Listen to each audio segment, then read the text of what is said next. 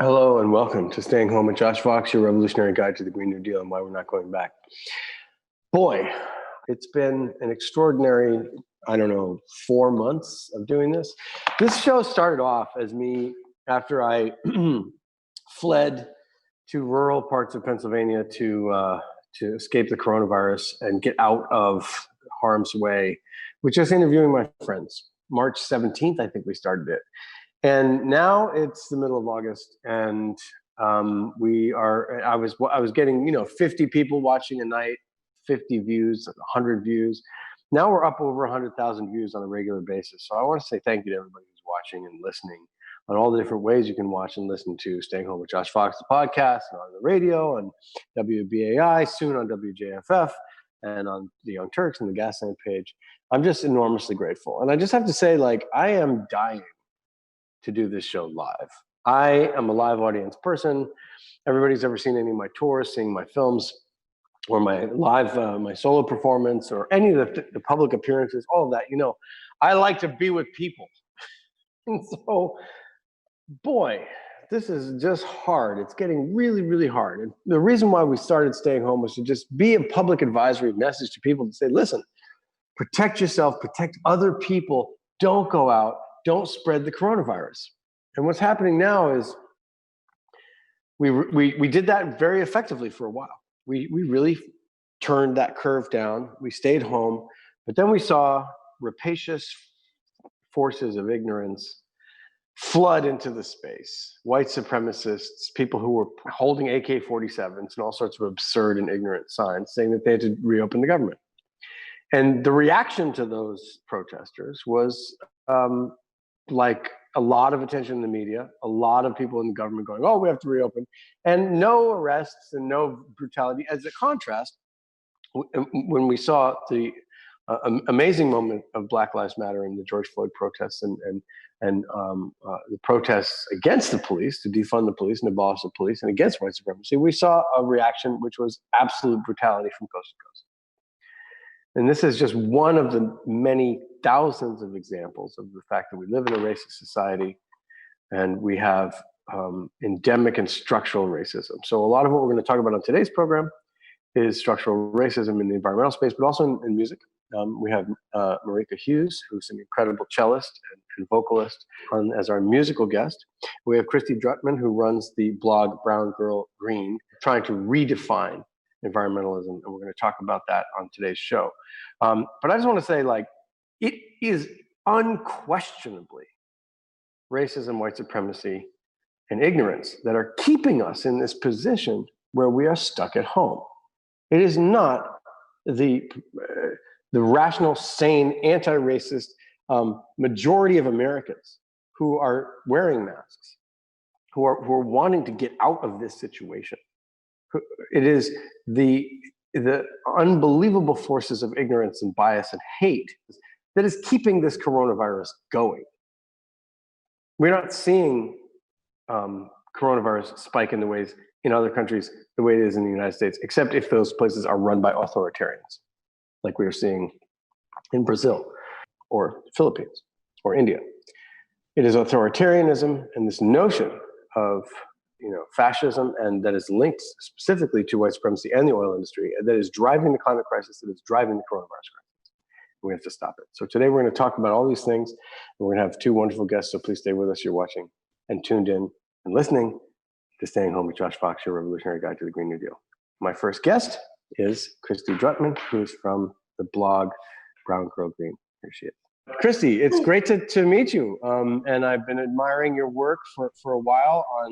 First, I think I caught wind of it on Twitter or Instagram first. I'm not really sure. But Brown Girl Green, your lead quote on your YouTube page is traditional environmentalists, finding that traditional environmentalism is a privileged, inaccessible lifestyle and movement for the liberal elite, and trying to change that. And I really want to start the conversation talking about that because I didn't start off as an environmentalist. I became a sort of accidental environmentalist because of the way the oil industry invaded my life. But I've had a lot of very difficult times with traditional environmentalists. So let's just trade stories. But please tell us a little bit about the mission of Brown Girl Green. Yeah, so hi everyone. My name is Christy Drutman. I am the host and founder of Brown Girl Green, which is a podcast and a media series that I interview environmental leaders and advocates of color who talk about diversity, equity, and inclusion and why that's important in the environmental space, as well as talking about creative solutions to the climate crisis. So, to delve into the mission of Brown Girl Green, a lot of it was just that there's a lot of climate scientists, there's a lot of uh, environmentalists that are part of the mainstream climate movement, who I believe, come from typically white, upper middle class, or wealthier backgrounds. And for me, I felt really frustrated because I didn't see people who look like me or held a lot of the identities that I hold. Some of them including, like, I grew up in a very conservative hometown that was very, I don't know, very Republican, very conservative. I'm not saying like that's like my identity, but I'm saying Right. that like I came from a community that's like completely opposite of what you would consider like today's, regular environmentalists. And then I also grew up with, a Filipino mom and a Russian, Polish, Jewish father. I grew up mixed race and a lot of different cultures. I felt like I was just like a smattering of different, beliefs and upbringings. And I just felt like I couldn't really fit in also with the mainstream climate youth mold.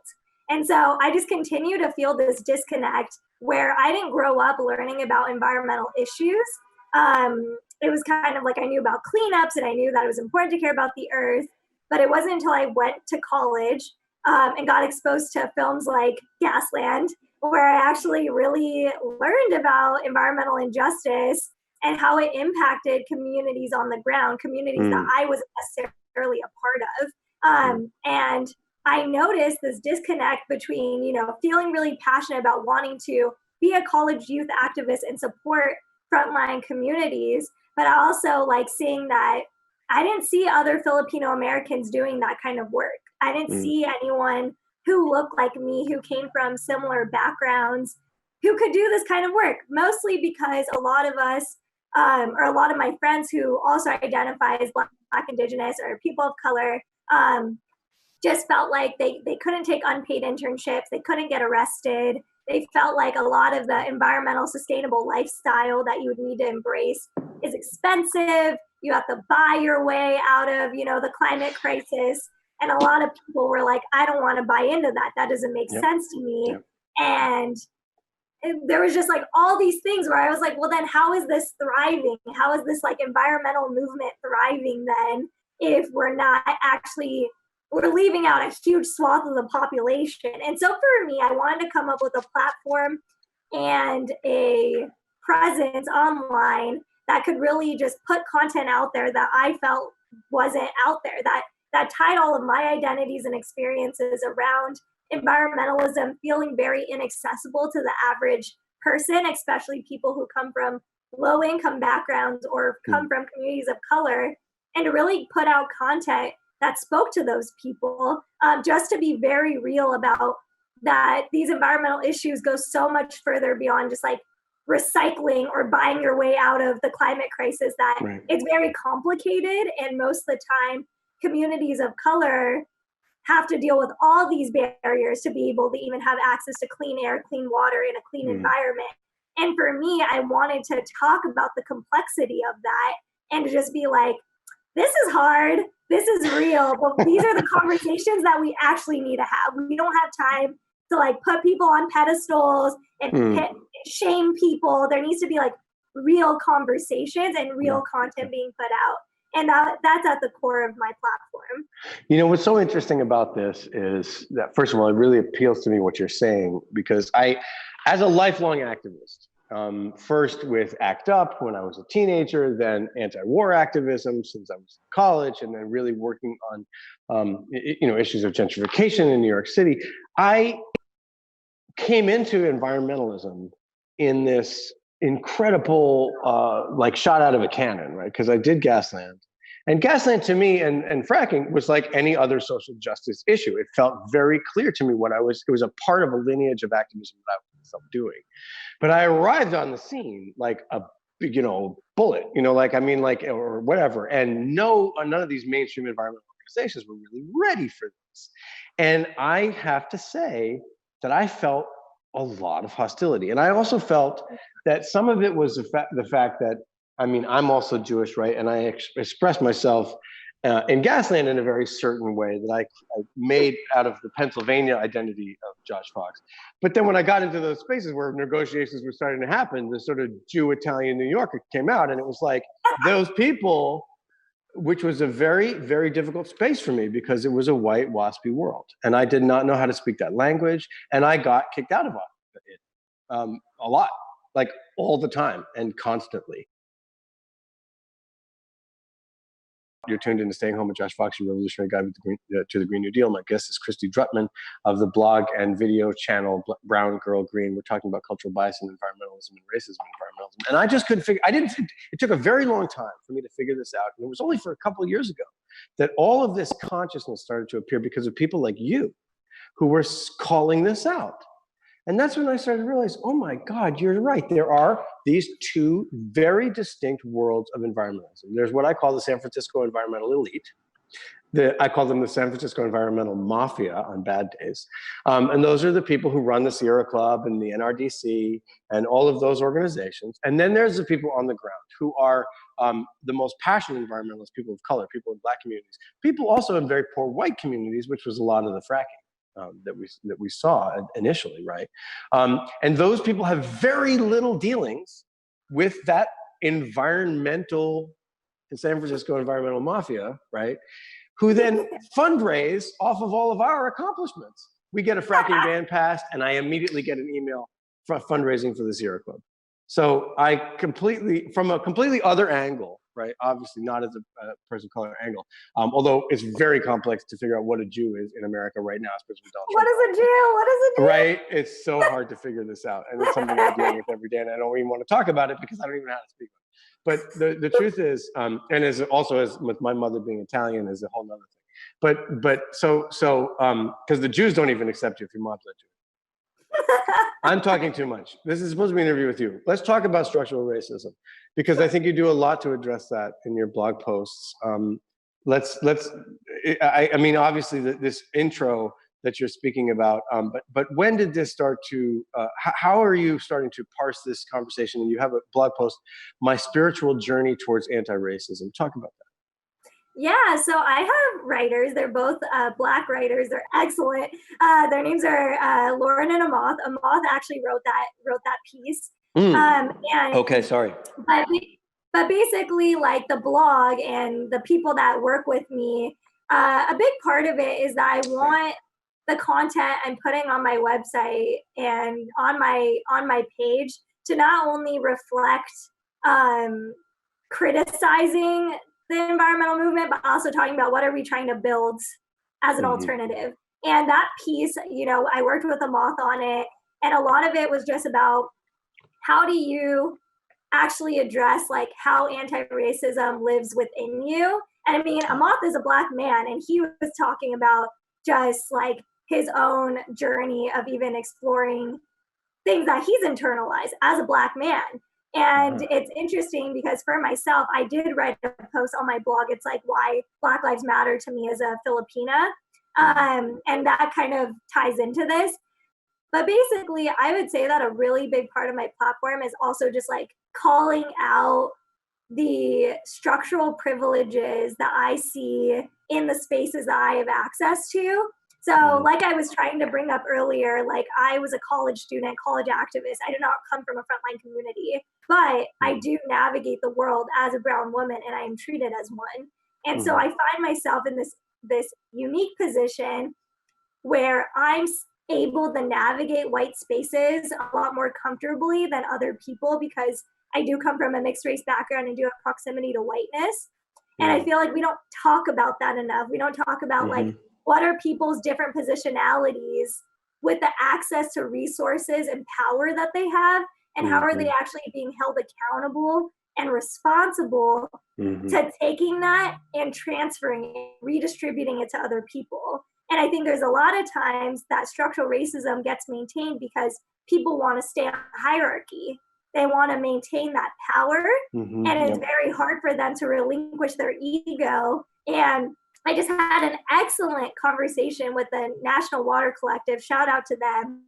This Mm. woman, she's talking a lot about getting clean water in Flint, but amongst other things.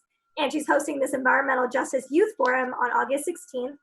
Totally want to plug her because she's doing amazing work as a grassroots organizer who's also very anti-racist, and pushing that agenda. But I just want to say I had this conversation with her where she was like, Christy, you're getting hella followers. You're blowing up, all these things. It's amazing. She's like, but how are, you and other even people of color who are influencers and are getting really big press right now, how are you being held accountable to the communities on the ground also? How are you also, benefiting from these systems and being able to redistribute those resources? And that really like made me think. I was like, yeah, like a part of not being complicit in structural racism is addressing that until the most oppressed people are liberated and you're fighting for that and there's actual tangible change there. Like, what are you accomplishing besides putting your own feathers in your hat? And I think people don't talk about that enough, even though it's more complicated than that. And people like a heroic story about like fighting these things and having figureheads. Structural racism is so deeply embedded in our society that you have to address your positionality first. And I think through my platform, I've really tried my best to actively put out content that addresses that. These cultural divides seem to me to be so difficult to surmount, right? Like if I'm in PA, right, and where I am most of the time, and I'm out there and I know that that all these people around me have these Trump flags in their front yards. And they are poor people. These are people who are at the bottom of the rung. You're talking about rural Pennsylvania, poor in a trailer. These are not people with a lot of resources. And I know that one of the things that they're doing is trying to put themselves above other people because they're not in a place where they have resources, right? Yeah. And that's part of Trump's appeal, is like to make these people feel better than someone else, right? Because they already feel so bad. At the same time, I know these people. They know the woods. They know conservation. They care about hunting and fishing. They care about the environment in a certain way. And yet it's so difficult to bridge that gap. How do you approach the idea of anti-racism? Because those people are racist. They're racist. And it's so hard to figure out the right approach from me as like this Jew guy in the woods. Like, how do I go ahead? Because I can talk to them about fishing, but I can't talk to them about Donald Trump. It's such a difficult thing to do. How do you approach this in terms of the conversation you were just mentioning? Or do you have anecdotes? Do you have stories? Anything that because you're a great storyteller. Yeah. So like, I mean, it was really interesting. Like it was with a truck driver in California because, it's not just in rural Pennsylvania. It can even be somewhere in the Bay Area, out in the wherever. And it was a truck driver. I was getting a car towed and I needed to ride back with him. Definite Trump supporter. And he asked me like, what do you do for work? And I didn't want to like push my straight up like, this is what I do. I was just like, oh, I work on environmental issues. And that first got him interested. Then he started talking about like, oh, well, like there's a bunch of, laws that are trying to be passed that I forget what it was, but it was going to increase the amount of the cost of fuel for like truck drivers because they were trying to regulate the chemicals and stuff being put in fuel. And he was just like, that's really going to like cost us a lot of money to have to, it was to like electrify. Right. It was to electrify like fleets of trucks. And basically he was like, I'm really opposed to that because like that would cost me like my like life savings to have to pay for that.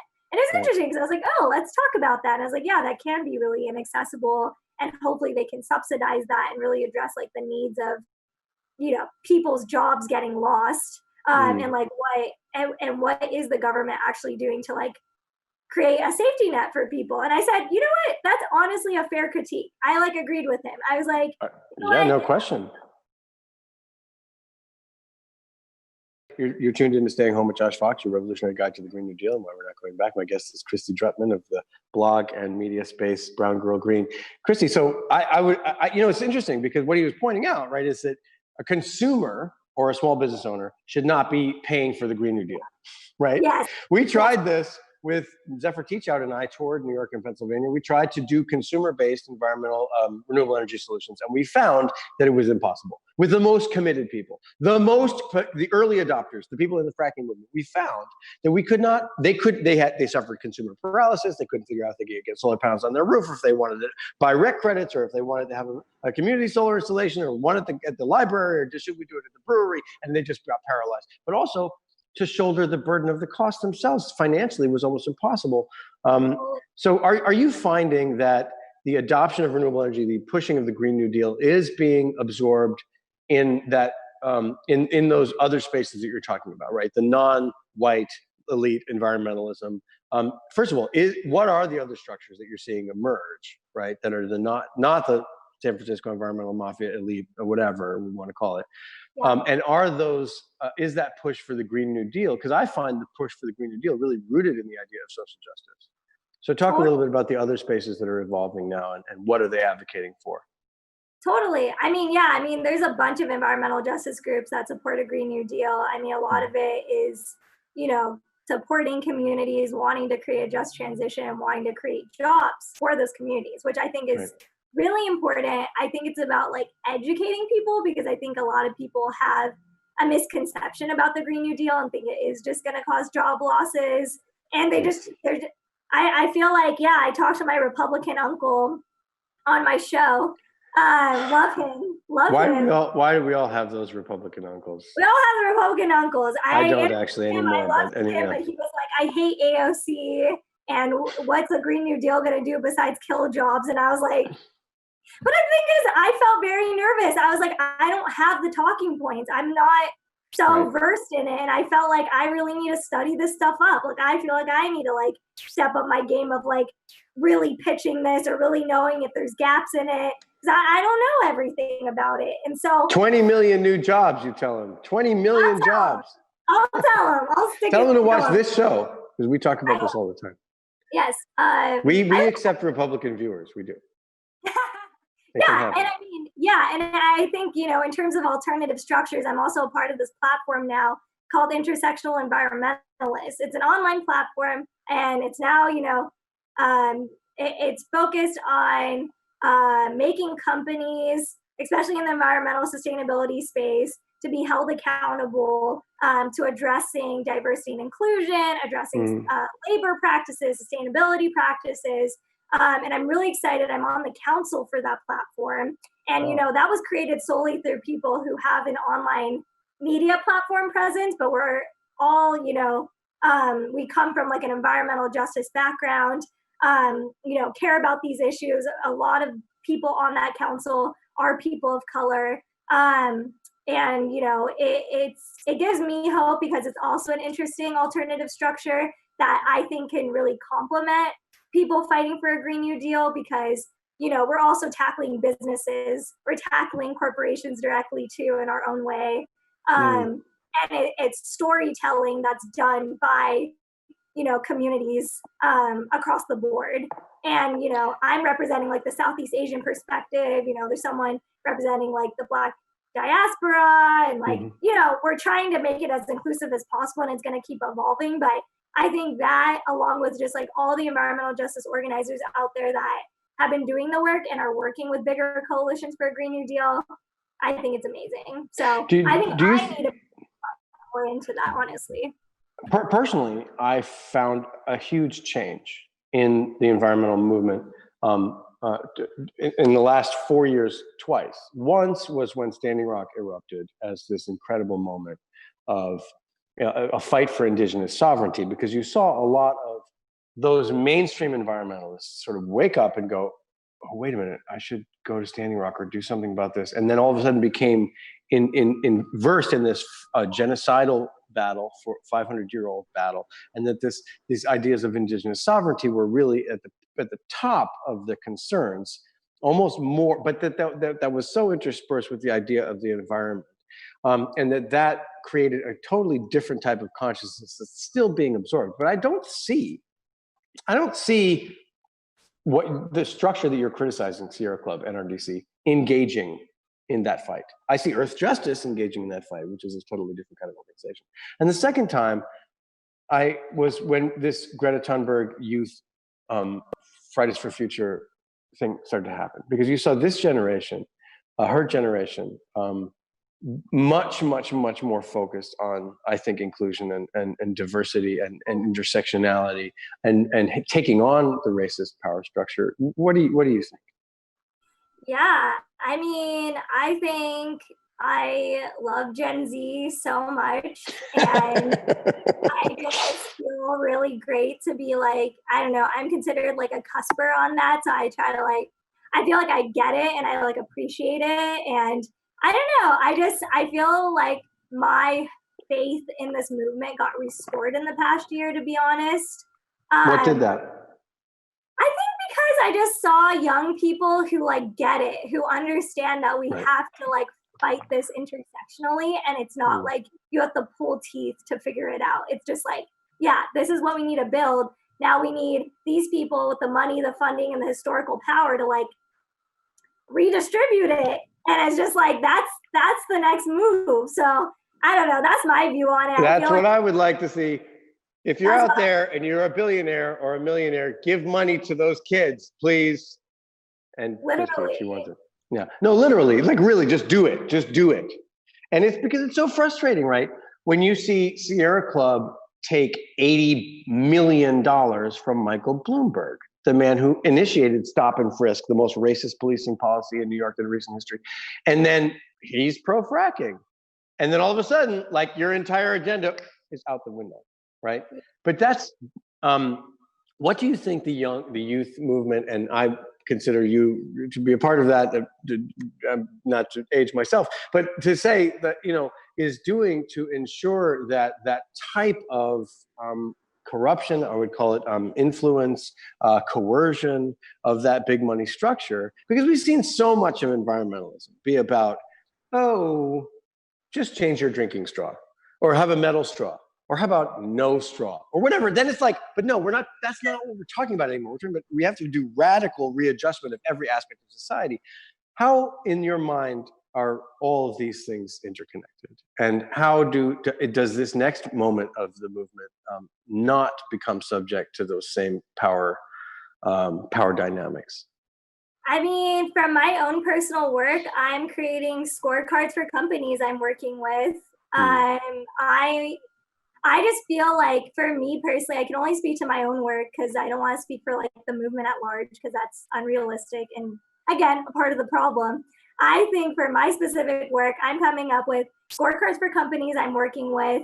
I'm calling out organizations if I feel like they're not being transparent about their practices, or what they're doing to address their racist past, or like if they're not actually doing work on like diversity and equity and inclusion and leadership. And I'm trying to work with like other people who are like-minded to build alternative kind of spaces for especially young people of color to get mentorship, to feel like they have a place in the environmental field, to actually be able to reconnect with the land, because those are resources that have been taken away from our communities. And I'm interested in that. I'm interested in, what does power redistribution look like? And I feel like, what is the responsibility of content creators or influencers like myself who have platforms to be able to bridge that gap and not care, not like, it's like, no, you have to adjust your standards because this is your consumer market. These are the people you're trying to recruit for the next generation you care about. Then be responsible to them. And people can't just turn away from that. They need to take that seriously. And I want to continue being a part of that. I'm so glad that there's Gen Z and young people that like legitimize my work towards that. So shout out to them for making moves. And I think I have so much hope that like things will shift. And I think that there just needs to be more people on board that come from that traditional background and are probably stubborn right now to like just really be like, maybe there's some wiggle room. Maybe things don't have to always be the same, and maybe we can't afford it to be the same anymore. All right. Well, I just want to say thank you so much for being on the show today. And I think your work is fantastic. Please do check it out. Tell people how they can interact with your work. Yeah, so you all can check out my podcast, Brown Girl Green, my YouTube channel, Brown Girl Green, and I'm on social media, browngirl_green, or check out my website, browngirlgreen.org. I'm Christy Drutman, and you can stay in touch with me. Thank you so much. All right. It's been a real pleasure. And please come back on again. When you're doing things, please let us know. Definitely. Thank you, everyone. Bye. Okay. Thanks, Christy. Okay, you're tuned into Staying Home with Josh Fox, your revolutionary guide to the Green New Deal and why we're not going back. And we're having a wide-ranging conversation right today. A lot of it focused on structural racism. We have Marika Hughes referred to this show by Dougie Bound, which of course is like the ultimate calling card. So how are you? I'm all right. I'm a little warm. I have to tell you, the subway is in my backyard, so you'll hear New York. Well, the BQE is literally like 50 feet that way. So, you know, I'm in Brooklyn. Yeah, I just think of it as it sounds like the ocean. I decided it was romantic when I moved in here. Well, you know, you can get away with a lot. Anyway, we'll leave that. I know that you're on as the musical guest, but I also know that you do a lot of work on structural racism in the music industry. Can we talk a little bit about that? Yeah, by all means. Okay, so let her rip. Just 5, 6, 7, 8. Structural racism in the music industry. I don't know that I wouldn't say I'm not an organizer. I just want to be clear about that. I am definitely somebody who speaks up where I work and where I live. I've always done that. Been more of somebody wherever I live and work is where I speak up mostly. I mean, when I was younger in high school, you know, trying to guest from South Africa and all that kind of stuff. But yeah, I mean, I've done a lot of different things musically over the many, many years. I was raised as a classical cellist, and in my 20s at some point I veered into another musical world. And so I've been a part of a lot of different kinds of music, and everywhere I go, I sort of encounter, of course, some version of racism, not necessarily directed even at me, but just sort of systemic things that I often speak up to. And I've often found myself in white tours where I'm like the only person of color or things like that. Like I remember having to tell a singer-songwriter on the bus, like, yo, you can't stop the bus for 2 days in North Platte, Nebraska when I'm on tour with you. Like, it's not safe anymore. Wow. Like, it's not the same now that I'm here, you know, things like that. I mean, there are bigger issues I've had to face, but. And is that because of being as a cello player? Is that a Black person or whatever they might see me as other? I don't know. My hair I just got a blowout, so my hair's straight, but it's usually very curly. But I mean, people can't tell I'm Black and Jewish when I walk in a room, but I know I am, and I know when everything stops and they. So you're Black and Jewish, and Christy Drutman is Filipino and Jewish. And I'm Italian and Jewish. I had no idea this was going to happen today on the show. These things just happen randomly. There is a kind of convergence that happens on this show often, where the two different guests have through lines. I didn't even design that. We'll just call it the chosen people's hotline or something. I don't know. It's a joke. It's a joke. I hate that saying, but yeah. Please. So that experience you're talking about in a traditionally more white world in terms of classical music. Singer-songwriter gig tour. You know, mid-range. He did well enough. You know, not superly famous, but could have a tour bus and hire. Things like that. But then more recently, I mean, especially, I think Dougie, I worked with Dougie for years ago. And a lot of people, I made a statement.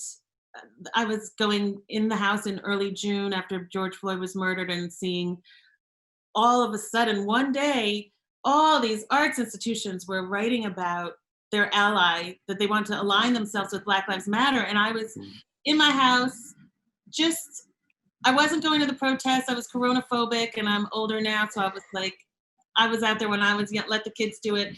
But I couldn't believe the audacity of these organizations to say, just in the face of this horrific murder and all of the things that are going on, to the falsehood in what they claim to be aligning themselves with. And I worked for some of them. There were hundreds of them that day, it seemed. It wasn't the Black Box Day. It was Another day earlier. So you're talking about organizations that don't actually take action.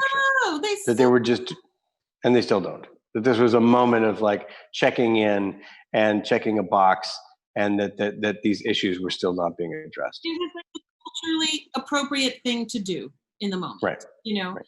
and it seems so. What was the statement? Oh God, well, it went kind of viral. I had no idea. It was like kind of crazy, but basically I called them out on it, and I explained that they needed to look in the mirror before they make these kinds of statements, because their boards and blah blah blah are all white. And additionally, I named how, we now have to have Black bodies on stages. I teach at plenty of programs over the years where there's a sprinkling of Black kids in the chamber music program, and then I'm there, and I know we're all going to end up in the brochure, so it looks like they have diversity or whatever they call it. So I was calling them on that stuff. But then ultimately, my cry really is about money. I mean, and I've been working on a Broadway show for a year, and I love it. And I love the show. I love the people involved. I've been involved with it since it was like a concept album 12 years ago. And what show is that? Hadestown. Right. Oh, I know Rachel Chapkin well, the director. Oh, I love Rachel. She's a colleague, yeah. Yeah, she's great. And she's been doing this work forever. So this was also a show I could make a claim like this, and they are the only people that responded, and Rachel and I were immediately. But just that the money, the money, like, Black people, we don't have ancestral wealth, at all historically. And there needs to be profit sharing. And it's been really interesting, because that's what I was calling for, and that's what I've been advocating for. So obviously that show is closed right now. Is it going to reopen? Apparently. Yeah. We don't know when. And did they make changes in terms of profit sharing on Broadway? Because this is the kind of thing that historically drives even just the base level artists who are not the Schuberts, who are not making the money that they should be making on Broadway. Well, a lot about Broadway since I have been advocating for this, and it's crazy how the rules. I mean, the SEC is involved in like who's allowed to actually be an investor, which is also like limiting people of color who don't come from that kind of wealth. It's usually ancestral wealth. Very few people are like, climbed up that ladder or whatever the thing is. So I find that everybody's doing all this anti-racism work, which I think has its place and it needs to happen. I'm not convinced of how lasting an impact remains to be seen.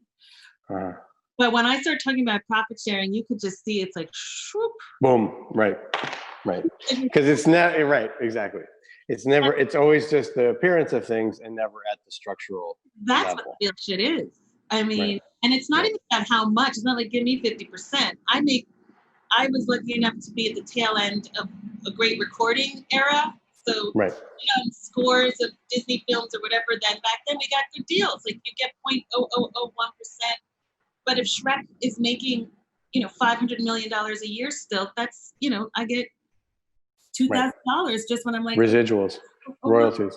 Yeah. Well, are you going to play something today? Sure. That would be great. Can it be brief? However you like it. Yeah, I'll play something. I'm trying to play it from here. I mean, what is brief in the cello world? It's whatever I decide it is, I guess. Okay. This is a tune I wrote.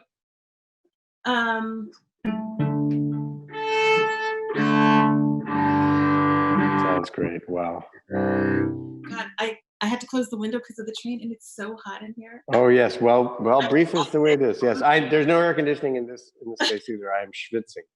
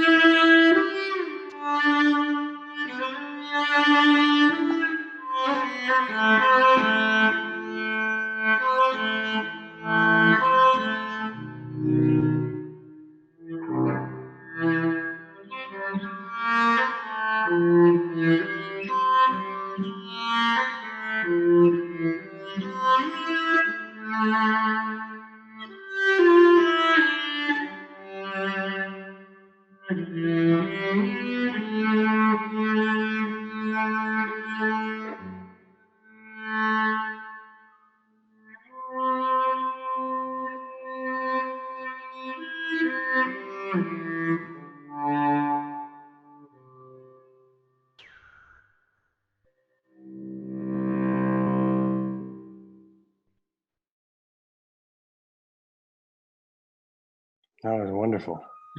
Thank you so much. I am. That was great, and I think that's all the time we have anyway. So perfect. So fast. I know it happens. It happens that way. I'm actually. I just took up the cello, and I'm terrible at it. Yeah, I'm terrible. But I'm learning. Good for you. Well, if you ever need some extra pointers, I'm here. I always do, and it's going to happen. Well, thank you so much. I mean, this has been a fascinating conversation. I really think what you're getting at is like the root of the problem. When it comes down to sharing money and sharing power, that's the fight. Yeah, and I mean, it's all nice and good to do all this anti-racism work. I support it, but I think there's another step beyond that. And there seems to be a lot of resistance to that kind of sharing. Well, I think all we can do is just keep fighting at it, keep working at it, I hope. Yeah. Thank you so much for being on. It's a real pleasure. What's the name of that piece? That's called flow. Okay, Flow. Well, thanks. Marika Hughes, thanks. Oh, all right, take it easy. Bye-bye. Bye. So that's our show for today. This has been Staying Home with Josh Fox, your revolutionary guide to the Green New Deal and why we're not going back. And until we see you next time, please, please, please stay home, wear a mask, don't send your kids to school, don't push this virus further into the public space. Unless you're going out and protesting with a mask on, stay home, please, if you can, and do your best to fight this insane regime of white supremacy and fascism and ignorance that is literally plaguing our country right now. Thanks, and we'll see you tomorrow.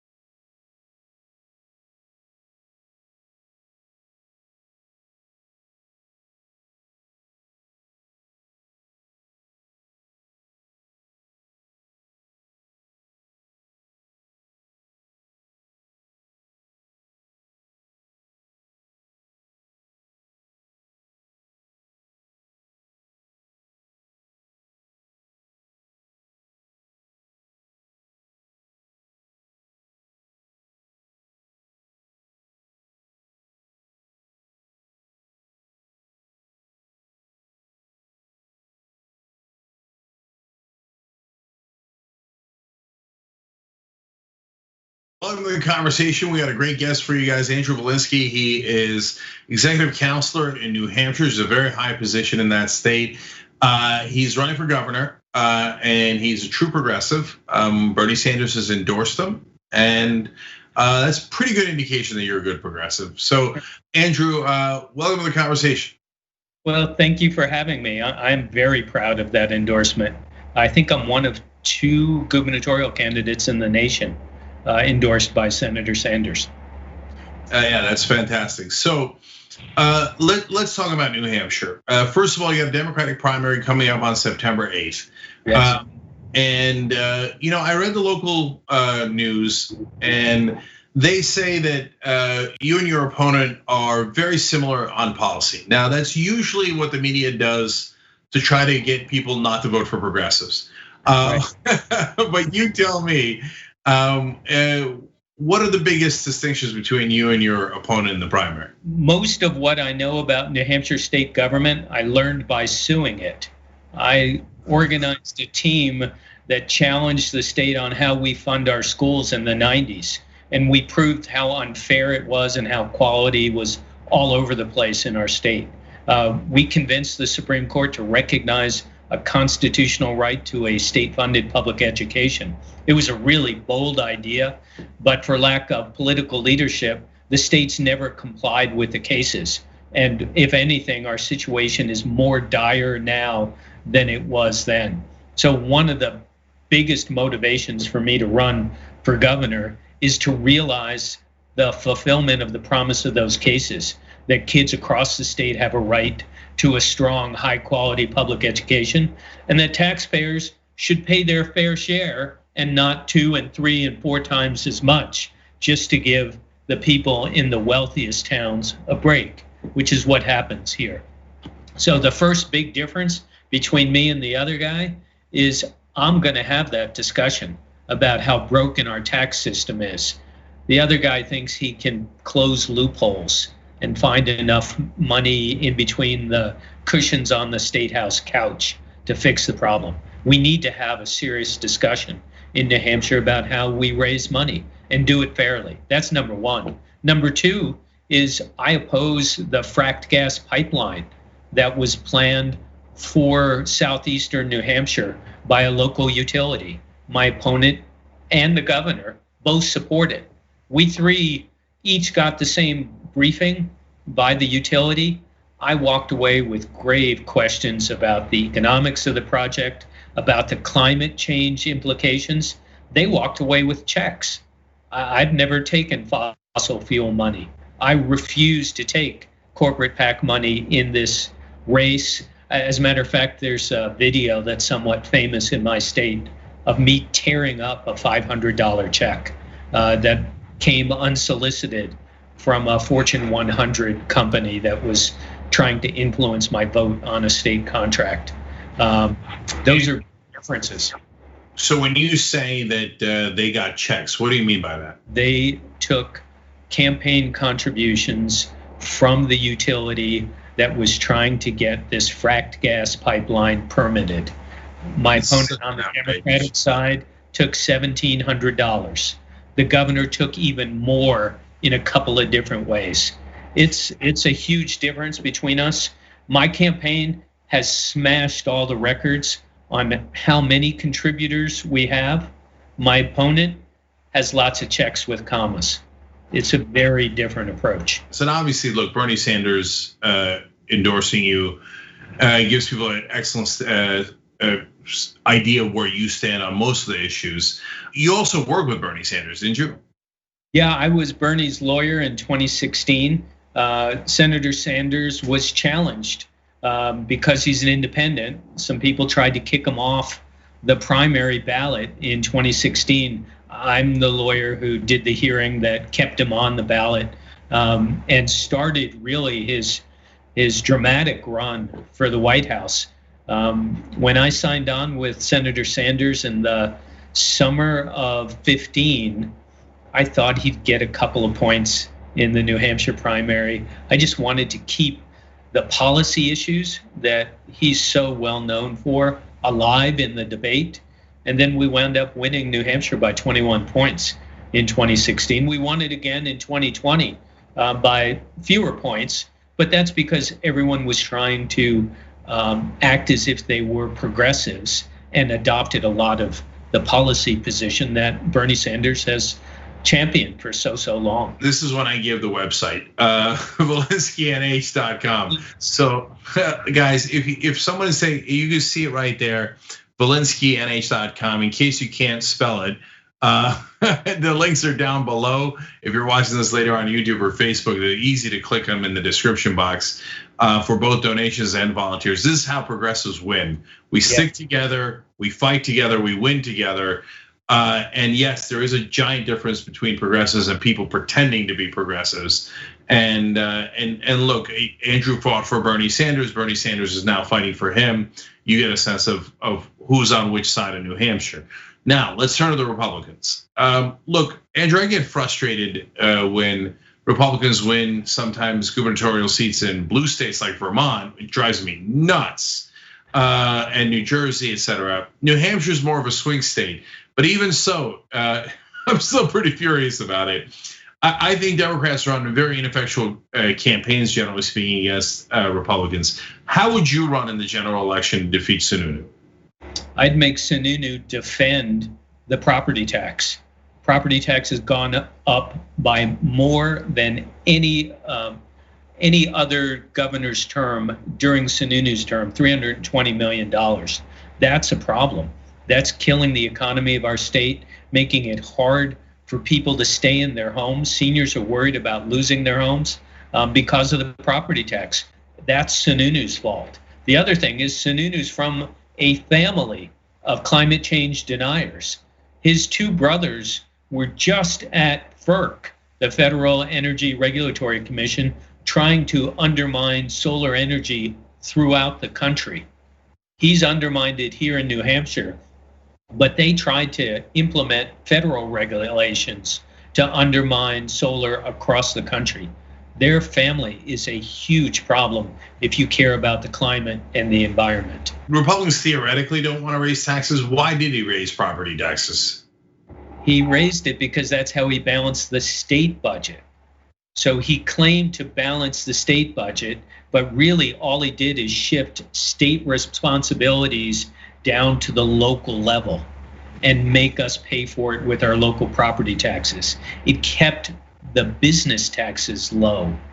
But he didn't realize that businesses in New Hampshire pay twice as much in property taxes as they pay in business taxes. So perversely, he made it worse even for the businesses in our state, but he got to claim that he balanced the budget. He did it on the backs of hardworking people who pay their property taxes every 6 months. So Andrew, how would you do it differently? First, education is a state responsibility. And so instead of the state making the local district pay for 3/4 of the cost of education, 3/4 of it needs to be paid for at the state level with state funds. That would even out all of the unfairness that currently exists. You know, Mitt Romney has a $10 million estate on the lake here in New Hampshire. He pays one of the lowest property tax rates of any community in the state. And if you can buy yourself a big house, pay for admission to one of those wealthy communities, you too can have low property taxes. But you do it because you drive up the property taxes on everyone else around you. It's a totally unfair system, and we need to call it out for that. And we need to make sure that the blame lies where it should lie with Chris Sununu. What are your other top priorities? Combating climate change. Sununu hasn't met a pipeline project that he doesn't love. He tried to advance this fracked gas pipeline project and an electricity transmission project called Northern Pass. He's taken more than $100,000 from the electric utility here in our state in inauguration funds. They're not even accounted for. He wound up giving a bunch of it to family members and to himself. That's how loose Sununu is with his ethics. So climate change, Sununu will never do anything about it. He's a clear climate change denier. We're in trouble. We need to take action quickly on the climate. I'm a Green New Deal fan. I would do it as a regional Green New Deal, teaming up with my colleagues in Vermont and Maine, the other northern New England states, create green jobs. New Hampshire is worst in New England for solar power. We get 1% of our electricity from solar power. Vermont gets 12%. That's all because of Sununu clamping down on incentives and making it harder to do solar and wind in New Hampshire. Andrew Belinsky running for governor in New Hampshire could make a big, big difference. Thank you so much for joining us, Andrew. Really appreciate it. Oh, thank you so much for having me. This is my honor to be here.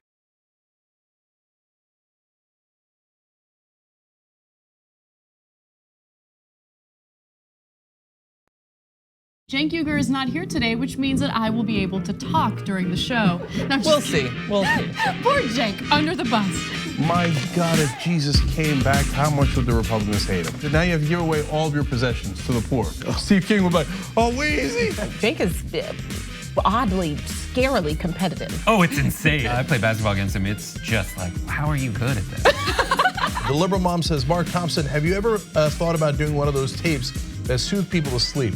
Like Mark Thompson reads the phone book. I'd buy it. If you'll buy it, I'll do it. Emilio D'Amelio writes in, John, you are so thick. I love you. That's what he wrote. Pork Chop Express writes in and says John Idarola needs a new jacket. Whoa. Those 24-inch pythons are about to burst out of his sleeve. Gun, baby. You know, the two people here said that their moms were both in love with you over Beauty and the Beast. Mm-hmm. That's an improvement. I usually get grandmothers. The Hour of Fire is brought to you by Brooke, and Brooke. Yes, Brooke's got it. Okay. Take it. All you right. guys know I really like compliments. Charlie Turk. No, wait a minute, don't you dare. Chemical castration when we return from the break. Right, so that's it. We will settle it. I want to see this. Did Anna comment on my tan yet? No, she hasn't.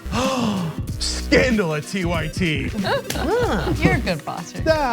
But Anna did say that I come in here today with a fresh mind. That's all I'm about. I'm about a fresh mind. I can't with you right now. Okay? She just can't. She can't, but nonetheless, we have to for another 3 hours. I'm back, baby. Let's rip into Republicans. See, don't miss the live show. That's great. Tell people, if you're a member, you get the whole live show whenever you want, because this stuff doesn't go into any of the clips.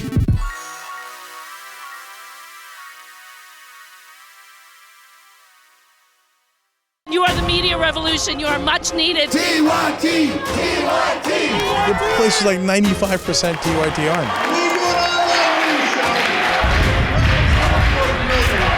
You guys, the Young Turks, which is my favorite channel, we're getting that message out. Frank and the Young Turks do an extraordinarily good job.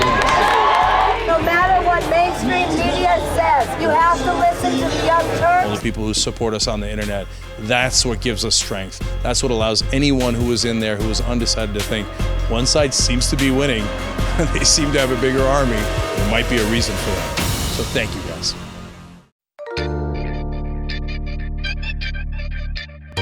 People work hard for what they have, and if you want more, you gotta do it yourself. Stock stories bring headlines to life in an instant, whether you work on Wall Street or in Wichita. Stock report cards and professional analyst buy and sell ratings help gut check your thought process. Buy stock, take profits, and manage risk. And the Idea Feed is your daily one-stop investment shop with videos that unpack today's money-moving headlines in under 3 minutes, because you need ideas, not lectures. And live in-app chat for when you want to talk to someone, but you don't actually want to talk. So what'd you think? With unlimited commission-free stock trades and great ideas from real traders. Visit doe.com/TYT.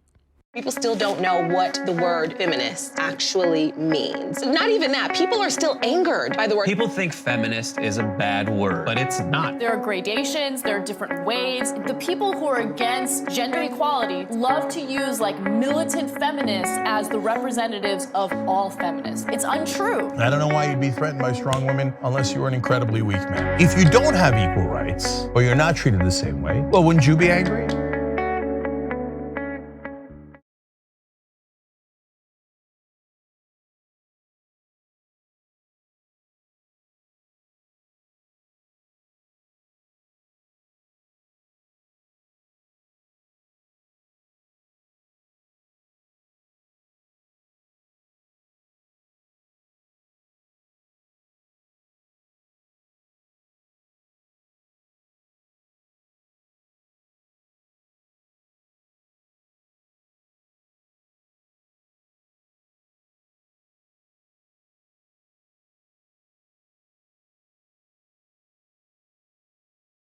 All right, we're back on the conversation. We've got a great guest and a great progressive for you guys.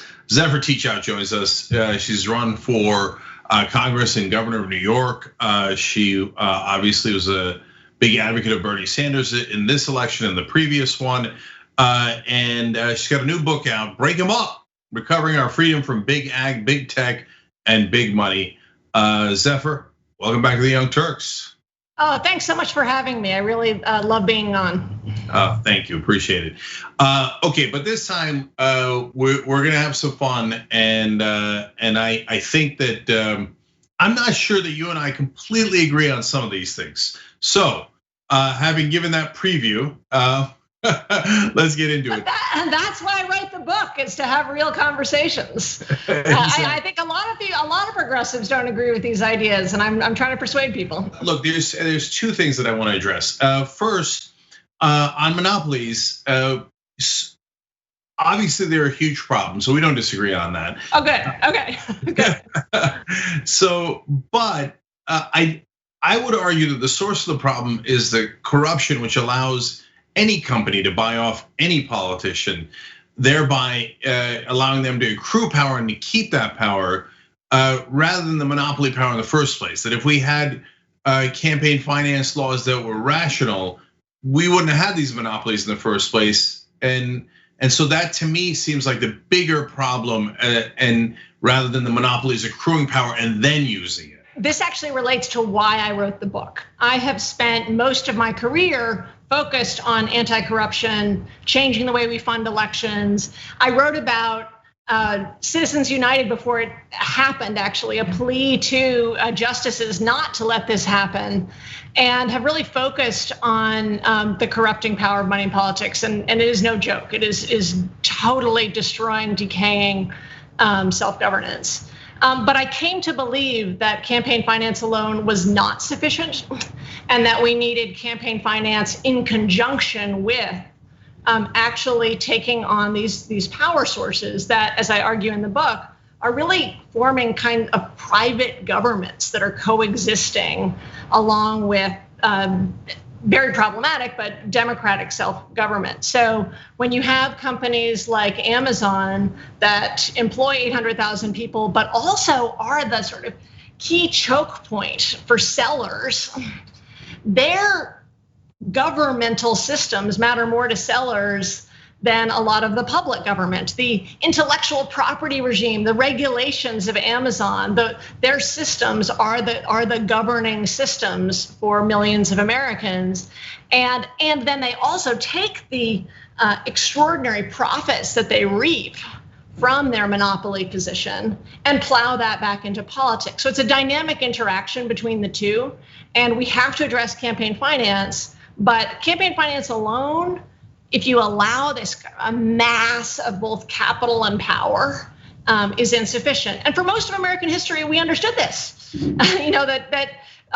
Basically that private power, when it got big enough, could turn into a form of functionally government. And we would just say, hey, whatever kind of company you are, we're not going to let you get so big and control these choke points unless you're regulated as a public utility or nationalized. Because otherwise it's a rival form of oligarchic power. For most of American history, we did take on monopolies. That's because for most of American history, we had not legalized bribery. And we legalized bribery in 1976 and 1978, let alone Citizens United that came later. Right. And so if you had to pick one to do first, what would you do first? Get money out of politics or end the monopolies? The reason I think this is important politically, and so I reject your choice. I think, and I do, and I actually include campaign finance reform as itself an anti-monopoly provision. Like you can't talk about anti-monopoly and not talk about changing the way we fund campaigns. That's just it's not an honest way to talk about private power. But I reject the dichotomy because I think it's really important for progressives or just people who want power over their own lives to go after the root of power and to start calling these corporations illegitimate, like to move past corporate accountability to corporate illegitimacy. Because we spend so much time begging them to be nicer with corporate social responsibility campaigns or fighting on policy. It's like, okay, no, we see where the root of power is. We see what the root of power is doing. By the way, also funding voter suppression efforts.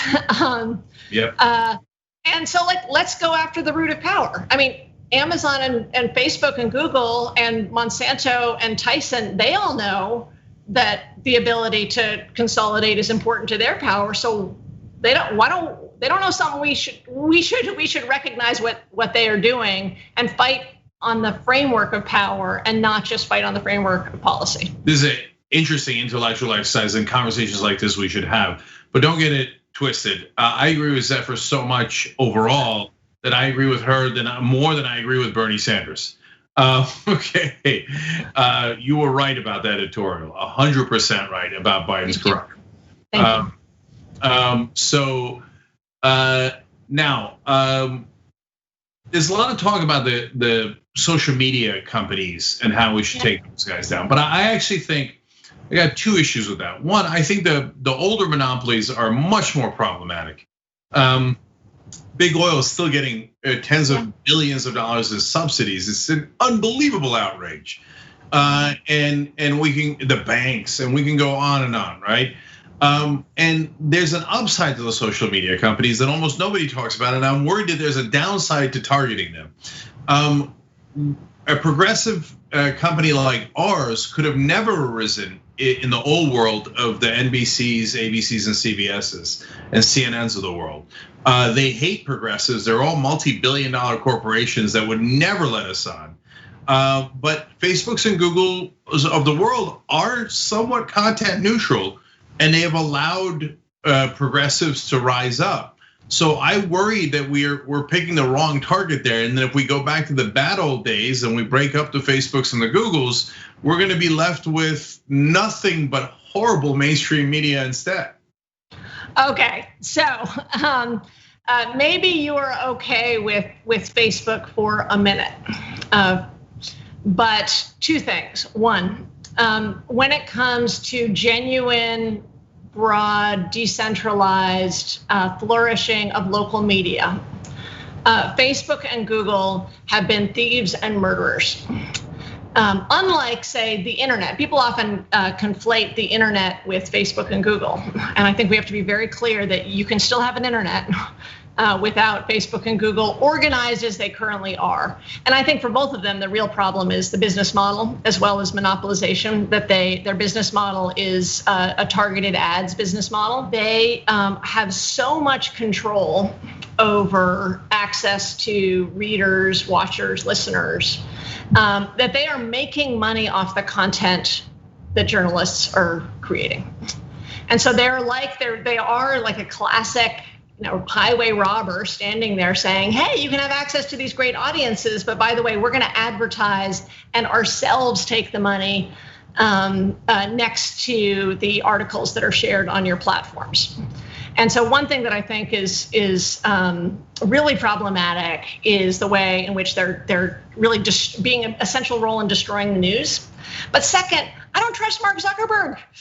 Right now he can make or break you and make or break the news. And this is not a long-term strategy to say, well, I like the king for this week because he's nice to me. We actually shouldn't trust in any kings. And you're right that we needed more media decentralization many years ago. There aren't the good old days when it comes to media concentration, but the current days are really dangerous. Look, in your analogy, I view the road as a road that Google and Facebook allowed us on, then take a toll, whereas the CNN and New York Times would have never allowed us on the road in the first place. God help us if we're in their hands again. They loathe us way more than Google or Facebook ever does. So, it's so. So are you really saying that you think that because you got an in for a minute, you want to live with this oligarchy? I think you can't be saying. No. But yeah. Zephyr, but we had the oligarchy anyway. It was a worse oligarchy. It was the CNNs of the world saying you're not allowed on the road at all. We're just gonna ban you. I mean, here, your so-called liberal network is MSNBC, which hates progressives more than everyone else combined. I mean, this is the sick oligarchy that we lived in before Facebook and Google. So by comparison, this oligarchy is slightly better. Look, we can have a moral economy and we've got to stop messing around the edges and go at the roots of power and demand a decentralized news network where we're not, happy this week with these kings and begging them in 2 weeks to get back on. Change to algorithm is, just the whims of Zuckerberg can change our entire news environment, and I don't feel okay about that. It's a great conversation, great book. Check out Break 'Em Up. I love the title too. Zephyr Teachout, as always, great to talk to you and brilliant. Thank you. Thank you so much.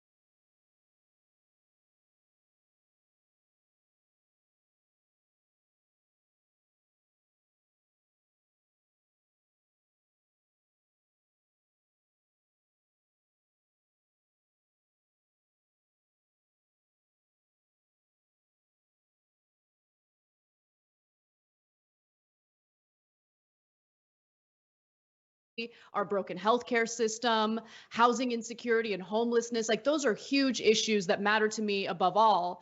And unfortunately, I just don't see this ticket really doing anything to fundamentally change the system that we're really failing under. But I do think that Kamala Harris is a good pick if Biden wants to appeal to voters. Okay, so first of all, is the ticket of Joe Biden and Kamala Harris better than Trump and Pence?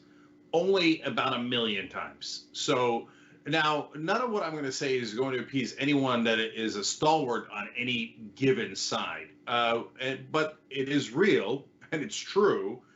So I think most of you will actually agree. So to me, Biden or Trump, that's not even remotely close. Kamala Harris or Mike Pence, not remotely close. So yes, I would look forward to having them, us telling you why they're better than Trump, because it's true and we mean it, and having them win. And it is going to be an enormous relief when they do. And right now they're up by a ton.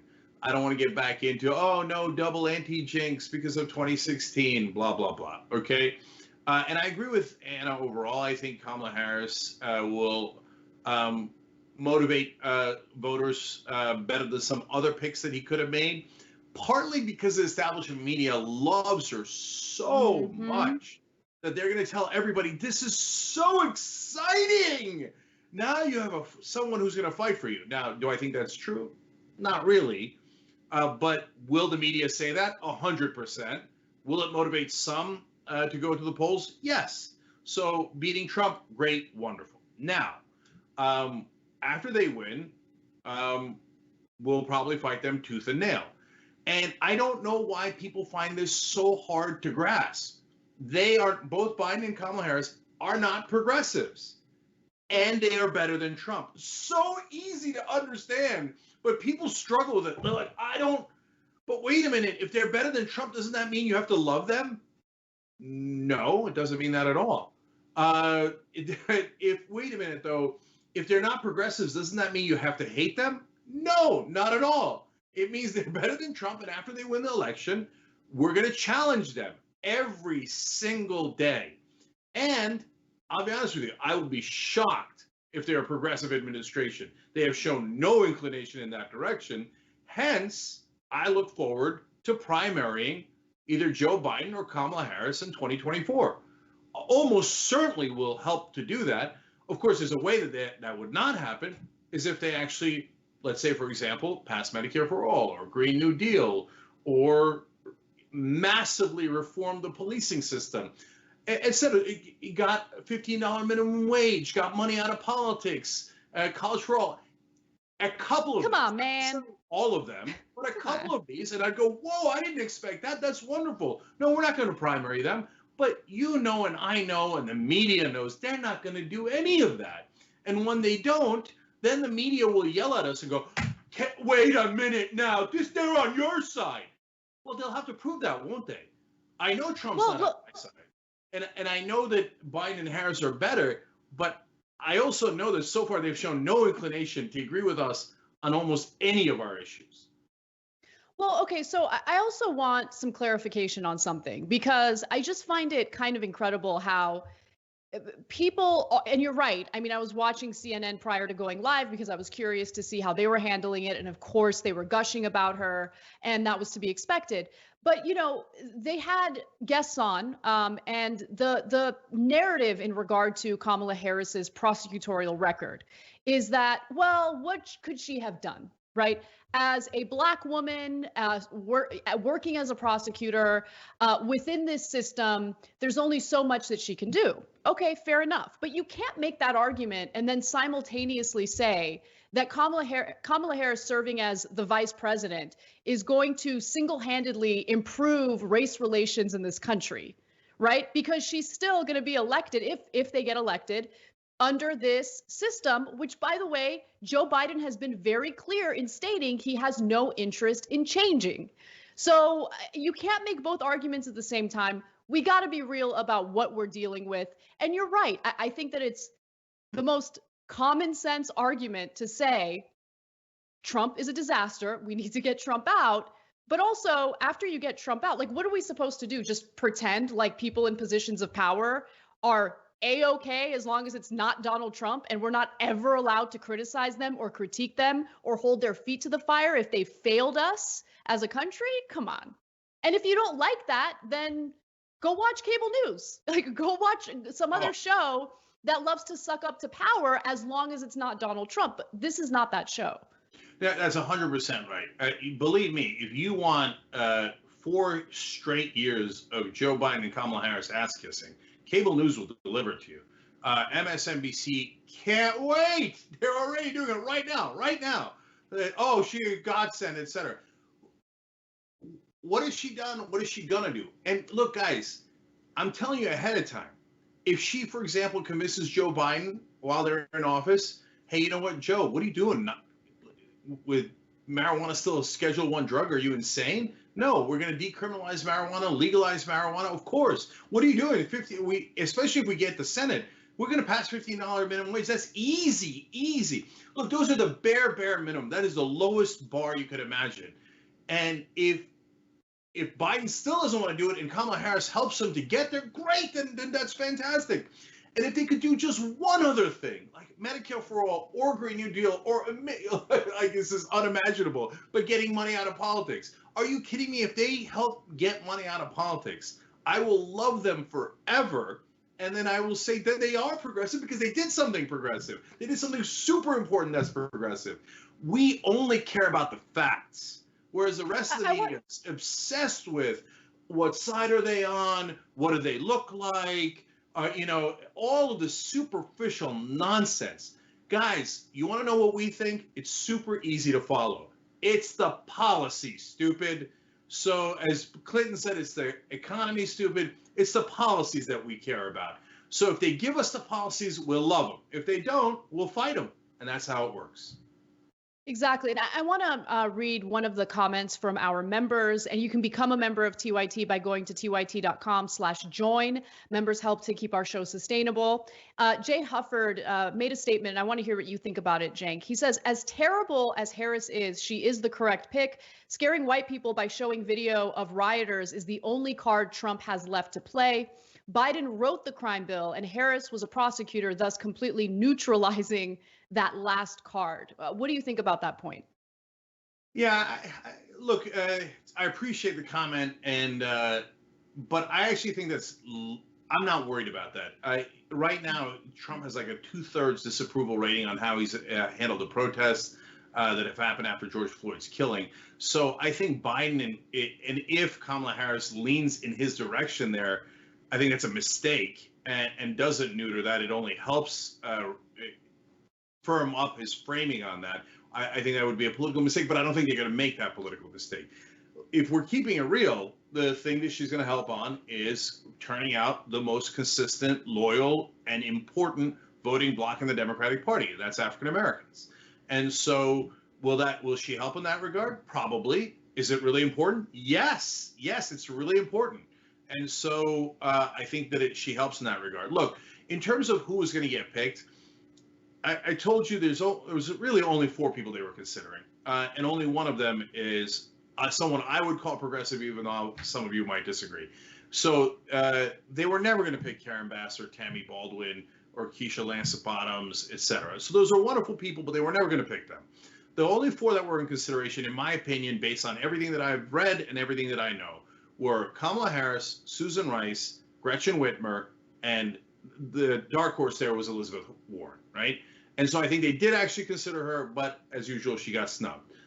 So we'll talk more about that later. But so among those, Kamala Harris was always the favorite.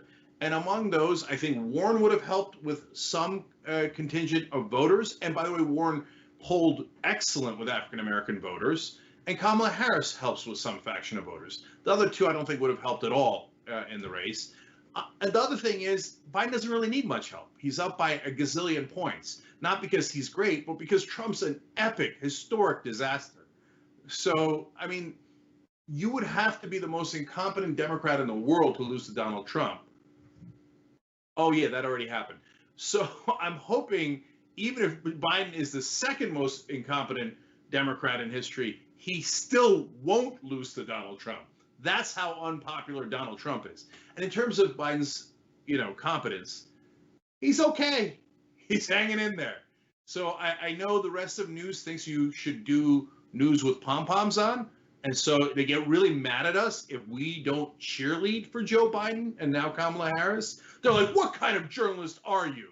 You should be cheerleading for the Democratic leadership, right?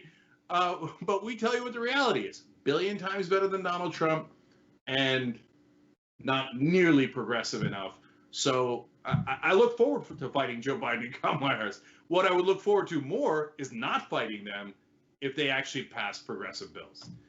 I do want to talk about one other thing here. Oh, by the way, 3 years ago, almost exactly 3 years ago, I said that the establishment wanted Kamala Harris. And voila, here we are, 3 years later, Kamala Harris. Okay, she didn't win enough votes. She didn't run a good enough campaign. But what the establishment wants, the establishment gets. Now, one last thing to discuss here. Elizabeth Warren. So she did not get the VP pick. And I just want to talk about realpolitik here a little bit. So the idea from the Warren camp, not based on anything I know, but from what we can see from the outside, was that, hey, if we don't back Bernie and we back Joe Biden, or we stay neutral, then the establishment will like us and we'll get picked. Well, that didn't work in 2016 and it didn't work in 2020. This is not to rub it in, as a lot of you know and criticize me for. I actually really like Elizabeth Warren. I think she is a real progressive in her policies, and that is why she also will not get other important positions. I'll get to that in a second. But terrible political strategy. This is not to rub it in because I like her, and I largely agree with her policies. It's to give a warning to other progressives. I don't mean as in terms of like threats from progressive community media, et cetera. No, I mean in terms of the establishment. They don't like you. They're never going to like you. They're never going to pick you. So please get it through your head. They are not your friends. It doesn't matter how many favors you do them, how nice you are to them. It's not going to be you. By the way, if you're a progressive in Congress now and you have dreams of Nancy Pelosi handing you the Speaker of the House because she likes you or you're popular, not going to happen under any circumstance. So that leads me back to Elizabeth Warren. Now there's folks with good intent saying, "Ooh, maybe they'll give Elizabeth Warren Senate Majority Leader and push Schumer out." No, they won't. Because, first of all, that's not how it works. I would love it if that happened. But they don't agree with her. If Warren is sitting there kicking the bankers' asses and 90% of the Democratic senators have to kiss banker ass to get donor money, they're not going to make Elizabeth Warren their leader. That is, I think it's inconceivable. I hope I'm wrong about that. And finally, they're talking about Treasury Secretary. Here, I'll tell you the excuse they're going to use right now. Well, did you know that if she becomes Treasury Secretary, then the Republican governor of Massachusetts, for a brief period of time, we get to put a Republican into that seat. So I mean, we would have picked Elizabeth Warren for Treasury Secretary and have her actually hold the corporations and banks accountable. But golly gee, there's nothing we can do. We can't pick her in that position. So at the end, you know what we're going to give Elizabeth Warren? Donut. Nothing at all. And so that's not us. Understand that, Warren camp. That's the establishment.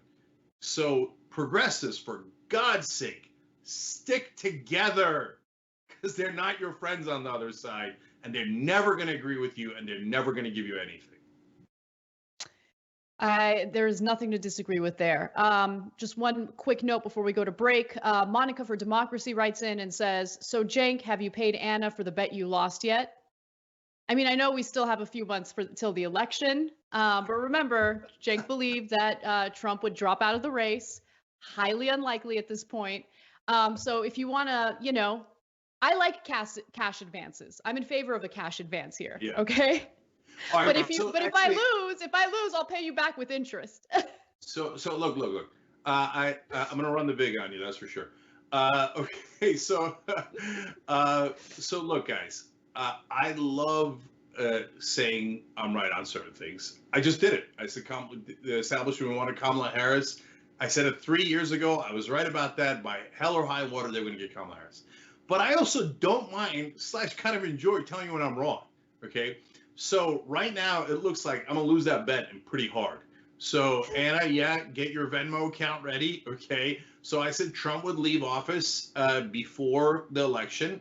I said that right from day one, and it hasn't happened, and it doesn't look like it's gonna happen. And there's a number of miscalculations there. I could explain at length why I was wrong about that, but bottom line is, it appears right now that I'm wrong about it. Other things I was wrong about, by the way, on election day, I said Elizabeth Warren could be the nominee and would landslide Donald Trump. Elizabeth Warren's not the nominee. When the primary started, and I realized Bernie Sanders is going to run again, I didn't think he was going to on the election day of 2016. When I realized he's going to run again, I thought for sure that he was going to win the primary. I wasn't right about that. So there's plenty of things that I'm wrong about. And the thing that matters most, guys, is facts. Okay.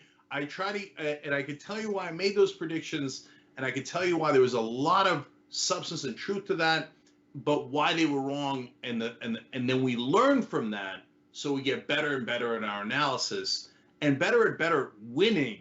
And if you've noticed, we've had some victories lately: Jamal Bowman, Cori Bush, etc.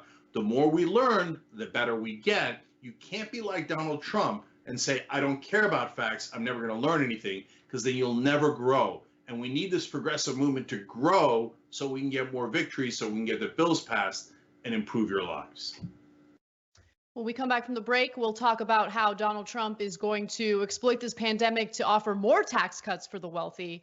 And later in the show, we will talk about the smear campaign against progressive Alex Morse in Massachusetts. Come right back.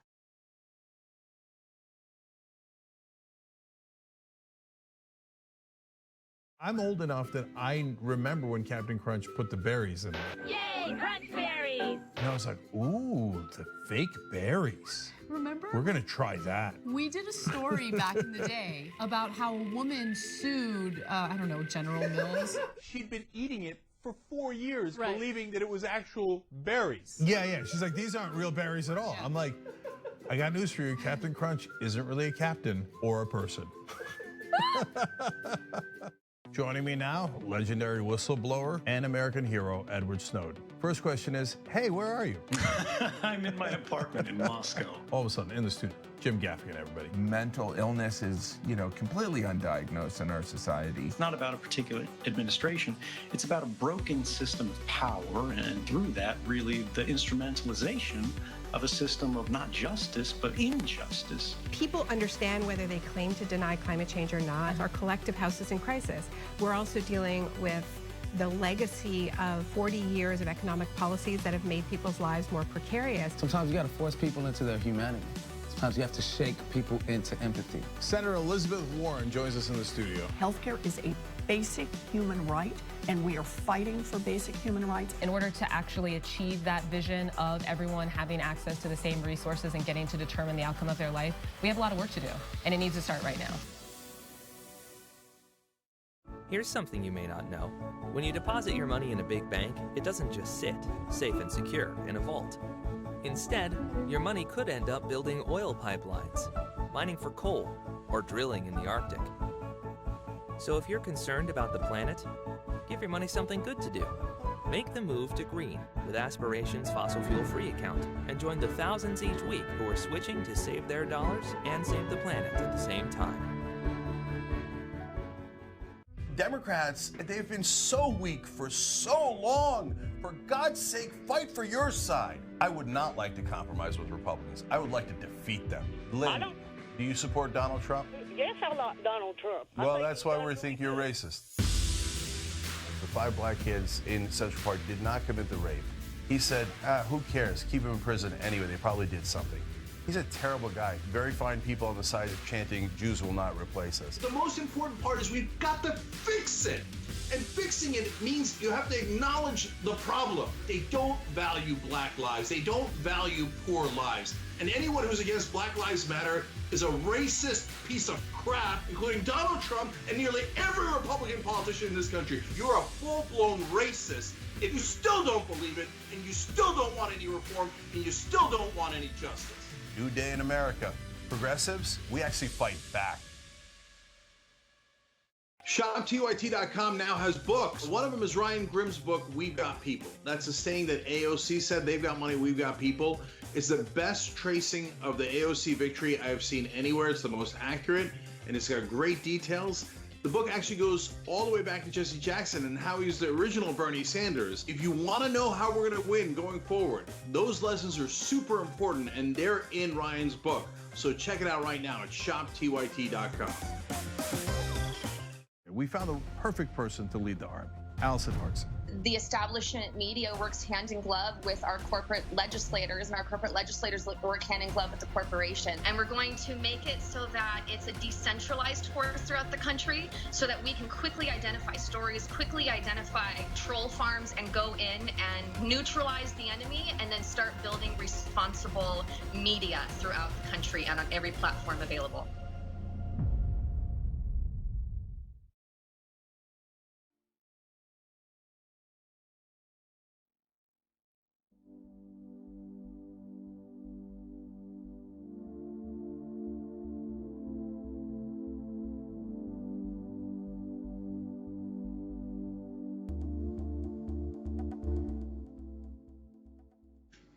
All right, back in the Young Turks. Time for member comments. Gavin writes simply, Ro Khanna for Senate. Okay, now this is drama, guys. Now that Kamala Harris is going to be the VP pick, that means her Senate seat likely will be open. And here we go.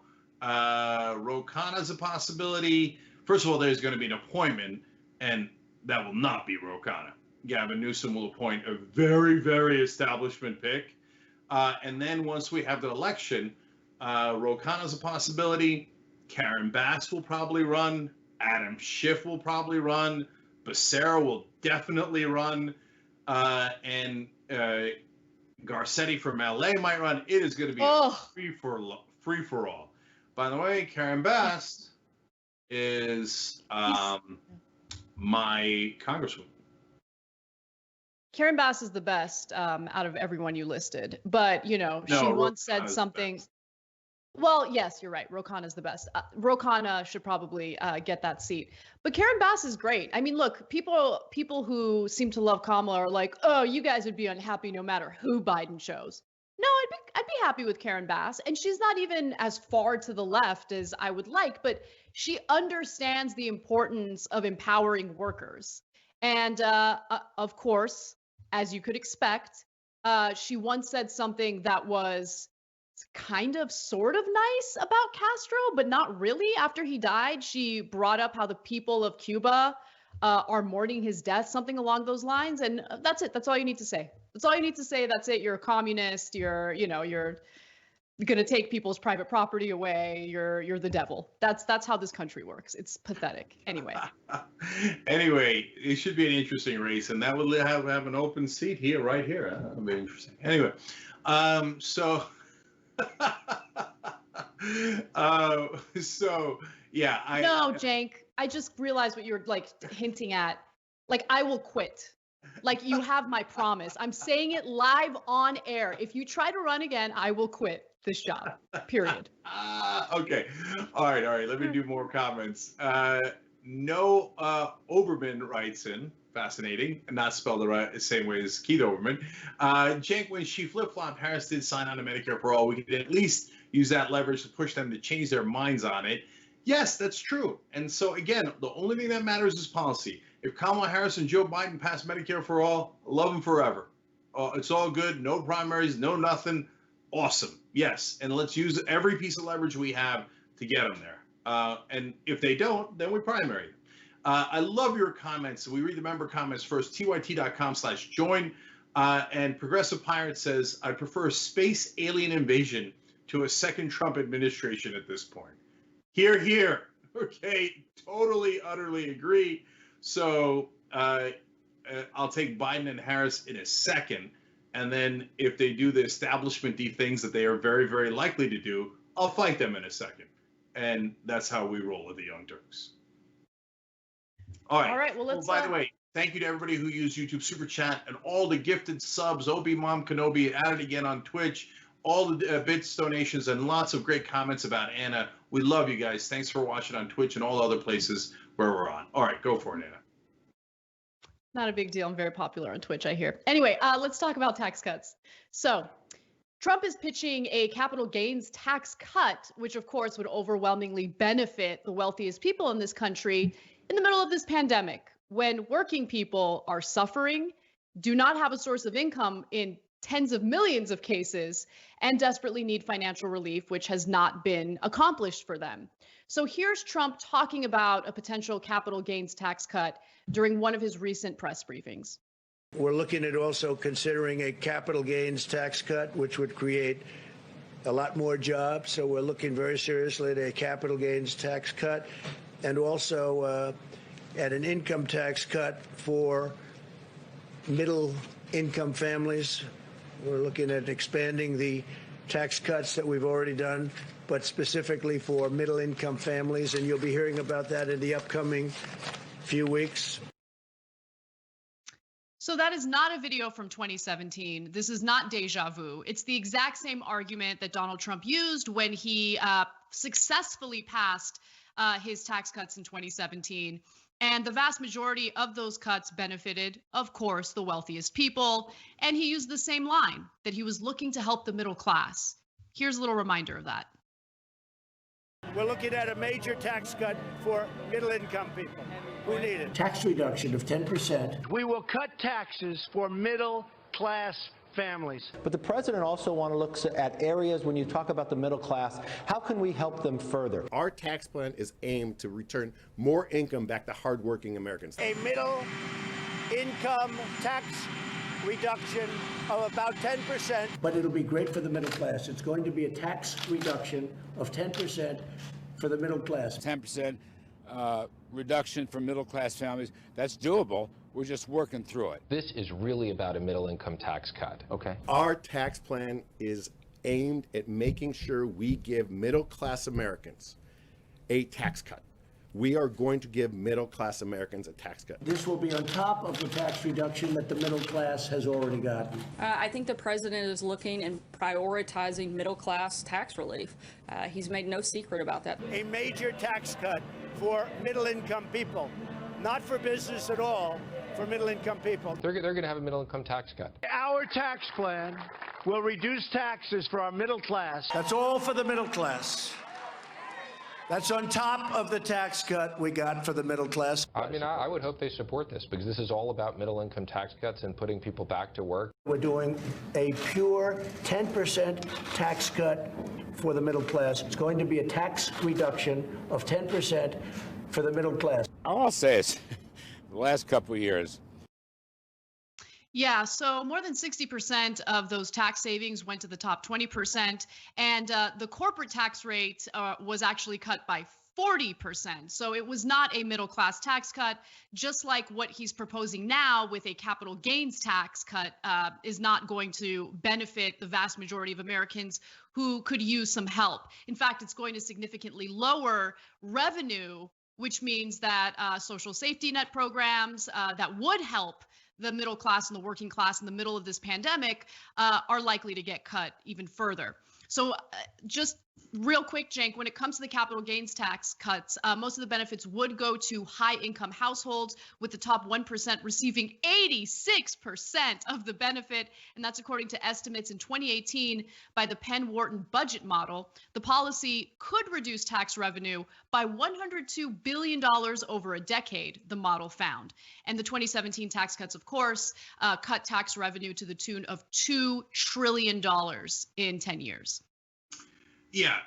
So first of all, on Trump's lies, the middle class did not get any tax cut along the lines of what they described. So Anna told you what they get in the beginning. The rich got over 60% in the beginning. By the end, millionaires get 83% of the benefits of Trump's $2 trillion tax cut from earlier in his administration. So it was always for the rich. Now, in the middle of this pandemic, and by the way, he said, it's not for the business at all. Then he cut business corporate tax from 35% to 21%. It was totally for business. It was for the corporations who bought Donald Trump and created the swamp. So now, when in the middle of this pandemic, they actually did two good things last time. And it was because the Democrats pushed him to do it. And I gave credit to Nancy Pelosi, who I think normally is not very good, but her and the progressives who pushed her in that direction. The PPP was well designed, which is shocking for Washington, actually did help small businesses. So this time around, they're like, no more. No way we're helping small businesses. That's totally dropped from the conversation. Not on the table. Even the Democrats didn't put it on the table. So small businesses eliminated. No chance that you're going to. That legislation worked? Hell no, never again, right? And then the unemployment that went $600 a week, that also worked so that the economy and people's lives didn't crater after 20 million people went into unemployment. Now we're talking about butchering that, and Trump is talking about capital gains. That's only for the rich. You get capital gains if you sell stock, you sell a building. Do you guys own buildings? Do a lot of you own buildings? If you own buildings, then yes, you're thrilled to have the capital gains. Do you own companies? If you own a company, then you're thrilled to have the capital gains taxes cut. But in terms of creating jobs, wait, when you sell your building or your company or your stock 10 years from now, that's when you get the benefit of a capital gains tax cut. How the hell would that create jobs today? No, it's nothing but a giant lie.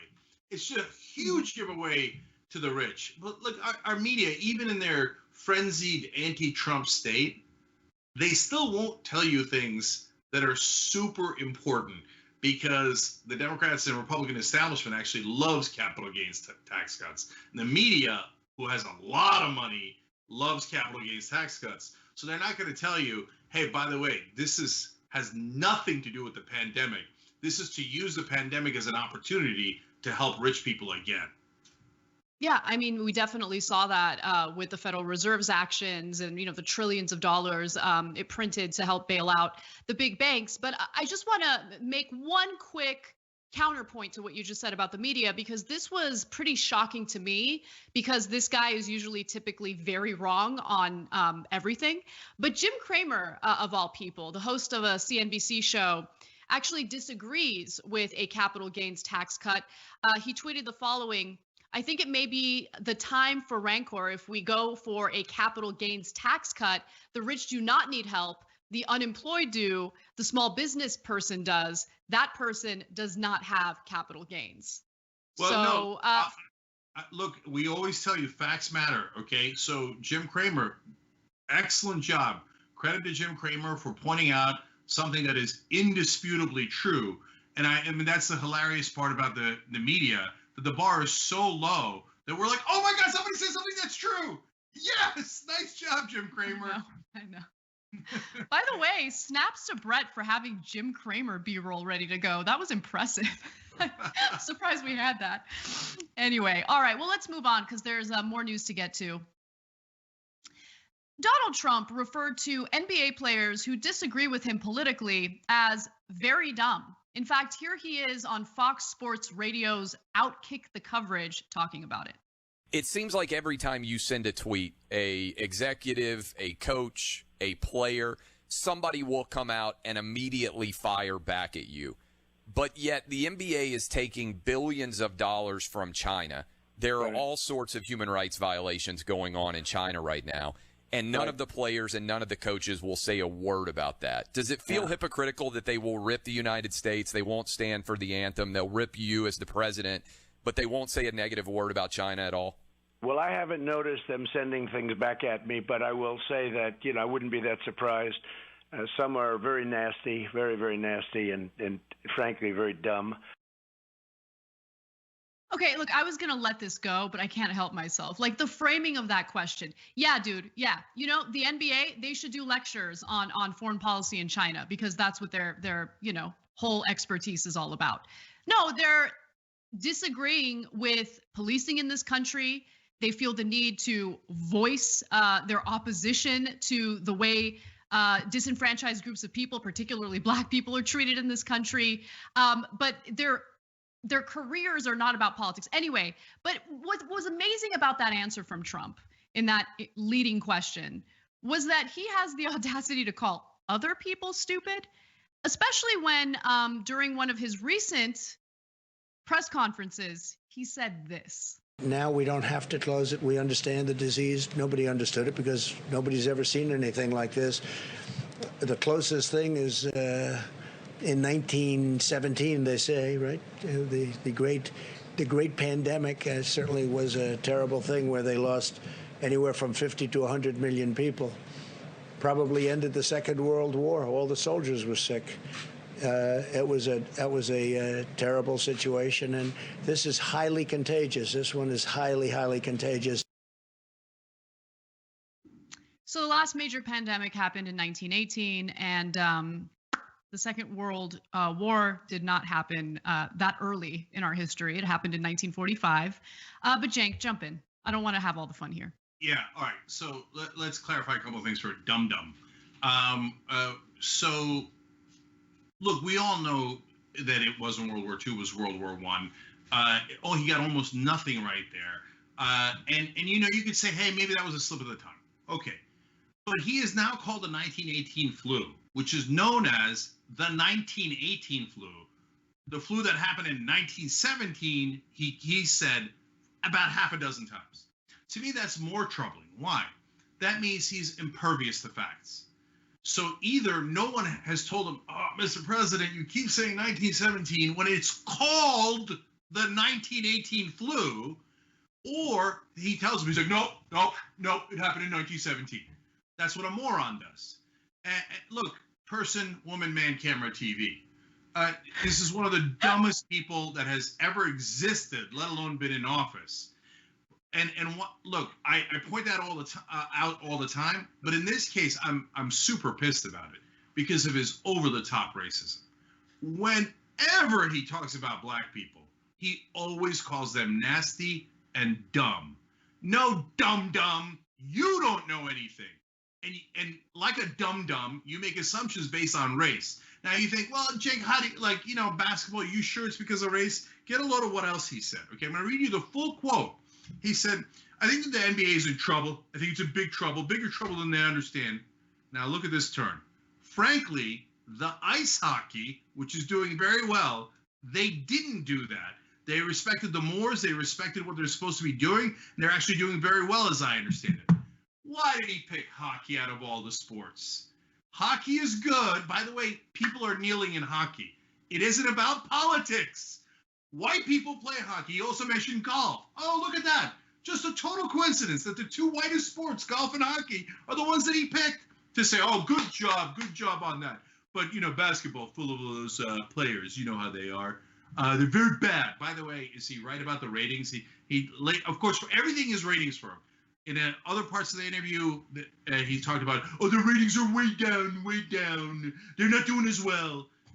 Basketball has way better ratings than hockey or baseball. So all of this is because Donald Trump thinks the whole country is racist just like him. That's why they don't like basketball, because it's filled with Black players, and all those players are dumb. And just by the fact that he's white, he thinks he's a very stable genius. Well, I got news for you, dumb. You're the idiot here. It's 1918. You're in the middle of a pandemic. You might want to remember the giant pandemic that happened in 1918. No, but you never care to do the homework because you're so freaking stupid. All right. Well, when we come back from the break, we're going to talk about Alex Morse, the progressive candidate running in Massachusetts, and more. Come right back.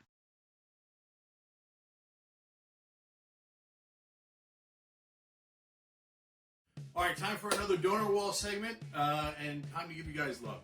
So this is folks who gave $1,000 or more at tyt.com/go. They also get to name some things at the higher levels, so let's celebrate them, okay? By the way, you're also getting a sweatshirt of this same design, which I absolutely love. Zane Reve. Zane, that's the best. Here we go. Zane, I get to look at your name every single day on my wall. Jamie and Mike. You guys are phenomenal. And here you are. By the way, my kids also look at this and they get a big kick out of it. So soon they'll memorize all your names, including Fernando Fernal. Fernando, you look fabulous. Now for Mark T from KCMO, he had a story, so I like this. He said that he was looking into policing issues in 2015, and TYT would frequently come up on those issues. It's true, we cover policing issues a lot, and we've covered it for a long time now. He said, I started clicking on some links, then I started watching your clips. Next thing you know, I'm watching the live show, then I become a member. Then he said I donated roughly half of my stimulus check to TYT, another half to Harvesters. Stay too strong. Mark, that's an amazing story. We love you for it. And we are kind of out of room, so Mark, you're going to go all the way up at the top here, creating more room. Mark T from KCMO. Nothing but love for you guys. TYT.com/go.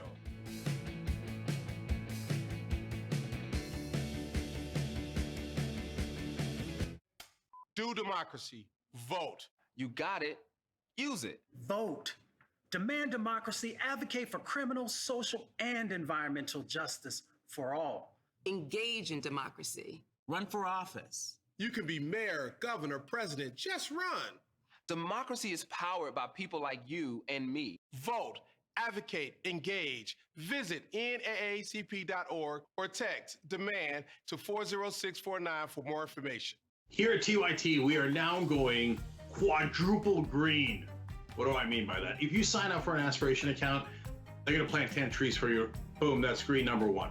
Second of all, they're fossil fuel free, so you don't put any of your money in that nonsense. Boom, that's green number two. But now, all of a sudden, out of nowhere, another sweepstakes. And now you could win a Zoom e-scooter for free if you sign up at Aspiration through the end of August. It saves money on gas and parking. You can go up to 60 miles per hour. It's got a smart alarm. It's got a phone charger in there. It's got everything you need. It's actually, especially if you live in a city, it's perfect. Now you can get a free one if you go to tyt.com/greensummer and sign up for an aspiration account. So you're wondering, Jake, what's the fourth green? Well, you're saving money on aspiration, including on socially conscious spending, and you're saving money on the scooter. Fourth green, tyt.com/greensummer.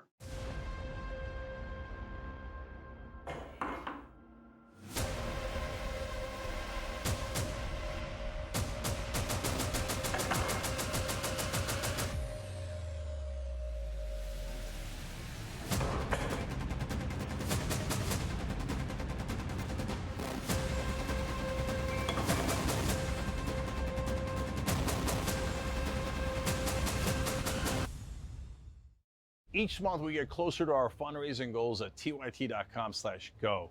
We're here to press on and carry on the work that we've been doing that's so important. We appreciate it so much when you help us to fight against social injustice, fight against corruption, to hold the government and the media accountable, and certainly corporations as well. We do this together. So let's build this progressive community together. Thank you for making us stronger and making the whole movement stronger. To make our voices heard, go to tyt.com/go.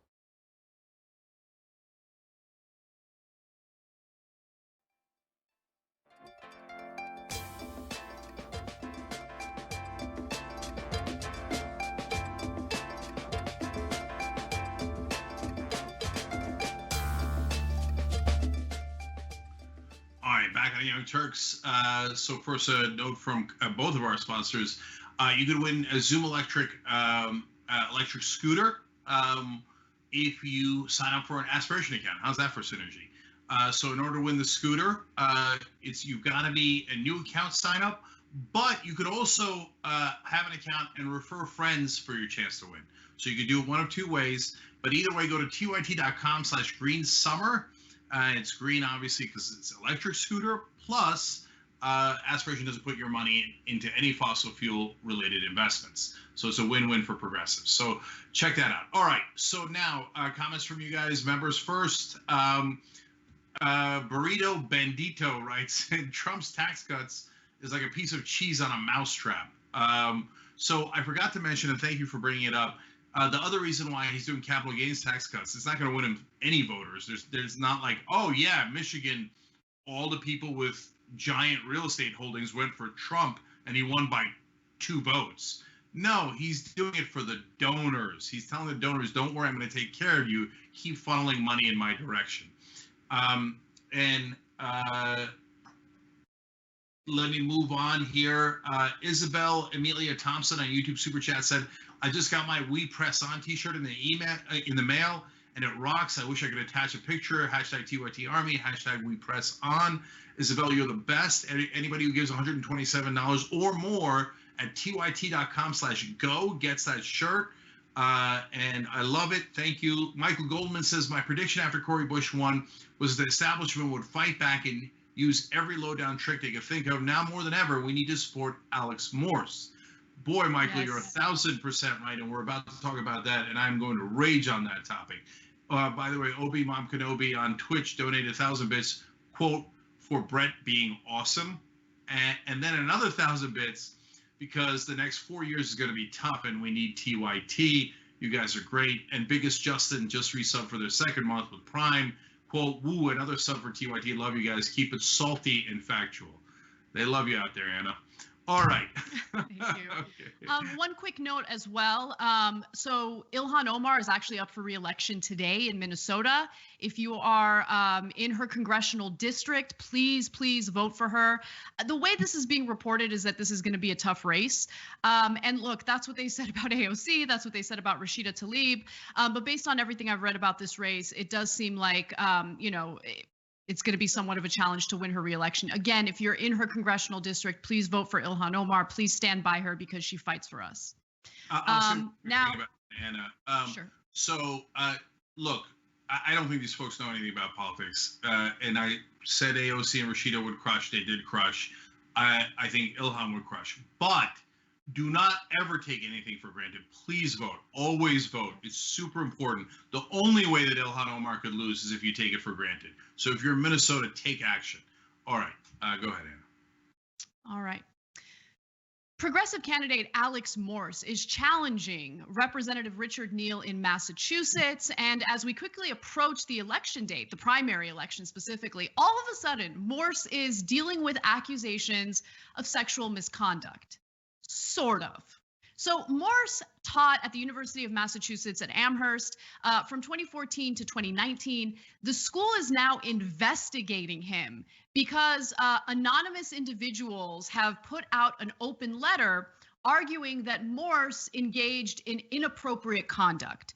So they are not very specific about a lot of this, but I will read you verbatim what they put out there and what they're accusing this progressive of. The first issue alleges that Morse regularly matched with students on dating apps, including Tinder and Grindr, who were as young as 18 years old. These students included members of the College Democrats of Massachusetts, UMass, Amherst Democrats, and other groups in the state.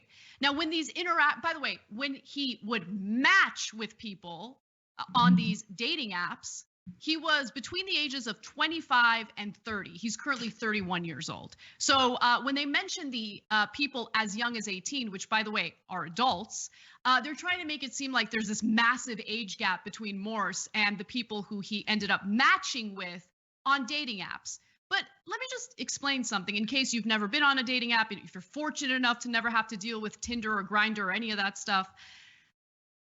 You literally, like, you tell the app what you're interested in, right? What your preferences are. And then you can match with anyone that falls under those preferences. You don't have to do anything after that. Doesn't mean that he went around like harassing people. None of that. He just happened to match with people on a dating app. So that is a stupid accusation. It's disgusting. But let me give you more. Anna, before you do, I just want to jump in on something. Look, Alex is gay. And so I think that they're using that against him in a pretty vile way. So when I was 25, did I date someone who was 22? Probably. I don't remember, right? And so is that a thing that's outrageous? Not remotely.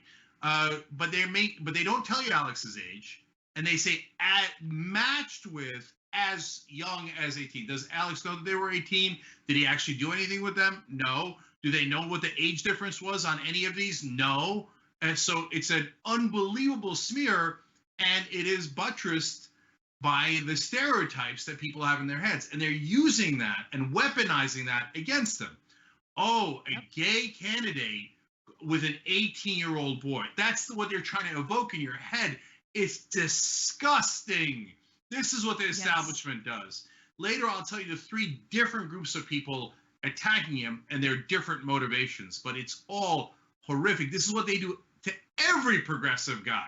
The minute that he's challenging someone powerful, oh, did he have the right kind of sex? I don't know. Let's look into his sex life. By the way, later I'd like to look into, I wouldn't like to, but are we having a conversation about people's personal lives?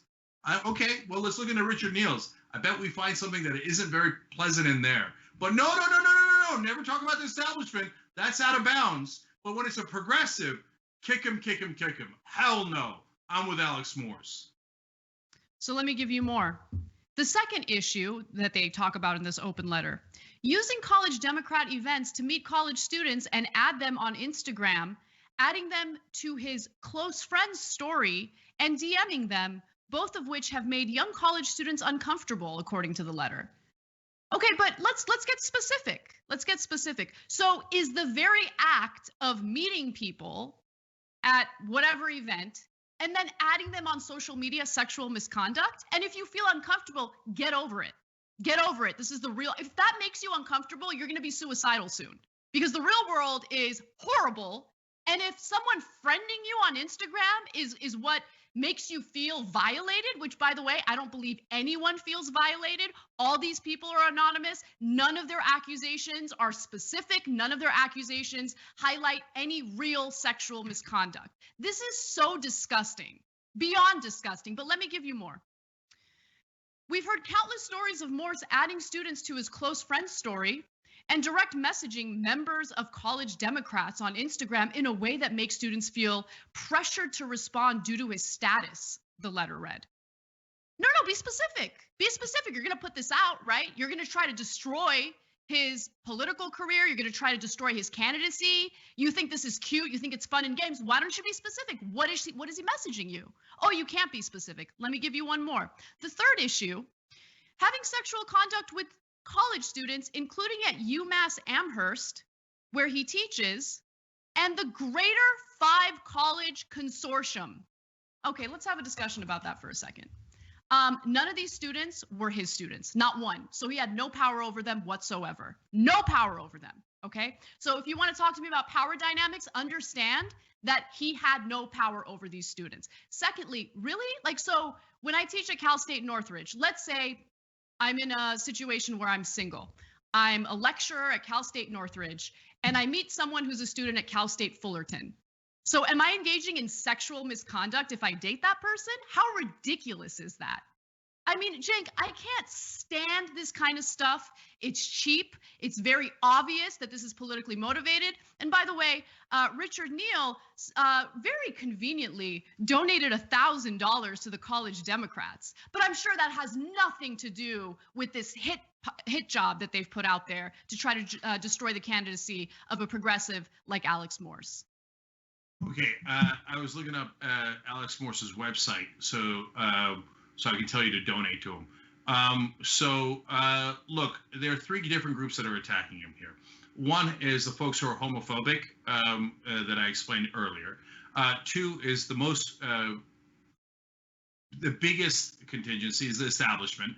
They're like, oh my God, Richard Neal that he's running, yes, is corrupt. He takes more corporate PAC money than anyone else in Congress.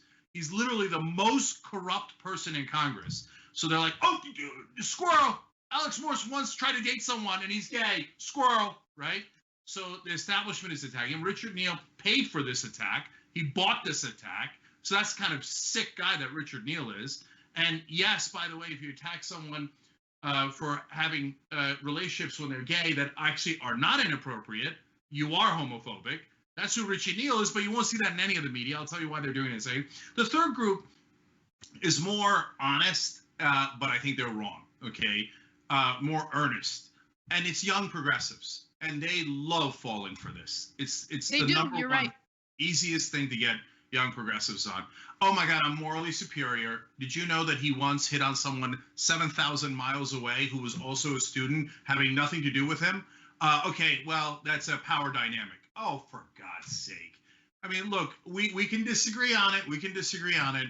I met Ed Rendell when I was in college. He was the mayor of Philly at the time. If he'd hit on me, I wouldn't have worked. I wouldn't have been like, oh my God, power dynamic. Ed. All right. Anyway, but I know that progressive young people think like, oh my God, the minute someone's more powerful, you lose all control of your senses. Apparently, so don't. Who cares that they're powerful? Anyway, but this is all in an effort to, one, take away his endorsements. I've been there. Okay. And right now, everybody's reconsidering their endorsements. Alex is telling everybody, because he's a decent guy, to reconsider their endorsements. And number two, to put in the back of their minds of all the voters, remember, don't vote for Alex. He's got an issue. No, Richie Neal has an issue. Massive corruption. We're going to put the link to Alex Morse's website in the description box below if you're watching this later. Go back him up when he needs it. This is a classic smear job against the progressive. Do not stand for it. Fight back. Okay, we got a post game that is so important, but it's free for everyone. So stay right here. It's public, and we'll be right back.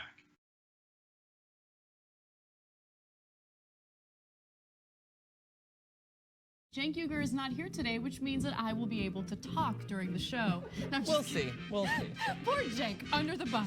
My God, if Jesus came back, how much would the Republicans hate him? Now you have to give away all of your possessions to the poor. Steve King would be like, oh, Weezy. Cenk is oddly, scarily competitive. Oh, it's insane. I play basketball against him. It's just like, how are you good at this?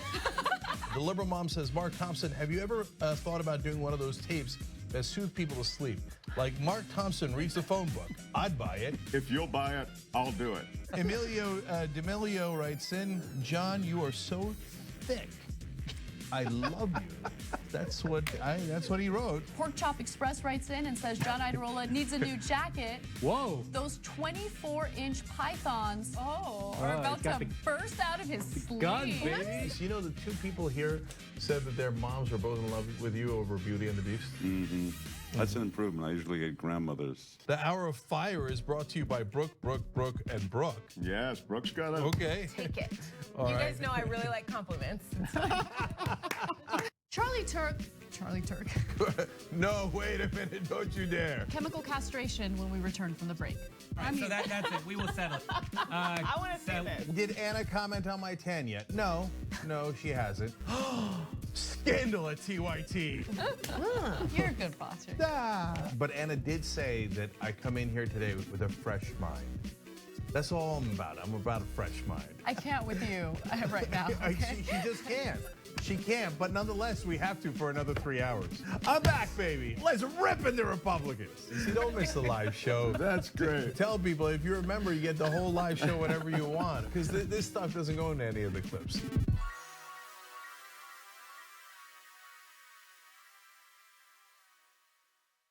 You are the media revolution. You are much needed. TYT! The place is like 95% TYT on.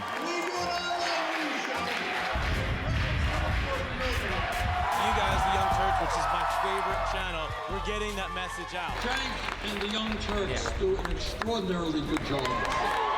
No matter what mainstream media says, you have to listen to the Young Turks. All the people who support us on the internet, that's what gives us strength. That's what allows anyone who was in there who was undecided to think, one side seems to be winning, they seem to have a bigger army, there might be a reason for that. So thank you guys.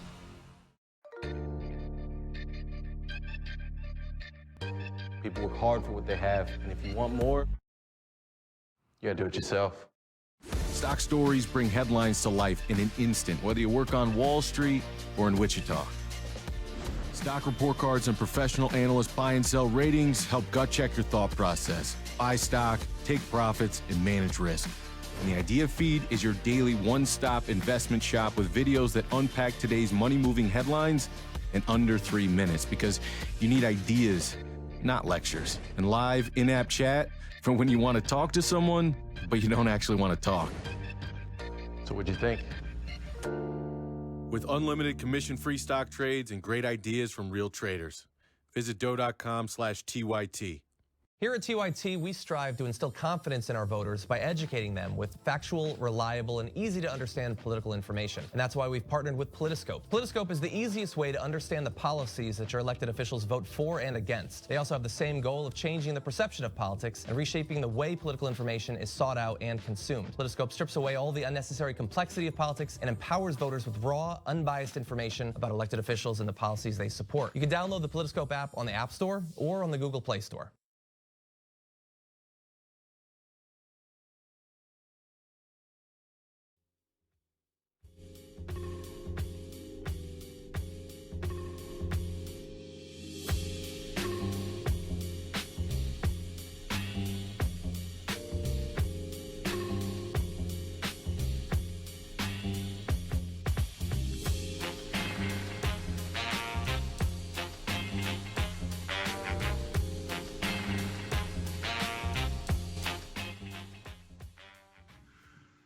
All right, back on the Young Turks.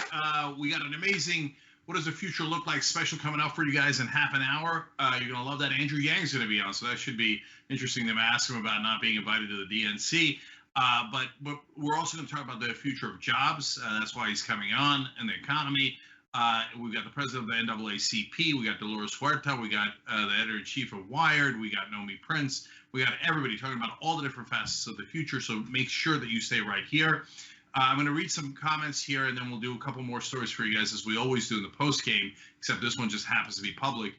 And if you want to get all of our post games, tyt.com/join, or hit the join button below on YouTube. If you're watching on YouTube, the $4.99 level gets you the post games. Okay, Messier87 writes in, I'm wearing my We Press On shirt now. I love it. It's if you tyt.com/go to keep us going, keep us strong and healthy, to fight for progressives. And if you give 127 or more, you get the shirt, but you can give any amount that you can afford, and of course be careful. Rainbow Bright says, as a gay man, this is definitely giving off "gay people will prey on your children" trope. Yes. And by the way, the only reason to mention the 18-year-old, if that even exists, was to give off that vibe.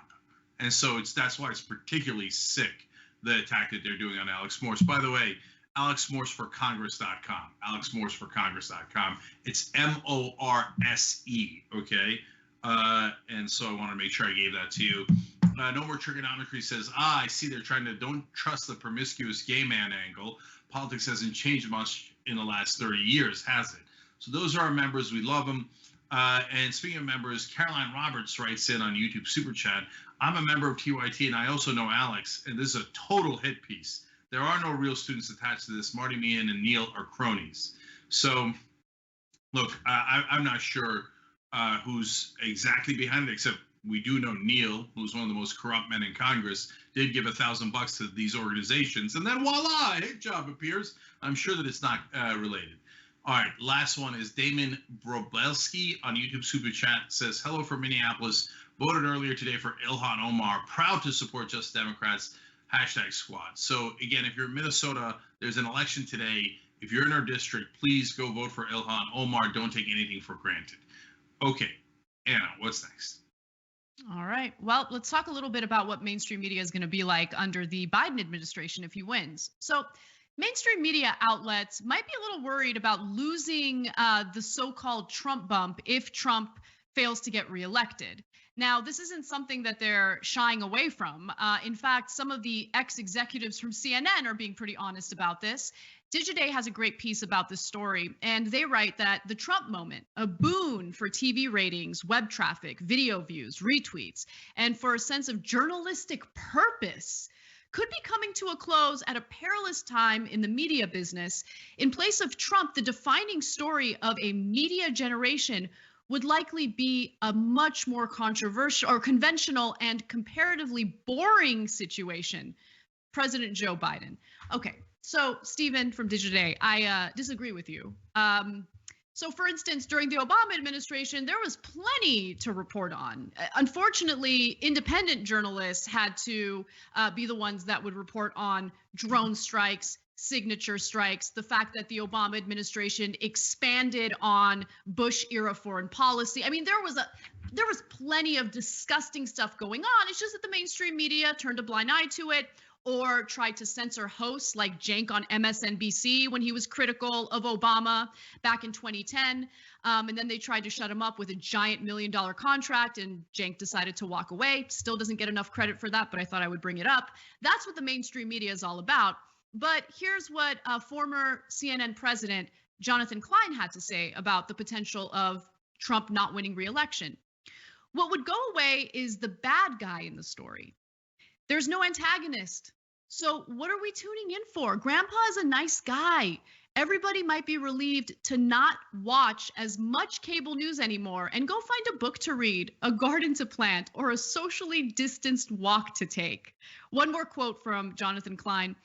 What Trump gave journalistic outlets was an audience that felt the urgency. Certainly, if Trump loses, that urgency among 70% of the audience might dissipate a little bit, but you're still going to be in the midst of an economic calamity, this wrenching social debate over inequality, and have a disease that may be killing tens of thousands of people a week. But it doesn't matter, because if you just have optics of change in the White House, if you have an old man, in the White House who isn't Donald Trump, then what? I mean, is there any need to focus on these issues? I mean, inequality will still be a problem, but why do we need to report on it? It's amazing. Okay, so look, I know Jonathan Klein a little bit, and I think that this proves, at least for me, because you guys don't know him, and you either take my word for it or not. What I always say, which is that it's not personal, and they're not bad guys. It's just groupthink, okay? Now, having said that, and by the way, he's also right that is the mindset among news executives and news anchors. No question that's the mindset. So he's accurate about that. Okay, now having said that, there are two massive problems with what he said and the framing of the article overall by the writer, okay? So one is the assumption that, well, we all agree with Joe Biden and we would never criticize him, so it's going to be boring. Okay, or hear me out. Maybe you do criticize him when he does something wrong.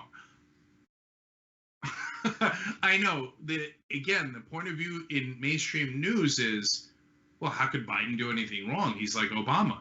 He's like Nancy Pelosi and Chuck Schumer. They're angels. They're signature drone strikes, executing American citizens without due process. Boring. And we all agree that should happen, right? And so we're never going to criticize Obama or Biden or Kamala Harris or any of those people. So he doesn't mean to admit that. But that is his mindset, and he's not wrong. That's a mindset of almost everyone in mainstream news. It's an accidental admission. Well, obviously we're on that side. And then the second part that is also damning is this is all a fable. This is all a story. This isn't news. It's a soap opera. And so we had a great bad guy. And, what's that, One Life to Live? I'm so old. They had that one bad character, and then General Hospital had the Scorpios. And so, and so everybody loved to tune in to see what Luke and Laura was going to do with the Scorpios, etc. But I use it because it's a little soap opera. And in this case, Trump's a great villain, and then we got a good story. Or hear me out, do the news. Yeah, 100%. And by the way, look, Jonathan Klein at least had the cojones to name himself for this report. There was one other former CNN executive who spoke to Digiday on the condition of anonymity and said the following: I don't think it was any more complicated than that. Trump was good for ratings. Make no mistake, it's a symbiotic relationship. The dramatic rise and relevance of CNN, for better or worse, is tied to Donald Trump, the former executive said. Yeah. So, look, Jeff Zucker admitted this before. Les Moonves admitted, Jeff Zucker, current head of CNN, Les Moonves, former head of CBS. They said Donald Trump is good for ratings. And so, right or wrong, that is their belief. And that belief is self-fulfilling prophecy, because they want to fight him, but they do not want to fight Pelosi, Schumer, Obama, Biden, Harris, etc. So since they're those are our friends, Those are people we agree with 100%. The establishment is awesome. The status quo is wonderful. And so what that your wages never went up under Obama or Bush, who we like both of them. Who so what that 1 million Iraqis died? We like both of them. That's why Nicole Wallace now is celebrated on MSNBC, spokesperson for Bush and Cheney. All that death, destruction, who cares? They weren't in the club. We love the people in the club. We don't want to fight them, so there's no drama. Oh, golly gee, right? And the reality is you're supposed to care about your job, and your job is supposed to be to objectively cover the news. So when we say we're progressives here on the Young Turks, that ironically makes us more objective because we're being straight with you guys. Meanwhile, these guys, while they're still at these places, anonymously say, "Oh yeah, obviously we're just playing a story here. Just we're the directors of a soap opera. We're not actually doing news." Oh, but we'll never admit that publicly. And we all hate anti-establishment people, and we love a status quo, but we'll never admit that publicly. We have a giant agenda, but we'll never admit that publicly. Can you believe the Young Turks admitted what their perspective is, and they were honest with their audience? Ugh. And that's also why, by the way, just sorry, Anna, just to finish the thought, why they get so surprised when from time to time we disagree with Bernie Sanders or AOC. They're like, wait, I don't get it. Because they think you're supposed to be on a side, right? No, our side is policy. And if we don't agree with Bernie or AOC, either on policy or on strategy, we have no problem calling it out. Because it isn't about personalities and it isn't about a soap opera. It's about actually being honest with your audience. Yeah, absolutely. And so now that MSNBC is going to go back to avoiding any challenge of people in positions of power of the establishment, does that mean that they need to return their leather jackets and stop riding on their motorcycles? Sorry. I can't get over what you were told back in 2010. So that's the speech that Phil Griffin, the head of MSNBC, gave me back in 2011, actually. And that outsiders are cool. They wear leather jackets and ride motorcycles. But, Cenk, this is NBC. We're insiders. And so, man, that's the most brutally honest thing I've ever heard in my life. Now, he won't say that publicly, and, of course, he denies it now. But he did say it, and that is how they think. And, I mean, go ahead, find MSNBC criticizing Biden and Kamala Harris at all between now and Election Day. I challenge you. They will never do it. And I have to share this tweet with you, Cenk. I just saw it. It's by Brian Schwartz from CNBC, and this is what he wrote. New Wall Street execs are cheering on the choice of Kamala Harris as Joe Biden's running mate. Signum Global told clients moments after the pick that they should rest easy on the idea of Biden sprinting too far left. They raved about her fundraising prowess. Yeah, well, that's why I told you 3 years ago they were going to pick Kamala Harris, because they know something we don't know. She's ready to play ball. And so the news of today, it might seem disparate what Trump did and what Biden did, but it's actually the same thing. Trump said, I'll cut capital gains taxes. Now, that affects like 13 people in the country. I'm obviously exaggerating, but not by that much. And it only is for the rich. Why the hell would you do that when you're trying to win an election and win votes? No, because it's a sign to the donors. Keep giving me money. I'm going to cut your taxes. I'm going to give everything to the rich. Then Biden counters with, oh, yeah, I'll pick Kamala Harris. And the bankers go, well played. Now we're interested, okay? So this is the sick, corrupt system that we have. And honestly, it drives establishment Republicans, Democrats, and the media crazy when we point it out. And we're honest with you. So and I'll be honest about this, tyt.com/go. If you want that same pulp for the next 4 years, God help us, 8 years, where they cheerlead the status quo and lower wages and no help at all for the average American, you've got all of the rest of the media, okay? If you want us to call things out honestly, then you back us up. And then when they say, oh, yeah, we'll pull your funding, sorry, you can't. I got it from tyt.com/go. I got it $3, 17 bucks, $100 at a time, and there ain't a goddamn thing you could do about it. And we owe only one thing, that is to be as honest as we could possibly be with our audience. All right. Fun story for you all. I mean, as fun can be right now, I guess. So, an Arizona man was carried outside by his own son after he got a little unhinged when seeing people do the right thing by wearing masks inside a Sprouts. Let's take a look. These people won't learn. You're a bunch of idiots wearing masks. You know it's not real. Look at you fools. You got a doily on your face. You look like you got it off your mom's countertop. You feel better now? You look like an idiot. You're the child. Trying to make you wear a mask. Shut up, David. Yelling at people. You're a dork. Look at you, you giant dork. What are you going to do? Boy, come outside. Come outside and tell me how tough you are. I'll beat that mask off your face. And you're a bunch of wearing masks. Losers. Goodbye. Now, it's important to do a play-by-play here because some have mentioned in their analysis that there was a case of flatulence in this video. So let's take a quick look and see if we can determine if there was a fart in this video. You're a bunch of wearing masks. So, Cenk, it's unclear who the individual was who let that gas out.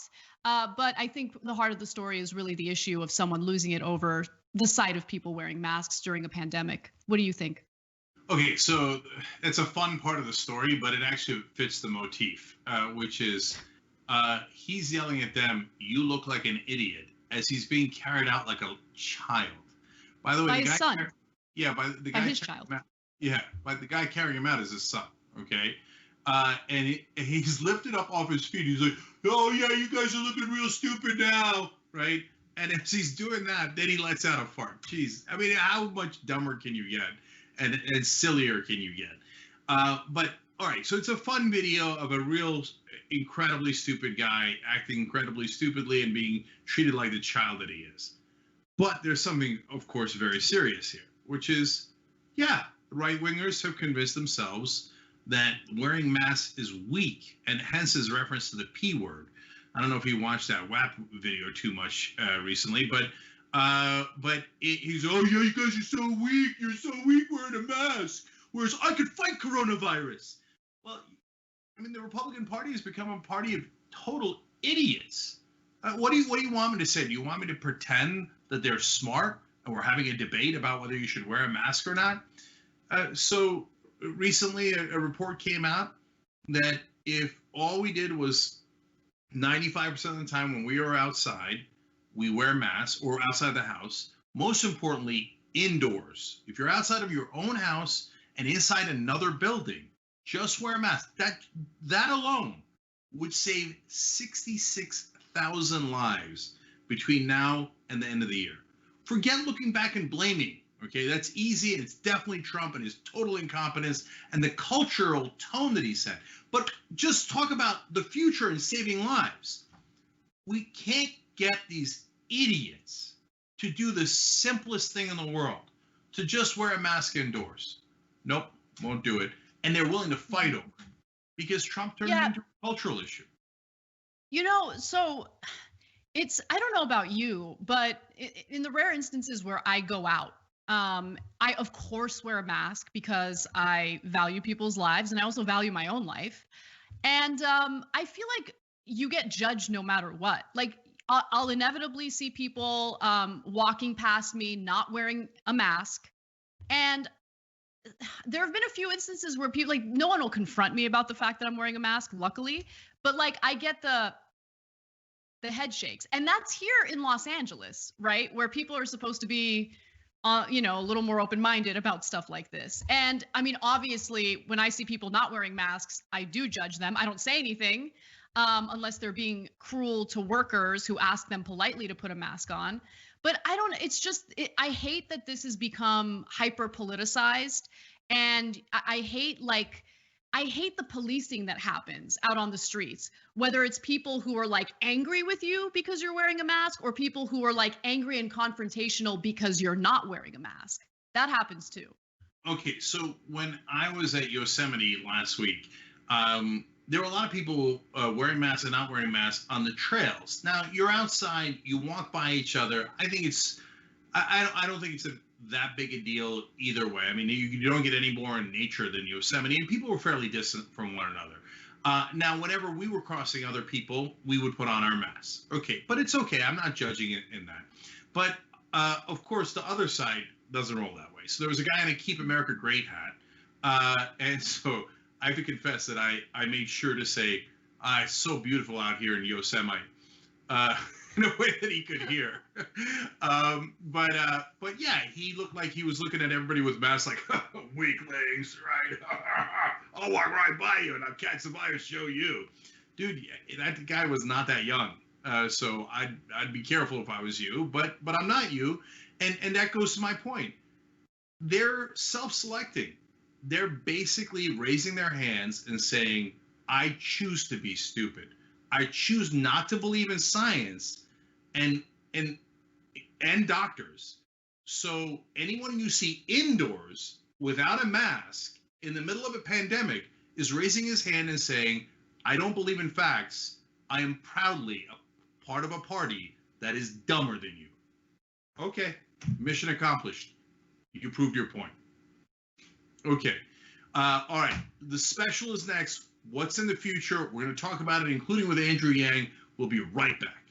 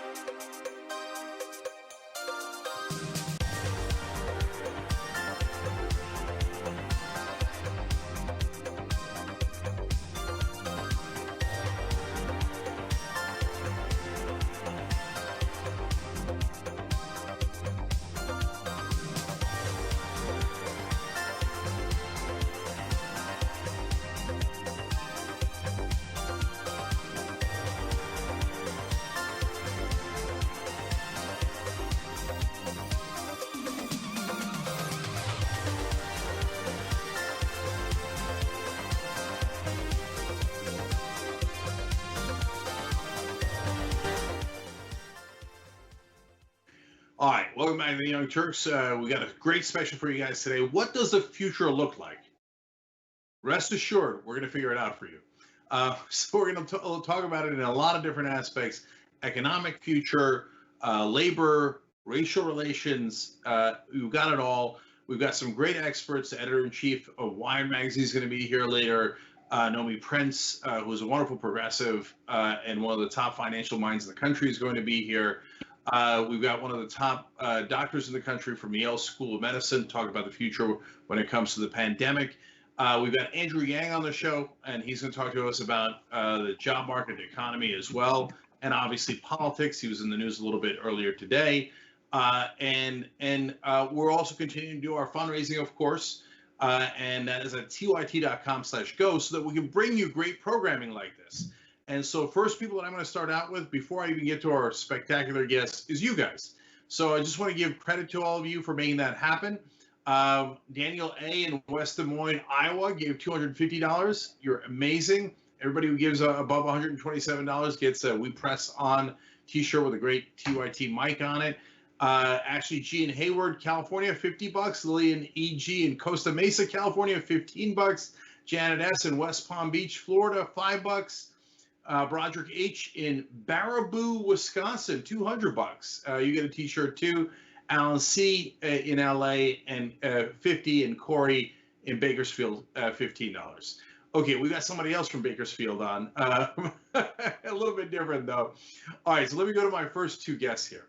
Joining me now are Derek Johnson, President and CEO of the NAACP, and living legend Dolores Huerta, who, of course, was not only the founder and president of the Dolores Huerta Foundation and co-founder of the United Farm Workers of America, as I hope all of you remember, but also has the Presidential Medal of Freedom.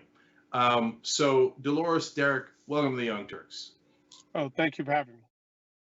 It's great to have you guys.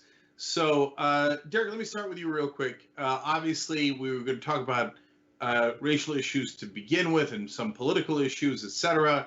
But giant news day, Biden announces his VP pick, and it's Kamala Harris, an African-American candidate. What's your reaction? I think it's a good day for America. I was concerned with the pick being someone to help excite and generate energy. And as I receive messages and talk to people across the country, I'm picking up a sense of excitement. And that's what we need going into November, a level of excitement to change the direction this country is currently going in. So, Derek, it's already done, right?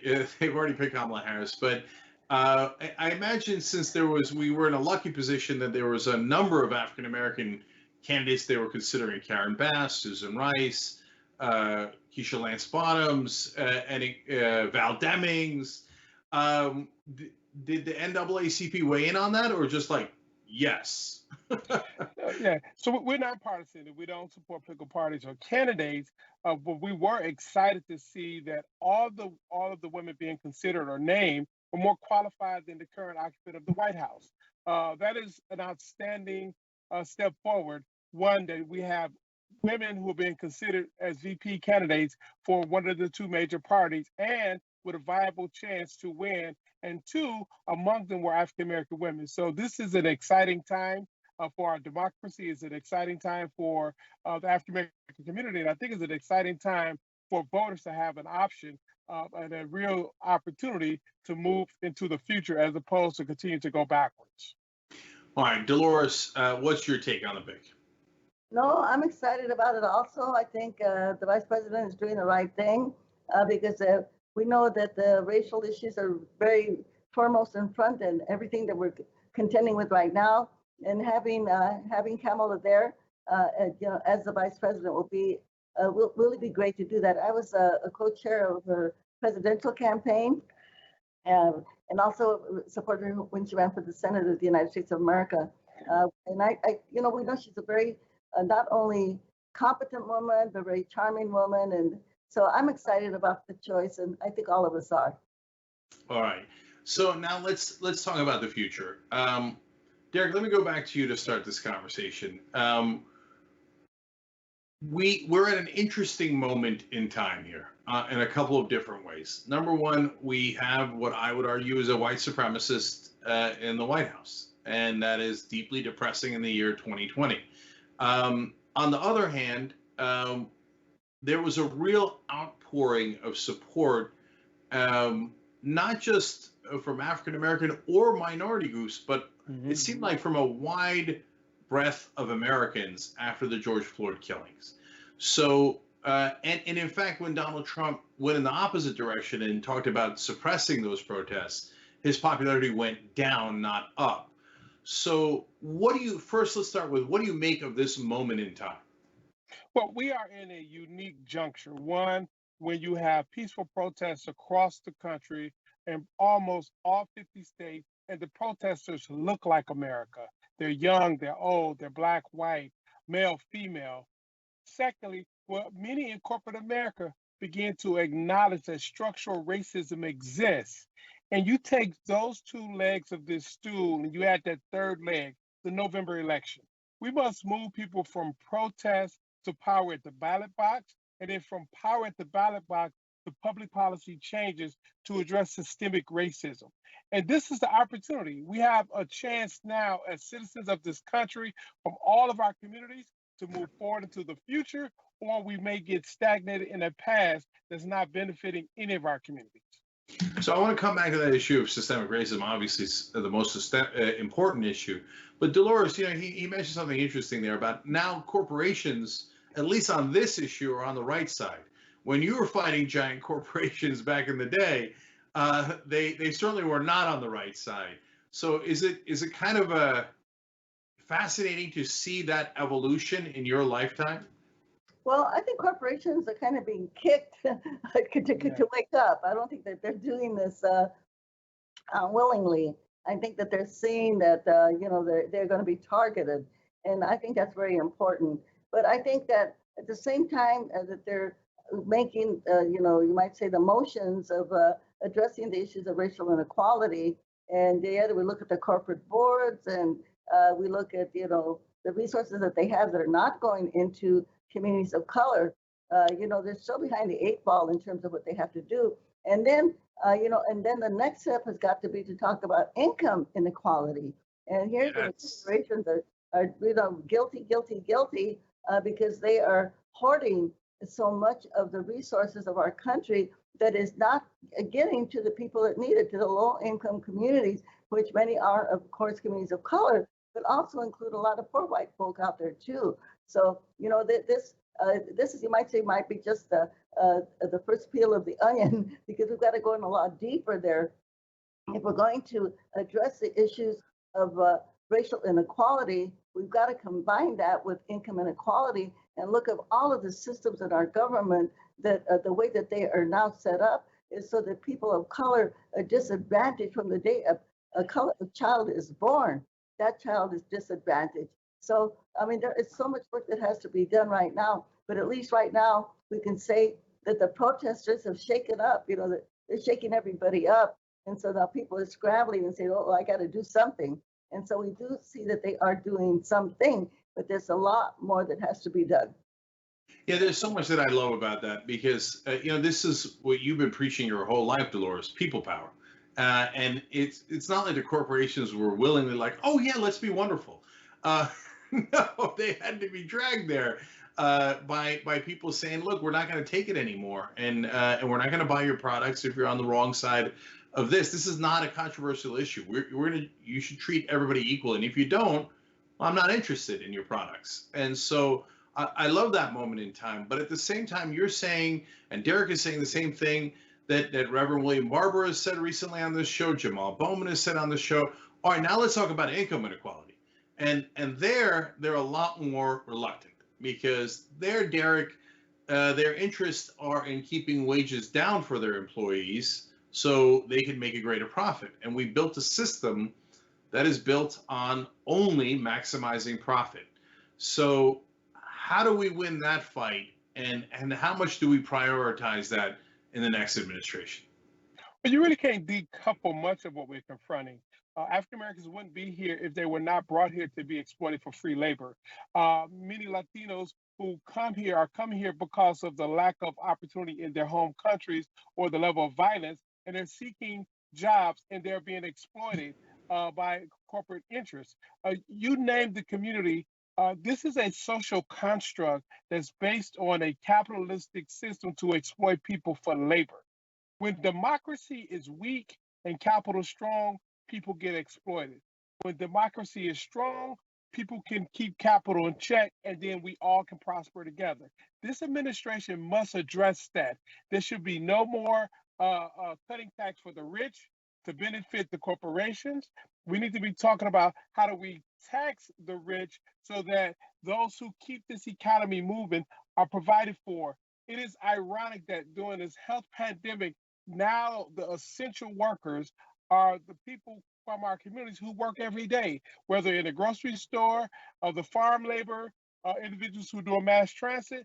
Those are the critical workers. Those are the individuals that keep this economy going. Our school teachers keep this economy moving. We need to provide hazard pay now and a livable wage moving into the future. Yeah. So now let's get to two hard hypotheticals. So the House has passed the $15 minimum wage after progressives have pushed for it for a long time.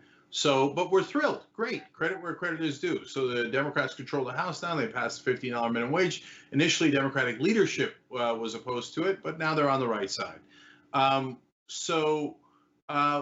But if let's say this is the two hypotheticals. One is that Biden wins, with Democrats still have the House, but Mitch McConnell and the Republicans still have the Senate. At that point, Dolores, what do you do if the Republicans go, no, we're just not going to give you the $15 minimum wage? And look, in my experience, usually Nancy Pelosi then goes, okay, great, let's move on. Okay, so then what do we do?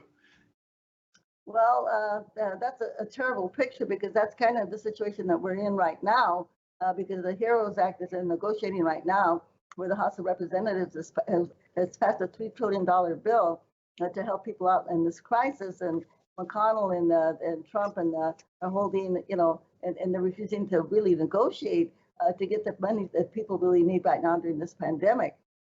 So the question you're asking me is, I think my only answer is that right now we've got to do as much as we can to make sure that that scenario that you are painting doesn't play out.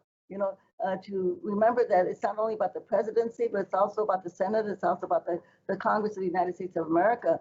So we can't think of just in this election cycle that we're just going to think about who do we elect as president, but also who do we elect to our Senate seats and to our House seats and even to our local seats. So.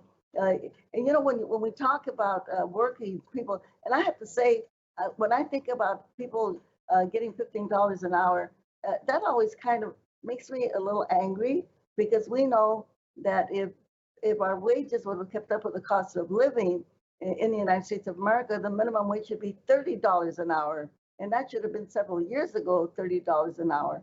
Because people cannot live on $15 an hour anymore. People have to work 2 jobs to be able to just keep up with the cost of living.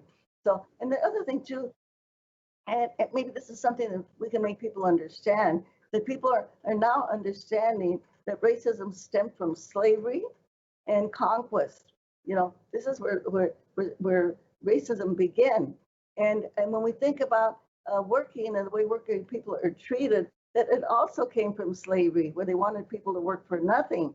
And basically, that's what so many of these giant organizations, if we take these, they brag about the jillions of dollars like Amazon, all of the money that they make, but they won't even give their workers a living wage. And so at some point, I think we tie the two together, that people will begin to understand that workers and their organizations, labor unions, need to be respected also. So, Derek, I know NAACP is nonpartisan, so let's take a nonpartisan point of view on this. Let's say it's all Democrats, Senate, House, and the White House, and they still don't pass, whether it's $15 an hour or anything that we care about in terms of policy, systemic reform of police. what do we do then if the Democrats still don't take action? Because it's not like it hasn't happened before, where the Democrats controlled everything, and we still have systemic racism. We still have a lot of the ailments that plagued us for decades. So let's be clear. Political parties are nothing more than vehicles for agenda. And for progressive-minded individuals who care about the health and welfare of society, we must demand and push regardless of the outcome of the election.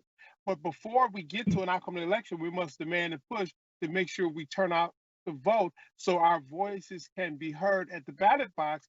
And we have a set of policymakers who walk into office with a value proposition that we all hold dear. Are we caring for our elderly so they can be healthy? Are we preparing our young people for a bright future? And do we protect the rights of those who are disadvantaged? That's a value proposition that we must drive home and fight like hell for in November. And when the ballot box closes on November and we're successful, we still got to continue the fight because the election is necessary, but it's not sufficient for the policy change we must see. What's sufficient is the policy change itself and the implementation of the policy and the enforcement of the policy. So freedom is a constant struggle. It's not a one-time hit. It's not a transaction. It's an ongoing process. And veterans of civil rights movement, veterans of the farm workers movement, know it's an ongoing fight. And for every step forward, there will be attempts to move us back 3 steps, but we must keep pushing ahead. So Derek, on that, let's end on what the future looks like, right? So I think that when people look back, we've talked about this on the show recently, when historians look back, they will say that the slavery era lasted longer than just the end of slavery. So there was a transition. There was a transition out of slavery. So Jim Crow is obvious, but I think that we're still in the middle of that transition where African Americans in this country are clearly being treated differently. I mean, every single day on the show, there's a different story. Just yesterday, Santa Clarita, people call in a call, 2 black kids getting accosted, the cops come and put their guns to the black kids who are the victims. So, and I can give you 1,000 other examples, and you can give me 2,000 other examples. So what's your sense of, for God's sake, when do we end this transition? Right, understand that the institution of slavery was a period in time. The institution of segregation is a period in time. The institution of redlining and structural racism is a period in time. The real issue is how people are being exploited for their labor and their potentials being suffocated. It is our job as individuals, as communities, to prevent, stop, and advance a new narrative. Race is a social construct. Italians were not considered white until it became politically acceptable to see them as white. Same for the Jewish community, same for the Albanian community. What we must do as citizens is push for a new value propositions that all of us are human beings who should be created equally, and we define equal based on a number of factors, not one factor, not based on a transaction of one election, but it's a value proposition that we must demand and force others to live up to. And Dolores, similar question to you, but on the issue of labor. And as Derek pointed out, obviously they're intertwined. And so right now, I think workers are in a disastrous state. We're talking about how $15 isn't enough. Right now, the current federal minimum wage is $7.25. That's $15,000 a year if you work a full-time job. It's unbelievable. And corporate power is now larger than it has ever been. And they give what I call bribes, what the rest of the media calls campaign contributions to politicians, and honestly own most of them. So it's Jesus. As you look at that, when and how do we get past that? Are you optimistic? And if so, how? How do we break this stranglehold they've got on us?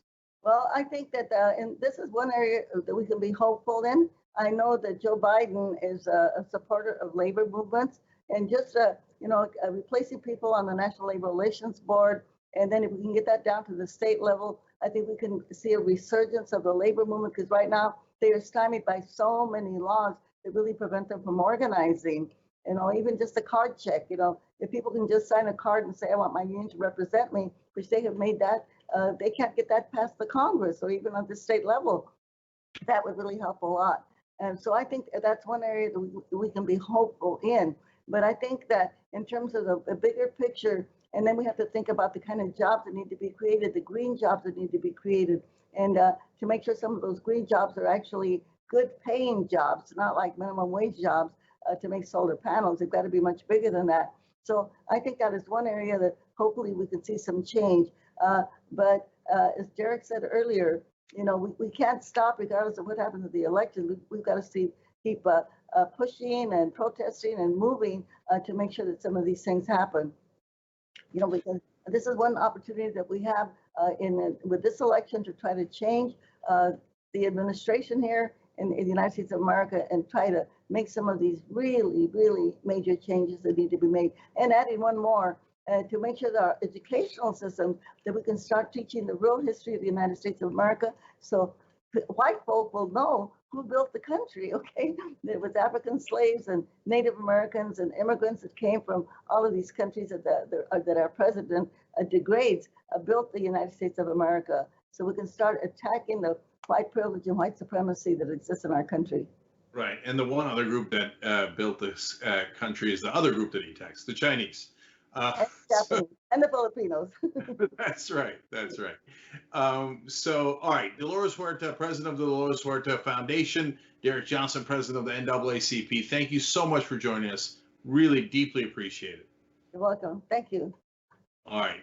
Thank you both. When we come back, guys, we're going to discuss the environment and what the future there is. And we've got two great guests for you guys on that issue as well. So stay right here. And then later in the program, like I said, Andrew Yang is going to join us and obviously comment on the day's news as well as the future. We'll be right back.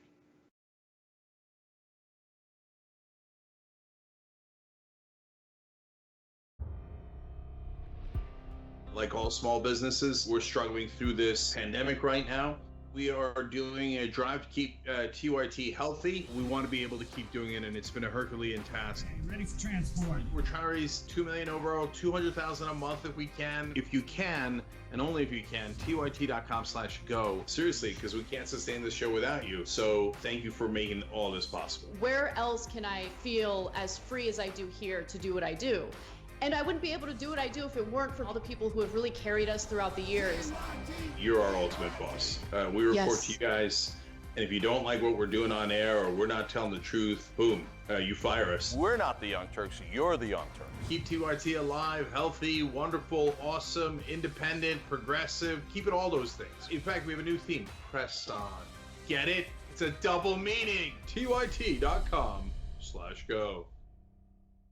I want to thank everyone who has been participating with the tyt.com/go fundraising drive. It has been awesome to see so many people who care enough about having a strong, progressive, independent media source out there that they're helping us to stay afloat during these difficult times. And I particularly want to thank in this one Carson Rodkey, who gave $15. I especially like the damage report because John has a certain calming way of delivering the news, which, no offense to Anna or Jenk, I love their passion, makes it easier for me to send clips to my conservative family.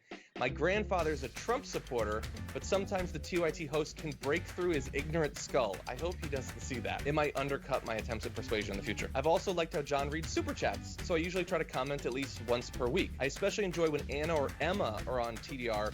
Anna for her passion and intelligence, and Emma because she and John go on tangents about Star Wars or Marvel. I love that part too, especially because I seem so reasonable in comparison to Emma on those topics. And so thank you for giving. Justin Matthews gave $15. Thank you to Tandy McConkey, who gave $100 and says, I look forward to watching the damage report every day, and I really don't know what I would do without your honest coverage. I consider all of you to be essential workers and invaluable in this day and age of delusional, skewed, neutral news coverage. We love doing the news, obviously, but it wouldn't be the same if no one was listening. You help keep us sane. Thank you for that. To Tandy, to Justin, to Carson, and to everyone who gives at tyt.com/go. Do democracy. Vote. You got it. Use it. Vote. Demand democracy, advocate for criminal, social, and environmental justice for all. Engage in democracy. Run for office. You can be mayor, governor, president. Just run. Democracy is powered by people like you and me. Vote, advocate, engage. Visit naacp.org or text DEMAND to 40649 for more information. You're doing a show that's blowing the doors off everybody. Young Turks is the largest online news network, not a big deal. We're gonna rock the boat. We're gonna be counter-establishment. We're gonna tell people the truth to the best of our abilities. We're so sick of this corruption. We're not the robots on TV. I actually care about the news. Guilty, I care. Fourth day on Occupy Wall Street. Last night we launched Wolfpack. It's us pushing our ideas out there, trying to help the country in every way that we can, trying to make this place just a little bit better. Reporting from the Hillary-Bernie debate. I gotta be honest, you know what we do, we cover it for real. For us, this system isn't working. Free and fair elections. And when he told the cops that day, when they came to drag her away, and he said, if you're gonna chain her, you're gonna chain me. If you're gonna arrest her, you're gonna arrest me.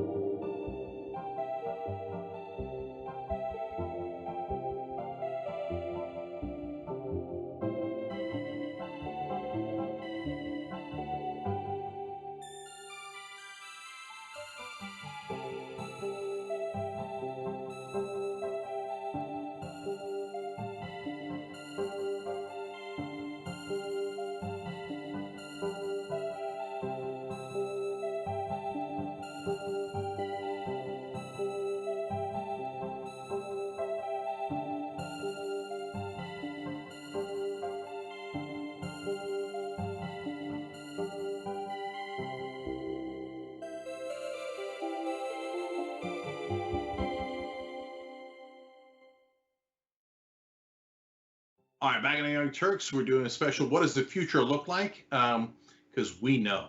Now, we're bringing in a lot of experts and guests, and we got two more for you in a second to talk about it. We're going to talk about the environment in a minute. But first, you guys. So let's go through the names as always. So tyt.com/go to make shows and specials like this possible. And you keep us going, guys.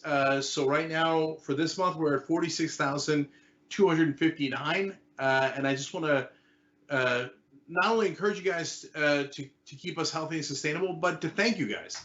So Sean M. from Englewood, Colorado. Sean, I feel like I've seen your name a couple of times. $100. Thank you so much. Sean Kristen B. in Portland, Maine, $3. Bern M. in Belgrave, $3. Brett B. in Minnesota. Let's put it that way.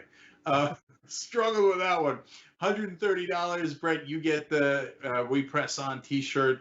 Albert R. in Staten Island, New York, $127. You get the t-shirt as well. Much love, guys. Now let me read some of your comments, and I'll read more of these at the end. And guys, start to send in comments about what you think the future looks like, good, bad, or otherwise. Some of you are obviously commenting on the current state of things today. So I'm going to go to the members first, tyt.com/join and become a member. Trigger Incarnate says, sorry, Anna, but I've made up my mind. We've got to get Cenk in Congress. All right, Hoss, saddle up because it's time to raise a ruckus once again. Oh, for God's sake, guys, give me a chance. I know I brought it up jokingly earlier, but don't worry. I got something better coming. We're going to talk about it on tomorrow's show. The rebellion is on its way.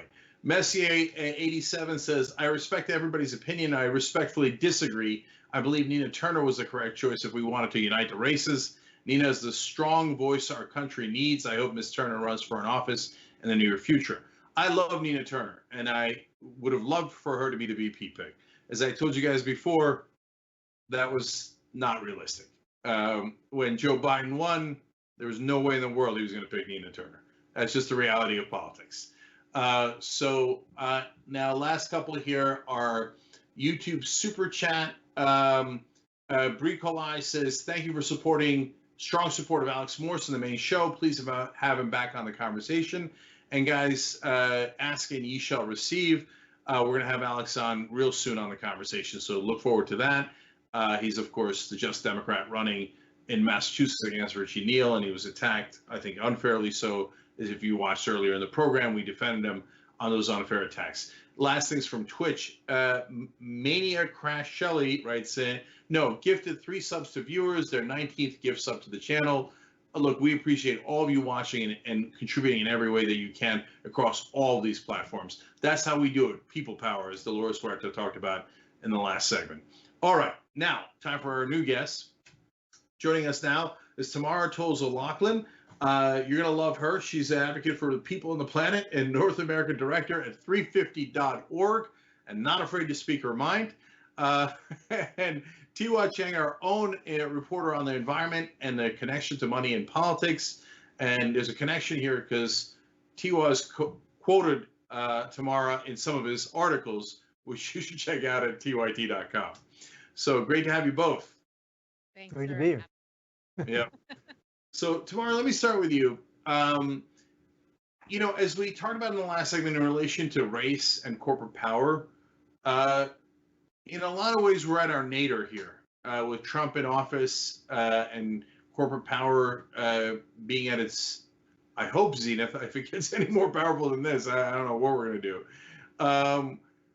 Let's go to the heart of the topic. What's your sense of what the future looks like? Is there a chance that we could rein in the power of the fossil fuel industry enough to actually get real action on climate change? Or are you worried that we're not going to be able to do it in enough time? I think in this line of work, it would be a hazard for me to be unsure. But one thing I can tell you is that I think what I have seen in the streets, what I have seen in the eyes of our youth, what I have seen in the eyes of our elders who've been at this for a long time, banging the pans and letting people know this was coming, it feels like for those folks, it's a do or die moment. And so if I were to believe that what we're seeing is the height of power for folks who would not see fossil fuels go down willingly, I think it's our duty to fight them and make them go down in a way that doesn't displace any more people than were already on that list. So it feels to me like the vision of the future is a broader movement where we put a lot of the stuff we've been holding in our back pocket aside and run in the same direction. So I do feel like we have an opportunity to make change because we have no other choice, and that's the best motivator I know of. So, Tamara, when we talk about these issues, there's no choice but to talk about politics. So if, for example, Trump wins re-election, we know what we're going to get. Absolutely. Not only no action, but going in the wrong direction for 4 straight years. 4 years we cannot afford to lose on this issue, let alone the other ones. But this one, we're literally running out of time. So that's clear. If Biden wins, though, he says no Green New Deal. We're going to go back into the Paris Climate Accord, but we're really not going to do much more than that. How do you react to that?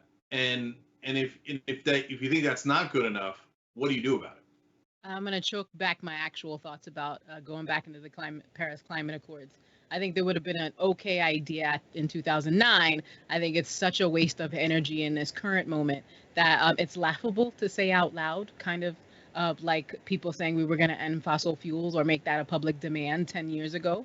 But I do think that it's Biden's right to say what he will and won't do. It's our job to force him to do better. So those of us who care about what the future is going to look like, who are here on behalf of communities that never had a seat at the table, are just as happy undoing the president we support as undoing the president we don't. And so a Biden presidency offers us an opportunity to live another day, to fight another fight. And that is the thing we're pushing for.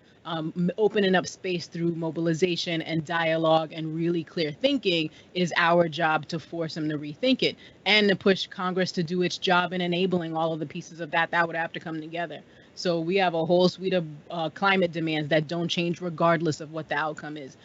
The difference is probably the amount of force that we use to get it.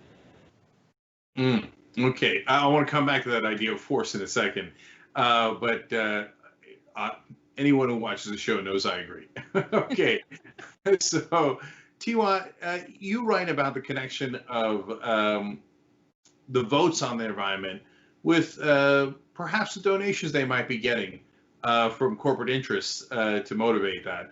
So, having written about that for some time now, what's your sense of how deeply connected those two things are?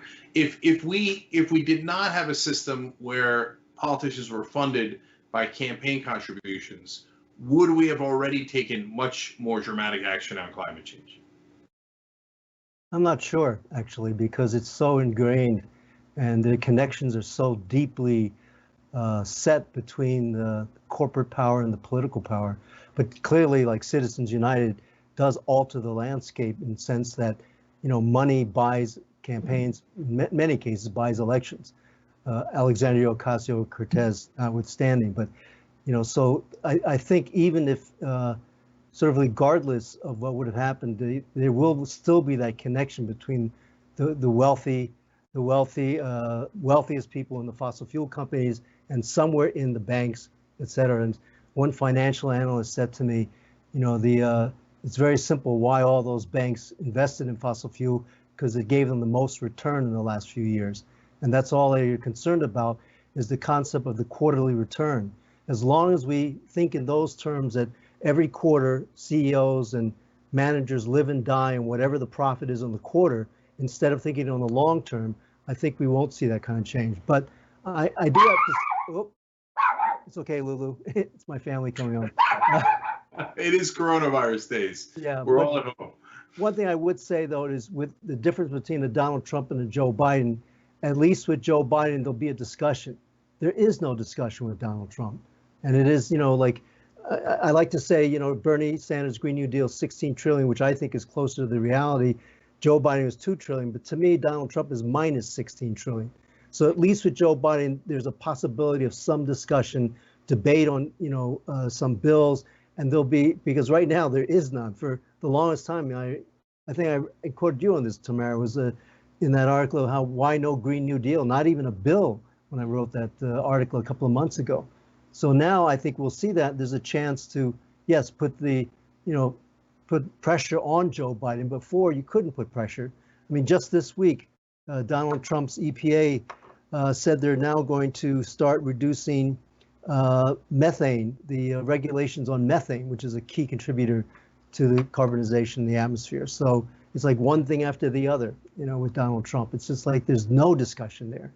So, yeah. So look, you both put it so great. I want people to just be clear on what Tiwa just said. It's not that there's going to be a check on methane. There's going to be a check on regulations of methane. Right. We're going backwards. We're going massively backwards under Trump. I love what Tamara said. We're going to, under Biden, you live to fight another day. And to Tiwa's point about how with Trump, you just talking to a brick wall. Just yesterday, he says the 1917 flu. Now, look, it's known as the 1918 flu, but that's not the relevant part. The relevant part is that he has made that same mistake half a dozen times. Presumably, people told him, hey, Mr. President, it's embarrassing. It's not just the flu that happened in 1918. It's known as the 1918 flu. And he's like, nope, 1917. So there's just no talking to the guy. I don't want to insult people who are mentally challenged, but there was a term that was used before called idiot savant. And I think in some ways, to me, Donald Trump is an idiot savant in the sense that he's a brilliant marketer and con man, but he is so stupid on other things. I mean, he genuinely is so anti-science and anti-intellectual, and he seems really genuinely dumb. Like there were reports about he doesn't even read reports. The CIA said they had to do these big charts like you do when you do at a press conference with nice graphics and big pictures. And those are the only things he can actually understand. Anyway. I feel like I agree with you on at least half of that term.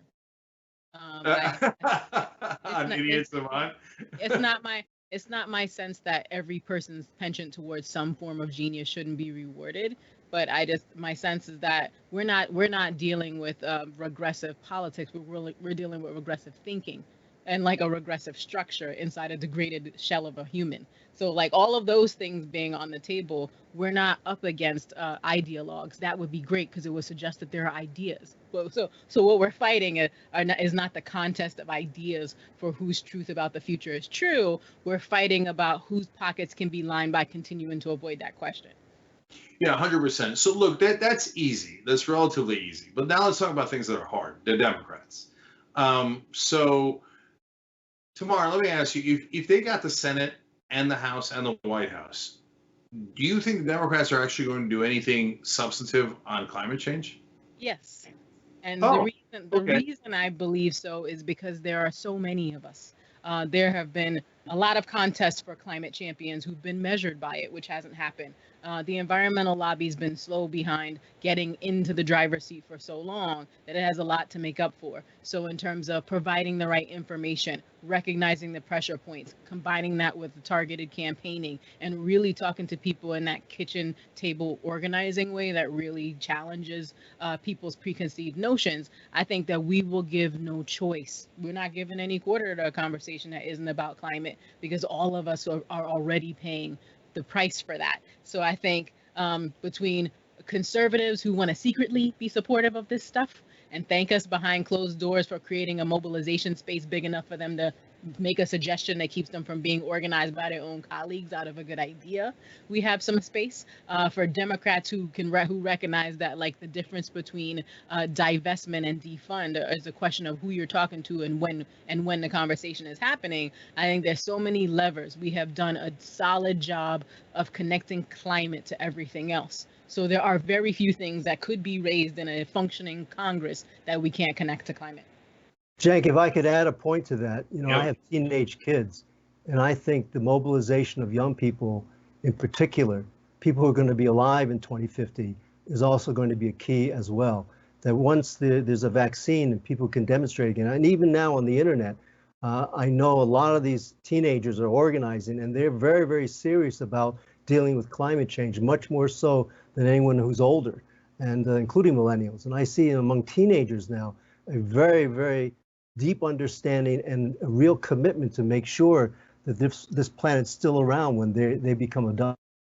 Right, but let's talk about the mechanics of that.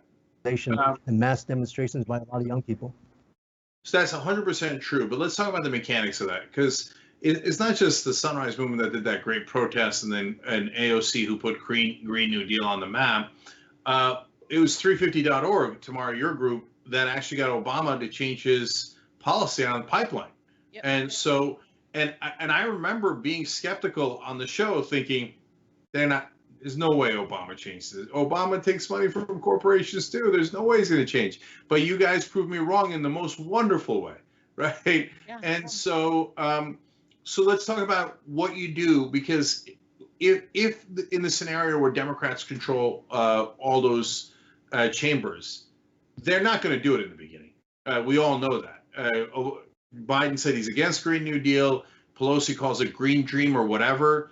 Ed Markey supported the Green New Deal, and now the establishment is backing Joe Kennedy to primary him to get him out of there.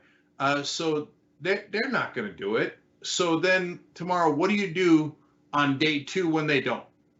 Well, we'll have been mobilizing for so many months because of the state of the election that will already be there on day 0. So it is my sense that the same folks who have shown up in the streets again and again demanding climate action are already thinking about what the first 100 days have to look like, what the benchmarks are that we need to see, how many no's it will take before we get a yes, the fact that we won't be patted on the head and told to go away and come back. Some of us in this fight are Generation X, and let me tell you, we have more than enough barbed wire in our sensibility about what the world is like, working with our colleagues in the multi-generational space, that we aren't imagining a distant future. We're focused on leadership today. We're looking at people's promises for tomorrow, and we're ready to hold them accountable. Even today's announcement about the VP pick, our first response was, great. Here are all the things you've ever said. We look forward to holding you accountable to them. Congratulations. So it's just going to be more of the same, and we're not going to give an inch, because one thing we learned from the Obama administration is that well-being, well-doing, not the same thing. Yeah, well, here. Tiwa, last question goes to you. So when the streets meet Wall Street, and Tamara organizes, she's head of North America for 350.org, so she's going to be the one organizing those protests. And Wall Street goes, no, Joe, remember when you said nothing fundamentally would change? Remember when we get so excited when you pick Kamala Harris? I'm keeping it real. That's what happened, right? And so, no, you're not going to do that. What happens? Well, one thing the climate change organizers have recognized is that they have to connect to the movement for racial equality as well. And once that happens, that's a whole different ballgame, because the country's already seen a sea change. I worked in the civil rights movement, the anti-war movement, the anti-Vietnam War, for those who don't remember which wars I'm talking about. So this is the biggest campaign post the killing of George Floyd, biggest movement I've seen for racial equality since the 70s. And I think if the climate change people have begun to recognize, frankly, how racist they have been up to this point, and once it's connected to the fact that they've recognized that if they are able to connect for organizations and people for racial equality, that's a movement that nobody can ignore. I mean, you just can't. And by the way, I might add, as long as John Lewis pointed out in one of his last tweets, I understand your pain, but the violence will only help the other side and will only help Donald Trump win. So if you keep out the violence in peaceful mass demonstrations and you connect those two mass movements, then that's unstoppable. I really think we have to recognize that power is something we haven't seen for decades. Yeah, and also, as John Lewis said, let's go create some good trouble. So I think that you're looking at the folks who might do some of that. So Tamara O'Loughlin from 350.org, Tiwa Chang, senior investigative reporter at TYT. Thank you so much for joining us. We really appreciate it. Thanks, Jack. All right. Bye, Okay. Now, when we come back, guys, we are going to talk about COVID-19 and the future of medicine, and we're going to bring on one of the top doctors in the country from Yale to have that discussion, and we'll have more of your comments as well. So stay right here, and we'll be right back.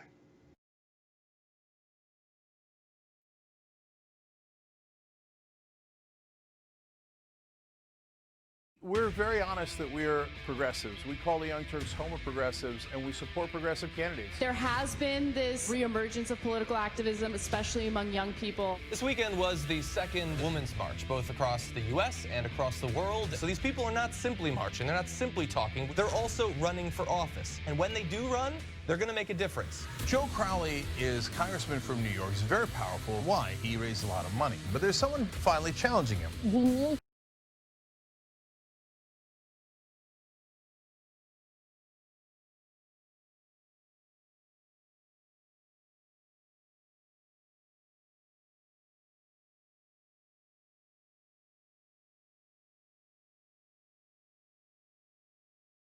So you are so busted.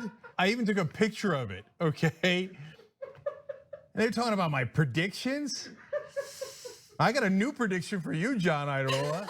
Hey everybody, I told you if you give $1,000 that you come to my house. Well, you're in my house. This is the donor wall. This is my office. I shoot Young Turks right against that wall, which is not that far from here. And everybody who gives $1,000 also gets the sweatshirt that says "We Press On." It's got in fact, it's got this, but on a sweatshirt. You guys will love it. So I'm going to read the names. By the way, people get to name things, so you should check that out too. You donate at tyt.com/go, but you can check out what you can name at tyt.com/presson. Somebody here is going to name a whole bunch of things, or one big thing. Rima Ruman, she just gave and goes on donor wall. Awesome, thank you, appreciate it. Monica Dunlap, Monica, you're awesome. We love you. You're going on the donor wall. I'm actually kind of happy at how I have done it relatively straight, knock on wood. Katie Rodell, I'm normally very bad at this, but here we go. We're hanging in there. We might need a second donor wall. Daniel Stem. All right, Daniel, you're awesome. We're running out of space, which is a good thing. I love you guys. Okay, I look at your names every single day. And John Ketty Lee. Okay, John is phenomenal. John gave $20K. He's going to name our entire hallway at Young Turks Studio when we go back. John, we love you. To all of you, we love you. Thank you so much for this. We literally cannot do the show without you guys. We do this show together. TYT.com/go. ShopTYT.com has new shirts like this one. And you're thinking, Cenk, what is that one? I can't see it other than the black. Yes, so I'll show it to you.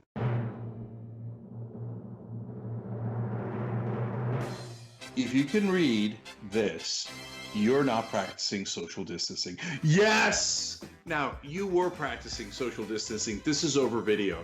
But overall, you get it. ShopTYT.com. I've been a fan of TYT, I believe, for the last 6 years. 5 years. 3 years now. 7 years. 4 years now. 2.5 years. I just started because she got me into it. My boyfriend actually watches it every morning and every night, so I kind of just started watching it with him, and I love it. I mean, it's the only way that I find my news. I was immediately in love with the show. And then I haven't missed a live show since then. 10 times a day, I watch the show in the morning. Whenever I had a bad day at high school, Young Turks. Man, Cenk is just so blunt and honest, and I love the honesty, and there's no BS behind the news, and they just tell everything like it is. There's nobody censoring them. There's nobody there to say you can't do this, you can't say that. That feel of authenticity makes it seem like what they're saying is true. I feel like I get the real story from the Young Turks. I am TYT. I am TYT. I am TYT. I am TYT. I am TYT. I am TYT.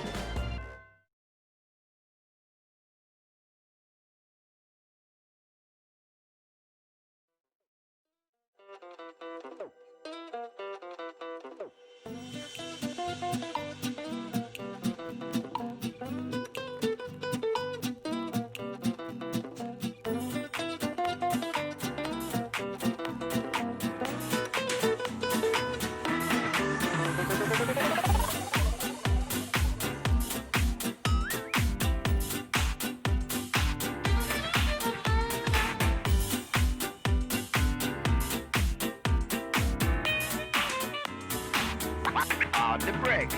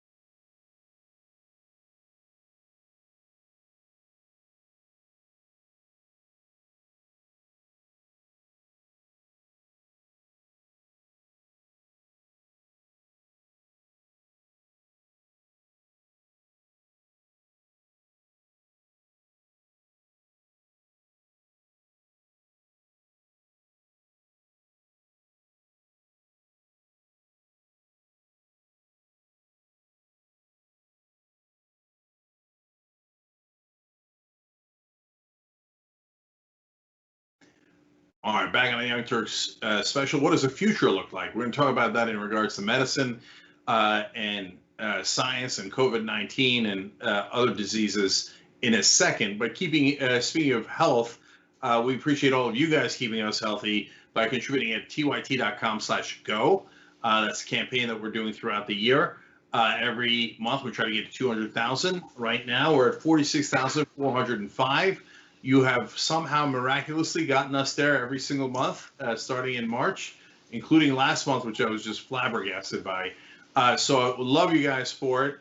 And in fact, I want to thank you guys. So Janice R. from Bellingham, Washington gave $127. You get the Press On t-shirt. Amanda F. in San Jose, California, $3. Stephanie R. in Tallahassee, $10. Valerie S. in Arlington, Texas, $3. And Kevin S. in Highland Heights, Kentucky, $3. Love all of you guys. We do this show together. That's called People Power, as Dolores Huerta talked about in the first segment of this show. All right, speaking of which, I'm going to read a couple of comments from you guys. And remember, at the end, I want your guys' comments about the future and what you think it looks like. We just had a hopeful segment about the environment, but I'm keeping it real. You guys didn't agree. So our members said this. Tan Effendi writes in, the future is darker than any of us can guess. And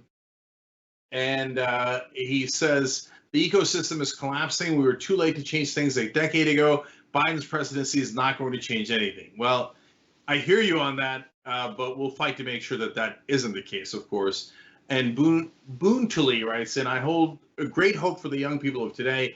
I remember the fire from decades ago. I really think these kids will manage to get Medicare for all and find a way to reverse my generations and older generations have wrought upon this planet. So that's good and hopeful. And the last one is Cousin Vinny, and he writes in, I think we're at least 15 to 20 years away from real progress, which will be too late in many respects in regards to climate change.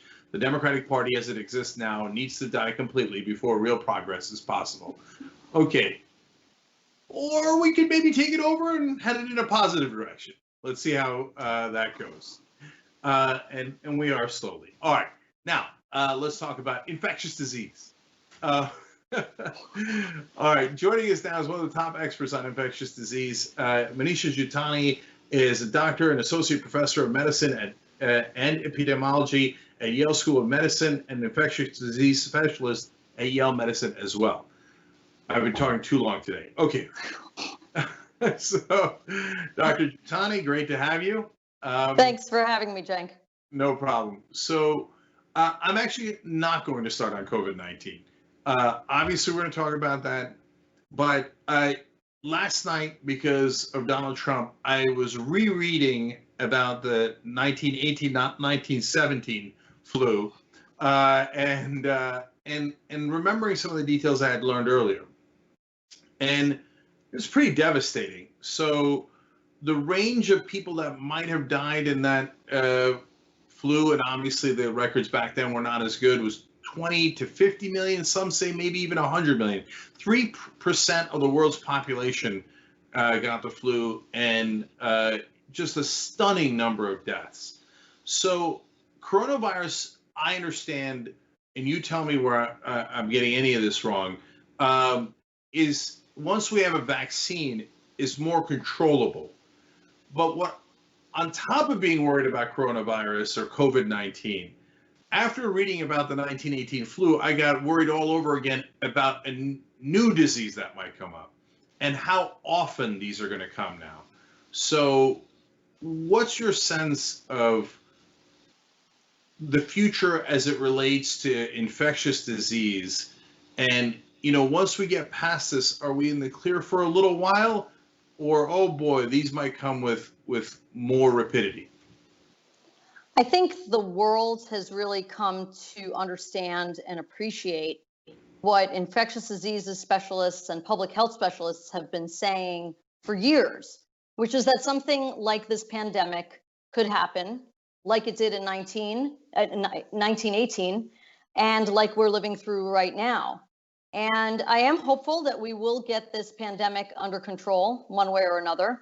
But I think that the other thing that has happened is that human beings are interacting with animals in many ways much more than we have over our existence in many different ways. And this interaction is what allows for different bacteria and viruses to make that jump from the animal kingdom to humanity. And so I'm hopeful that we will have a break, but I also think we need to be very prepared for something like this happening again. It might be on a smaller scale, but if we're prepared and if we're ready to deal with it when it happens, not a few months into it, we could stop something in its tracks before it gets out of control. So let's talk about that. How do we prepare? Because every time it's a novel coronavirus or another infectious disease, obviously it's going to take a while to develop a vaccine if we're lucky that we can develop one. And we have so far. So how do you prepare?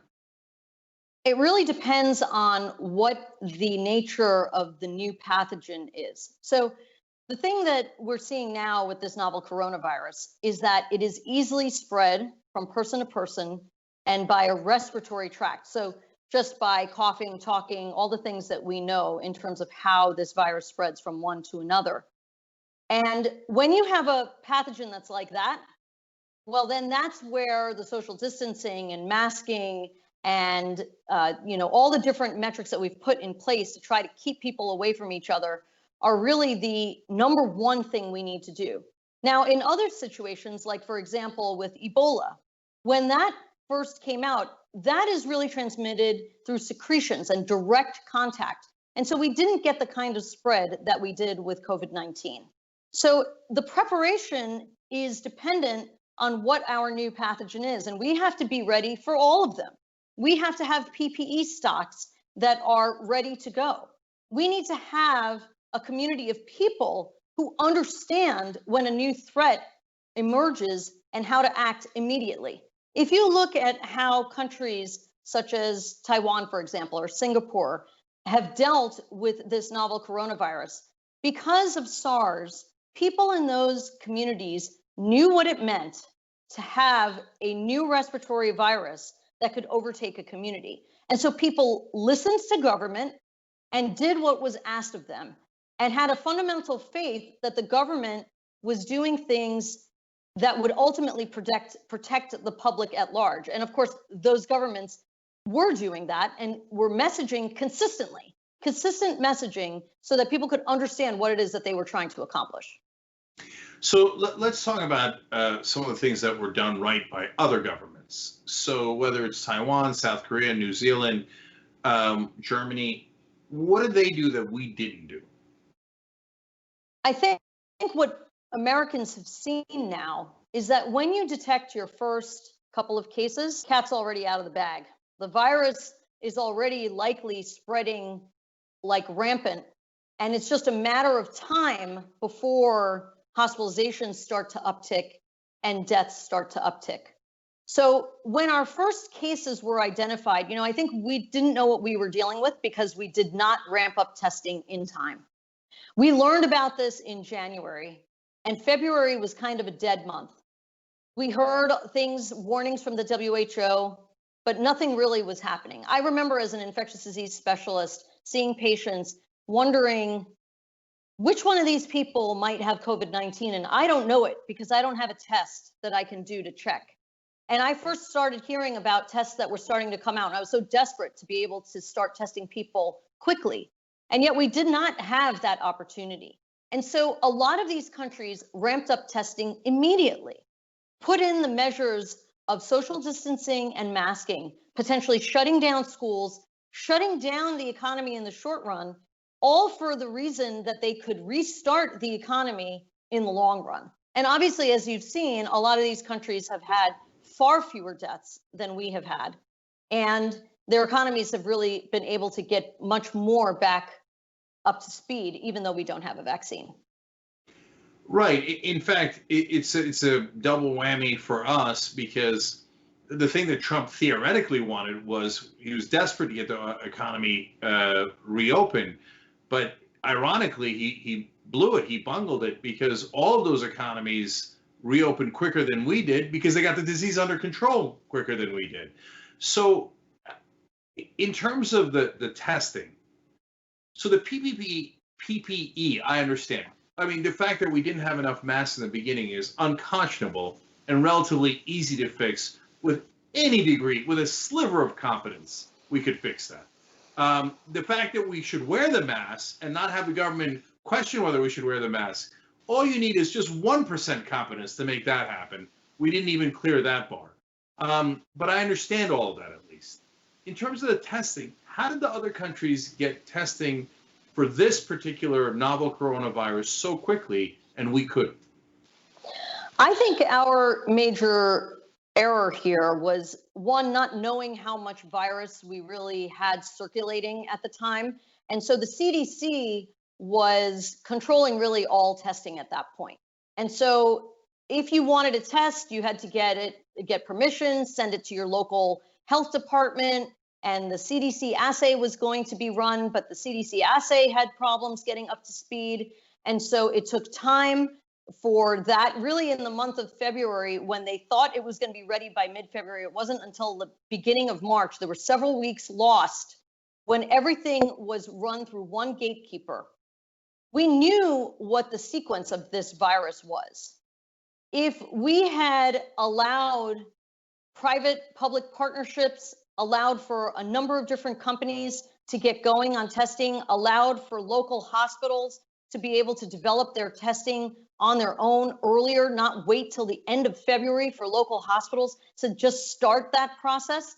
So for example, at Yale, we were able sometime in March to get our own testing done, but we had weeks when, if we had been given the go-ahead, we could have started on that.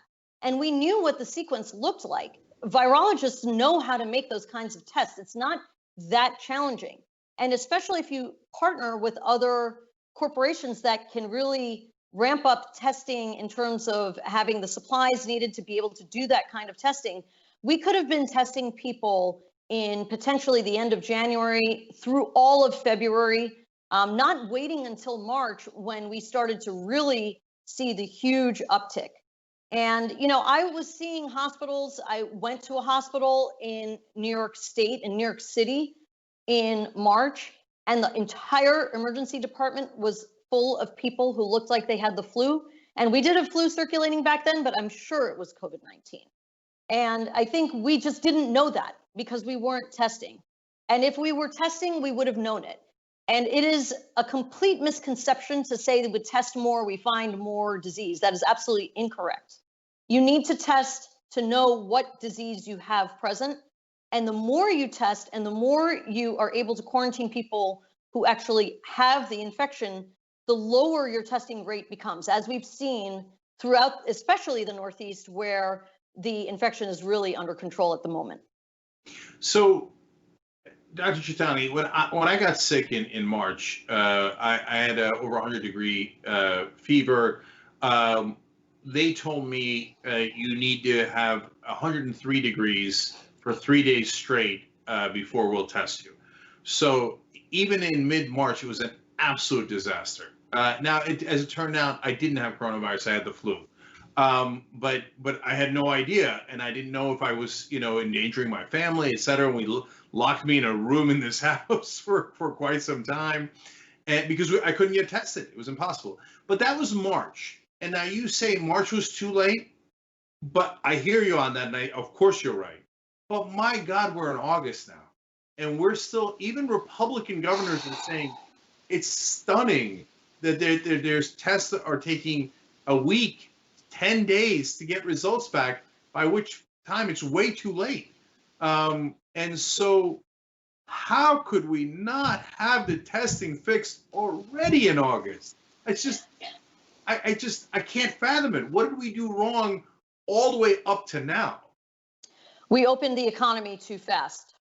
The reason I say that is because when the Northeast had our big spike, the rest of the country had cases that were low or on the way down, like in areas of California or in Washington State. But that was the time that economies were supposed to stay closed and open in a phased approach so that PPE could be collected, so that testing supplies and reagents and swabs and all these things could be mass produced when the virus should have stayed low throughout the country. Instead, what happened is that the economy opened too quickly in some states, full force ahead, bars opened, indoor dining opened, people having parties. And all of a sudden, as the virus started trickling down into the communities that were really going to suffer from this, all of a sudden now we needed testing at full speed ahead when we should not have had that much of a demand at this point. The whole country should have been down. So this is just a disgrace. And unfortunately, the whole country is suffering because of it. And I hope that if we get a universal masking policy throughout the country, not just 35 areas, so 34 states and the Washington, D.C. If we get masking everywhere and people keep restaurants and bars closed in areas that are in, a lot of infection prevalence right now, that hopefully testing capacity will build up again. I see, because those two things are related, of course. You have less testing capacity when you have more cases. And so much demand. There's so much demand for the cases. And now kids and universities are having to shut down because of it. So as an example, my daughter is a sophomore at the University of Pennsylvania, our alma mater, and she found out today that they're not going back. And they can't go back because they can't quarantine all the kids who are going to come in. They cannot even provide the testing capacity because of delays in testing and reagents and turnaround time. So our kids are going to suffer, education is going to suffer, the economy is going to suffer. And I hope we can get back on track soon. Now, finally, Dr. Chitani, before we let you go, I got to ask the two, of course, questions at the top of everybody's mind. And obviously, this is your best guess at it. But when do you think we get past this new surge of coronavirus and can safely begin to reopen? And then when do you think we'll have not just the vaccine ready, but actually have enough Americans take it so that it goes back to quote unquote normal? It's a real tough question. Cenk, I was really hoping when we went through this in the Northeast in the spring that by now we would be in some sort of normal. When I look at the map of the United States and I see the Northeast with lower cases now, but I see hotspots in the South and, in the Southwest. And then I see a lot of parts of Middle America that don't have that many cases. And those are the same states that don't have masking policies. I worry that those states are going to be full of COVID when the rest of the areas are starting to get better. And so are we just going to keep doing this? We're going to keep going round and round like this? I really hope not. I really hope not. And I hope that we do have a vaccine, at least one or two or more in the fall. But I think, unfortunately, 2020, I see almost sunk as a year. And I'm hopeful that in 2021, we can get back to some kind of normalcy. Oh, boy. I can't help but ask one more. How about herd immunity? We shouldn't be in a situation where we're close to herd immunity, but I think we might be. So is that partly what happened in the Northeast, and is that likely to happen in places like LA, Texas, Arizona, where it's raging now? It happened in certain communities in the Northeast. So, for example, there's an area of Queens called Corona, ironically, where the amount of immunity in that population is almost 60 to 70%, I think 68%. It's a very close-knit community. A lot of people live very close to each other. So herd immunity, I believe, exists in that community. But in most of the rest of the Northeast, that's not really true. There may be pockets. New York State, it's about 20%.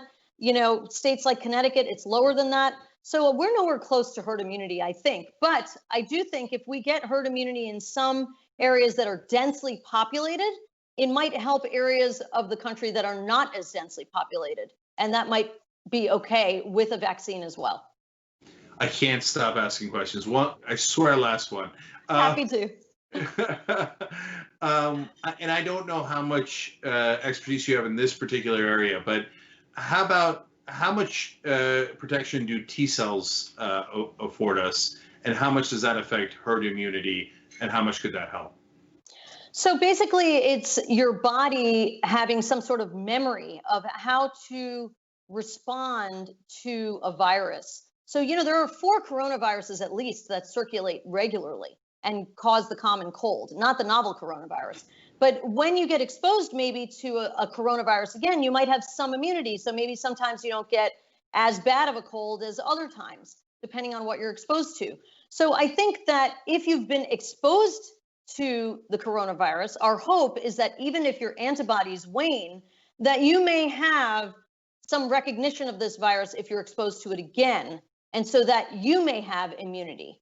And maybe that way prevent you from bringing it into your household. So maybe that little herd of your own household may be protected. That may be one way to think about it. All right. Dr. Manisha Jutani from Yale, thank you so much for joining us. We really, really appreciate it. Thanks so much for having me. Yeah, absolutely. All right, guys, we're going to take a quick break. When we come back, we're going to talk about the future of the economy with Nomi Prince, who's a former director at Goldman Sachs and now wonderful progressive. Has written several books on the issue, and the editor-in-chief of Wired magazine. He'll join us as well. And then after that, Andrew Yang joins us to talk about labor, the economy, and politics. So stay right here.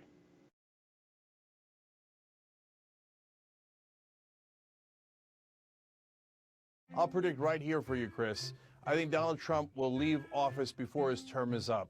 He'll be humiliated, embarrassed, and I know him. He's not going to want to lose, and he's going to run for the hills. You got that bet all day long. Okay, let's get after it. Now, so look, Jake has made some good predictions, and this is in good fun. I could not disagree more. There's a little bromance between the two of them. You got that bet all day long, Janky, you. Oh, you stop. In the meantime, let's call him out on the damage. No, but I just got a Roku set. Did basically a little bit of channel surfing, and I was like, there we are. Yeah. There we are. And then I turned it on, and it was John and Brett on Damage Report making fun of me. Oh no. So you are so busted. I even took a picture of it, okay? And they're talking about my predictions. I got a new prediction for you, John Idarola. Hey everybody, I told you if you give $1,000 that you come to my house. Well, you're in my house. This is the donor wall. This is my office. I shoot Young Turks right against that wall, which is not that far from here. And everybody who gives $1,000 also gets the sweatshirt that says "We Press On." It's got in fact, it's got this, but on a sweatshirt. You guys will love it.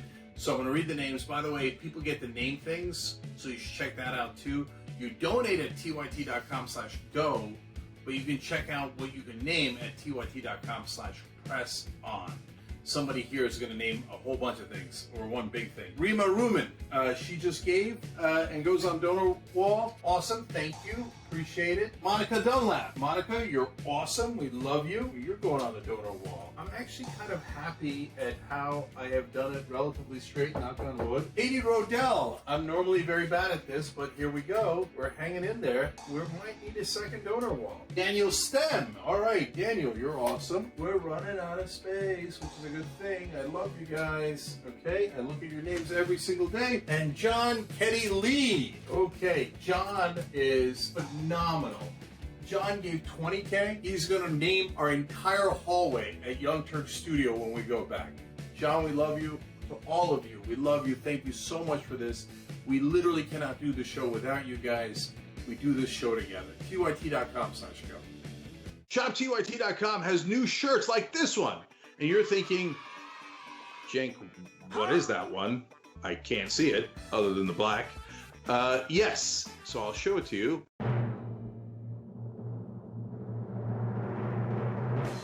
If you can read this, you're not practicing social distancing. Yes! Now, you were practicing social distancing. This is over video. But overall, you get it. ShopTYT.com. I've been a fan of TYT, I believe, for the last 6 years. 5 years. 3 years now. 7 years. 4 years now. 2.5 years. I just started because she got me into it. My boyfriend actually watches it every morning and every night, so I kind of just started watching it with him, and I love it. I mean, it's the only way that I find my news. I was immediately in love with the show. And then I haven't missed a live show since then. 10 times a day, I watch the show in the morning. Whenever I had a bad day at high school, Young Turks. Man, Cenk is just so blunt and honest, and I love the honesty, and there's no BS behind the news, and they just tell everything like it is. There's nobody censoring him. There's nobody there to say you can't do this, you can't say that. That feel of authenticity makes it seem like what they're saying is true. I feel like I get the real story from the Young Turks. I am TYT. I am TYT. I am TYT. I am TYT. I am TYT. I am TYT.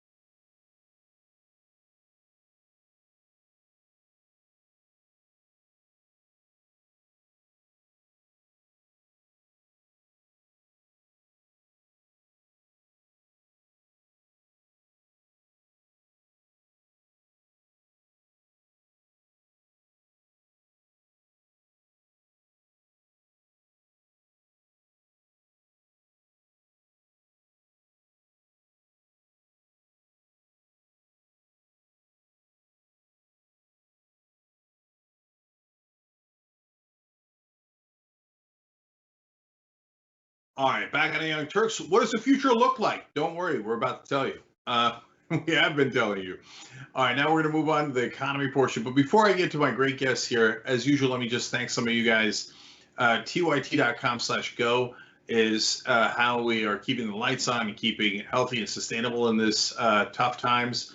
So I just want to thank you guys here. Terry B. in Walnut Creek, California gave $15. Simo S. in New Orleans gave $3. $50 from Sarah K. in New York. Richard S. in Avondale, Arizona gave $50, and Greg P. in Toronto gave $15. Much love to all of you. Thank you. So let's get right into it. Joining me now is Nomi Prince. Her latest book is Collusion: How Central Bankers Rigged the World. You guys are familiar with her. She's been on the show many times. It's both a compliment and an insult that she was a managing director of Goldman Sachs. But but as you all know, she's one of the good guys and has written great books explaining all the things that are happening in the economy with her great knowledge on the matter. And Nick, speaking of great knowledge, Nicholas Thompson is the editor-in-chief of Wired Magazine. Nick, great to have you here as well. Thank you so much, Nick. Delighted to be here. Yeah. All right. So, Nomi, let me start with you. We're talking about what does the future look like. It's a conversation I love to have. So we've talked about race with the director of the NAACP and Dolores Huerta, and we realized, well, in some ways we're at the nadir of racial relations at this point in our lifetimes. And then we talked to an infectious disease expert from Yale. We're at the nadir there too. And then we talked to some of the top climate change activists in the country. Oh boy, 3 for 3, right? Now when we look at the economy, well, now we're in a more puzzling situation. So the stock market is doing great, and the rest of us appear to be in disastrous shape. So riddle me that. What in the world is going on?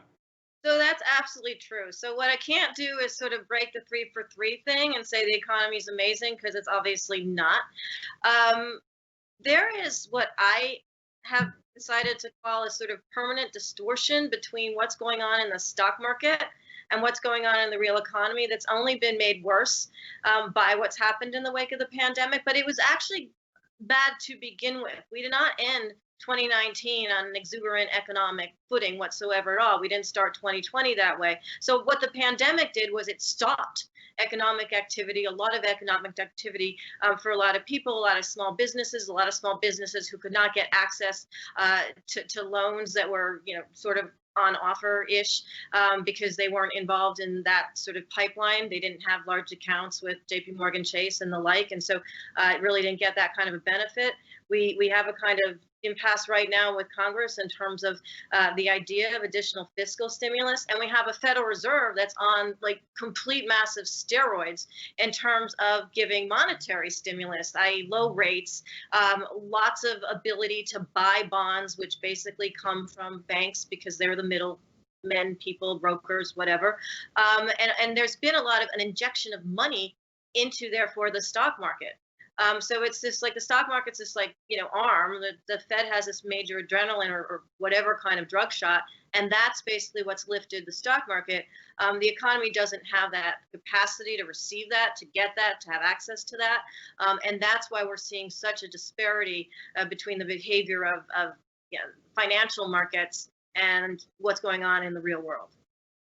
Yeah, Nick, I'm concerned that, as Nomi points out, this is not just an issue regarding the stimulus bills that have been passed during coronavirus, that there is a major disconnect between the stock market in two ways. One is the way that Nomi described the stock market doesn't necessarily match what people are actually feeling in the economy. We talk a lot about that on the show.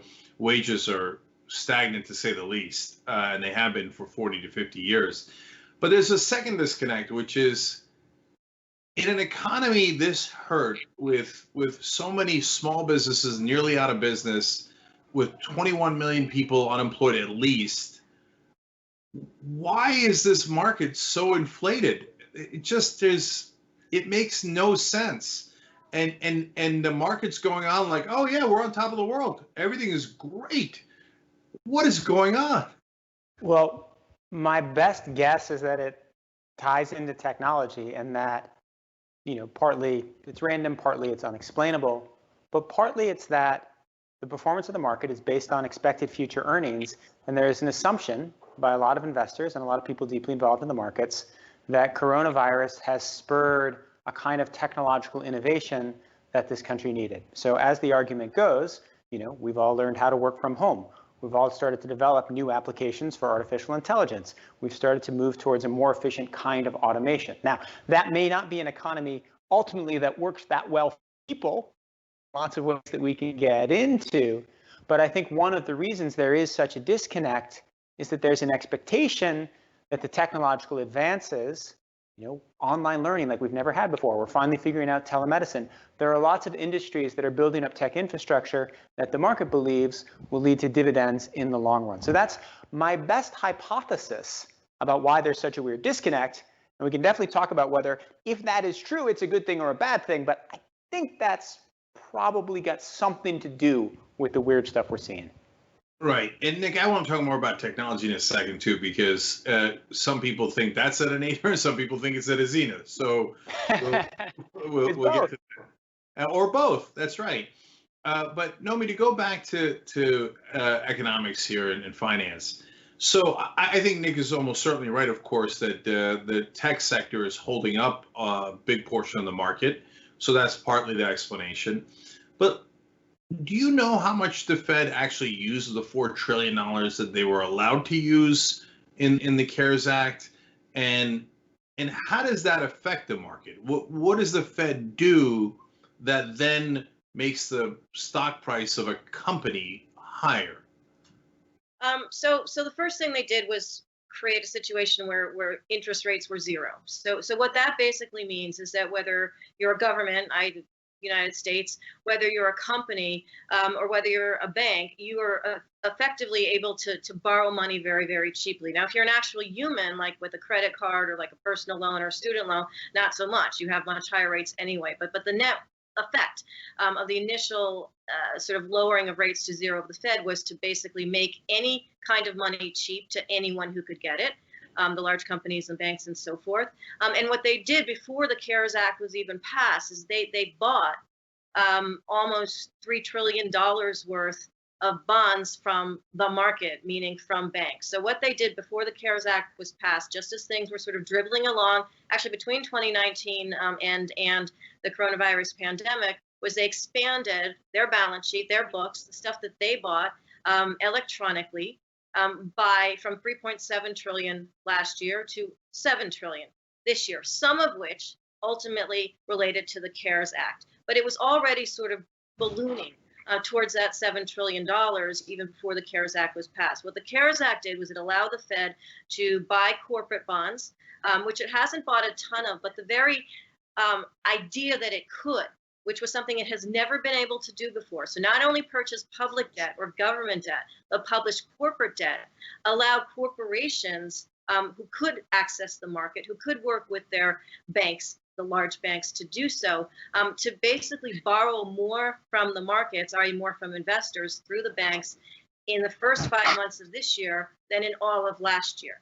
And that was also because the Fed was there as that sort of backstop for debt. In addition, the Fed was also buying commercial mortgage-backed securities. What's that? That's basically stuff that's on the books of banks that isn't doing well because people and companies aren't able to pay their rents, or they're going bankrupt, or landlords are having problems making payments, or companies have shut down, and the Fed's basically backstopped that for the banks. So the amount of money ultimately is up to $7 trillion on their books, with another, say, 400 or 500 billion that they've spent through these different facilities, mostly through purchasing or agreeing to purchase through the banks. What that means is the market's happy because it has this backstop. It knows that no matter what happens, the Fed's going to be there in any single way, whether it's for mortgages, commercial mortgages, corporates, public debt, government debt. It'll just be there to kind of soak up sort of the debt that's there. And that means that anyone who's investing in the market,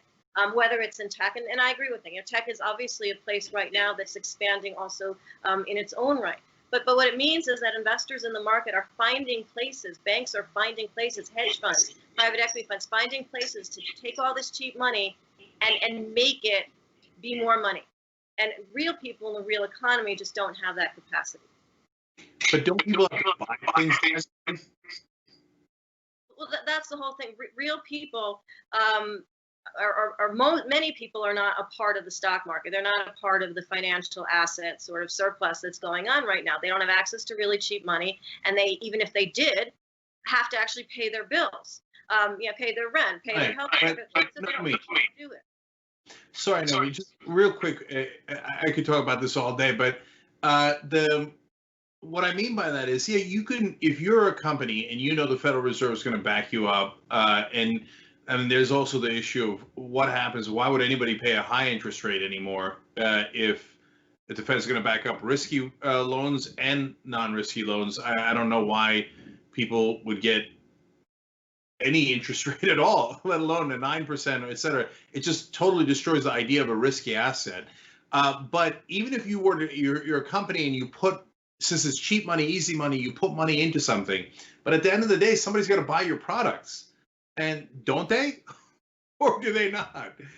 So you can look good for a while as a company by elevating your own stock. Now, that's not happening as much now as it did towards the end of last year in terms of stock buybacks per se, although that is also happening because the money is there. It's also happening through borrowing more. So the companies that can do that look like they can live another day, even if their products aren't potentially selling, which is why another reason you have this disconnect with some of the stock market prices on certain companies that aren't really doing well at all relative to sort of individuals who are not buying their products or not buying them to the extent that they did before the pandemic, or may not for a very long time because of their economic situations. And that's why you have that. It's it's like this. The stock market moves very quickly. And so if there is money that's available, whether it's through borrowing in order to place it into stock, whether it's investors saying, well, where else can we get a return of risk or risk less, or it doesn't matter, a return on our money, stock market's a fast place to do that. It sort of feeds on itself. Whereas the real economy, even if it had that same capacity connected to it, and real people don't operate that quickly. So companies have an incentive. Yes, they want to sell their products, but they have an incentive to also contribute to their stock levels. Okay, gotcha. Now, let's talk about technology. And so people say, hey, listen, Facebook and Amazon are out of control. In fact, I had a guest on, Zephyr Teachout, who said, we got to break them up. And she's not alone. A lot of people say that. On the other hand, it has allowed even companies like us to get past the gatekeepers of the old mainstream media, the CNNs and New York Times of the world. So it's given great freedom, but it's also led to, ironically, more control over not just the economy, but of society and culture through these giant tech companies. So as you look at that in totality, do you think we're better off or worse off than we were before this great tech surge? I think we're probably net better off. I think that the value that the companies have created is extraordinary, right? Like, look at what you're able to do on YouTube. YouTube is a wonderful thing with some toxic side effects. I think one of the key questions you asked is, should they be broken up and could it be done better, right? Is there a way you could reorganize these companies, which are much too big and have much too much power and much too much control, every way you possibly look at that word? And the answer is yes, of course, right? It would be much better if we had a more competitive, more capitalist system. If there weren't 5 companies that controlled everything, if there were 25 companies. But if you take that as your assumption, that doesn't necessarily mean you should break them up. Because if you're going to argue that you should break up the tech companies, that means you're trusting the government, the United States government, run by Donald Trump, with his Justice Department, run by William Barr.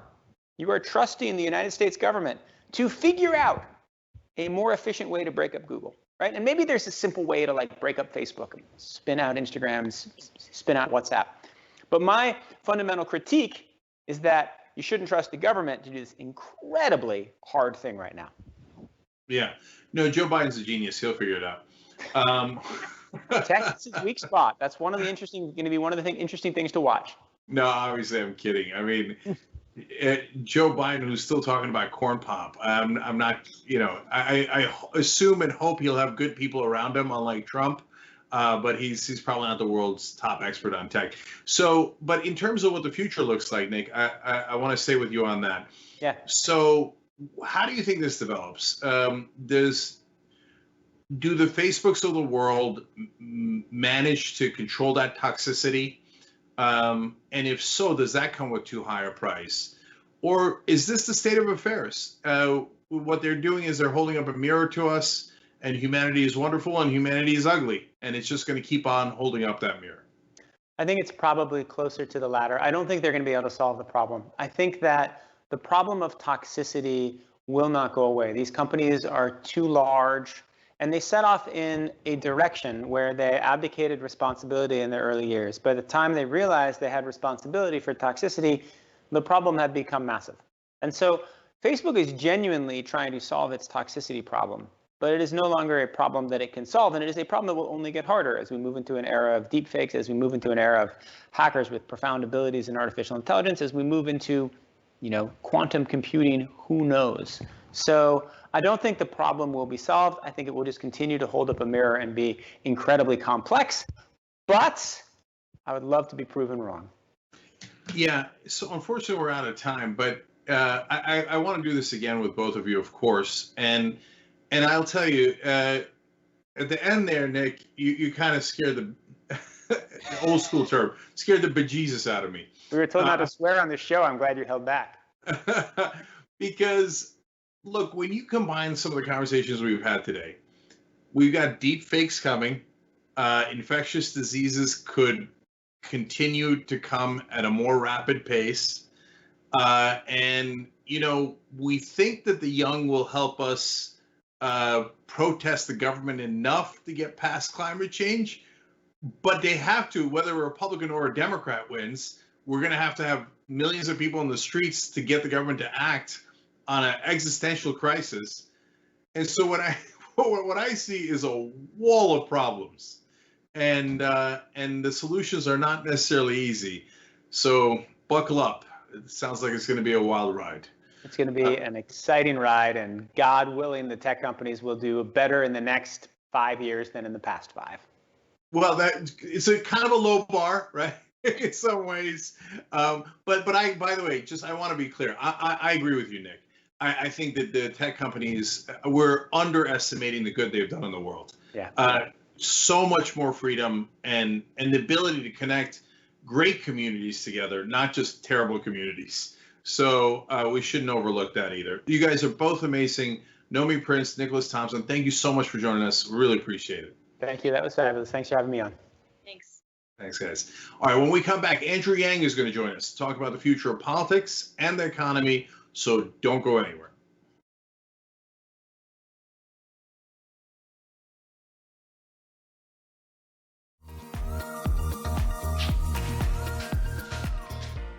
Magic. It's showtime. And say, 45 minutes. I'm hosting today. Now I know what you're thinking, Jerry, your face is already perfect, but you know what? I still need to apply some makeup. I went through this process, right? A few years ago, when I realized that I was gonna have to wear makeup on the show. I had to go through like finding out what my undertones were. You guys know what those are? I got my MAC Cosmetics. It says SPF 15 foundation, broad spectrum. But apparently what I have is red undertones, and I think pores are not supposed to be seen. I need all these things to be confirmed for me. These sponge things don't work for me. You gotta use your hands. This idea. That's how the magic really happens. So we're gonna go through a tutorial how to make the magic happen from beautiful to beautifuler. Let's go. I've already been moisturized. That's the first thing. But moisturization already happened. We go raw. All hands. Pick up a couple streaks. This is the guy we were putting on makeup. We got dots.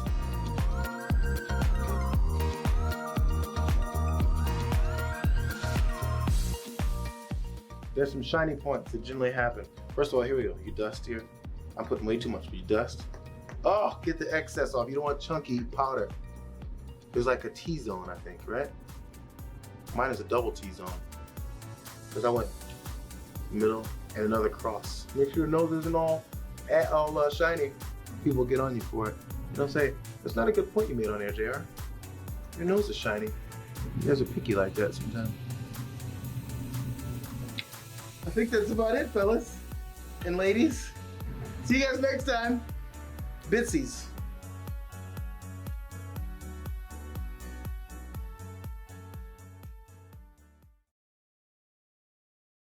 This isn't Anderson Cooper. If you say some BS, I'm not simply going to let it slide and then move on to the next thing. This is what the establishment does not understand about politics. You can change the conversation. This is my place in that broader revolution. We first have to fight to prove that we are human. We then have to fight for our freedom. Then we fight for our equality. And now we are fighting for our survival because your militarized police force thinks it's okay to shoot us at any point in time. Look at what's happening in society today, and it's hard not to think about what was going on in the 50s and 60s. We're all out here. Everybody that cares about where this country's going, we're out here. We are going to win this fight. We are going to transform this country. Whoever wins this primary wins the seat. We just took down one of the top establishment Democrats in the country. Down goes Crowley! Down goes Crowley! This is the beginning. What do we got? We got CYT in the house.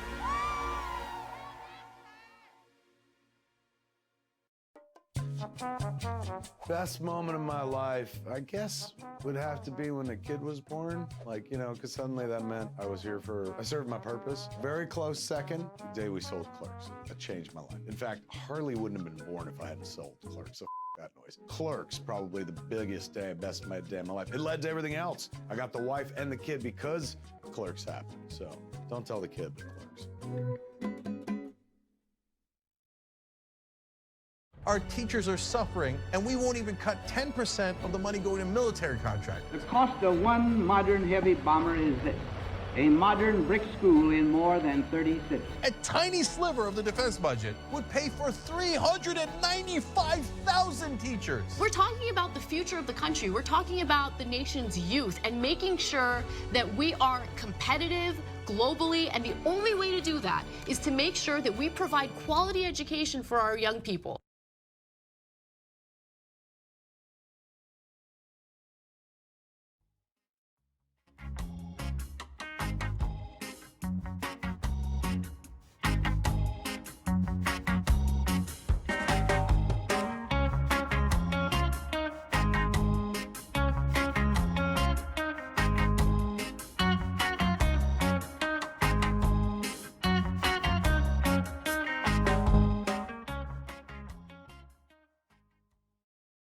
All right, back on the Young Turks. What does the future look like special? I want to thank all of you for participating in tyt.com/go. I'm going to read more of your names in the next segment. And you guys chime in. What do you think the future looks like?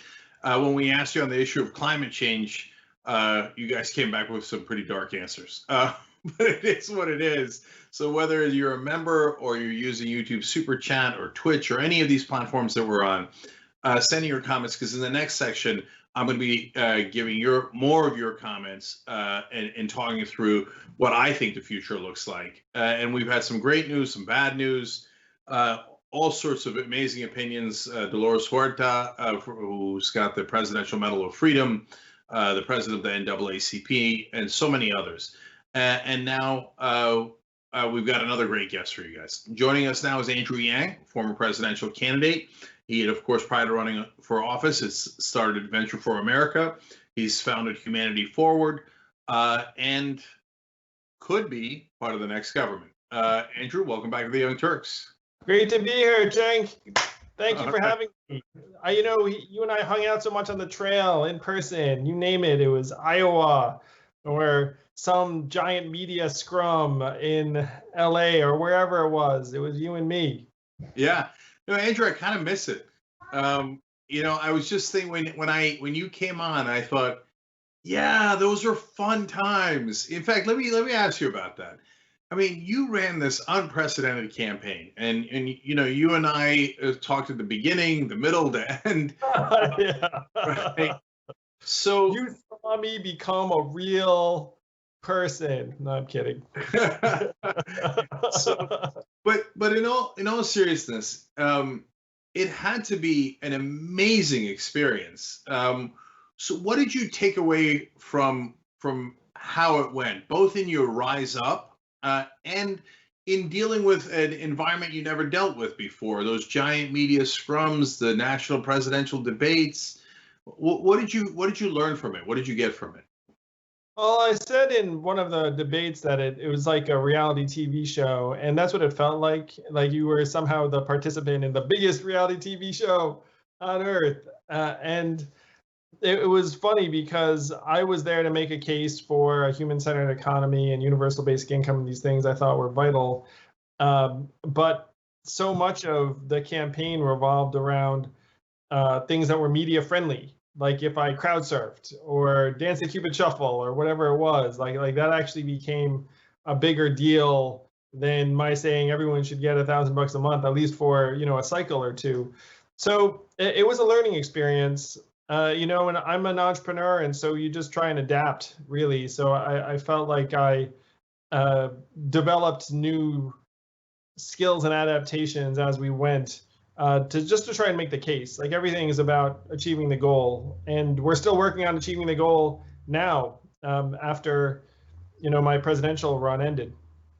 So Andrew, having learned from that, would you do it a little differently next time? I'm not talking about retrospect. I mean, you learned all these things having gone through this process for the first time at such a high level.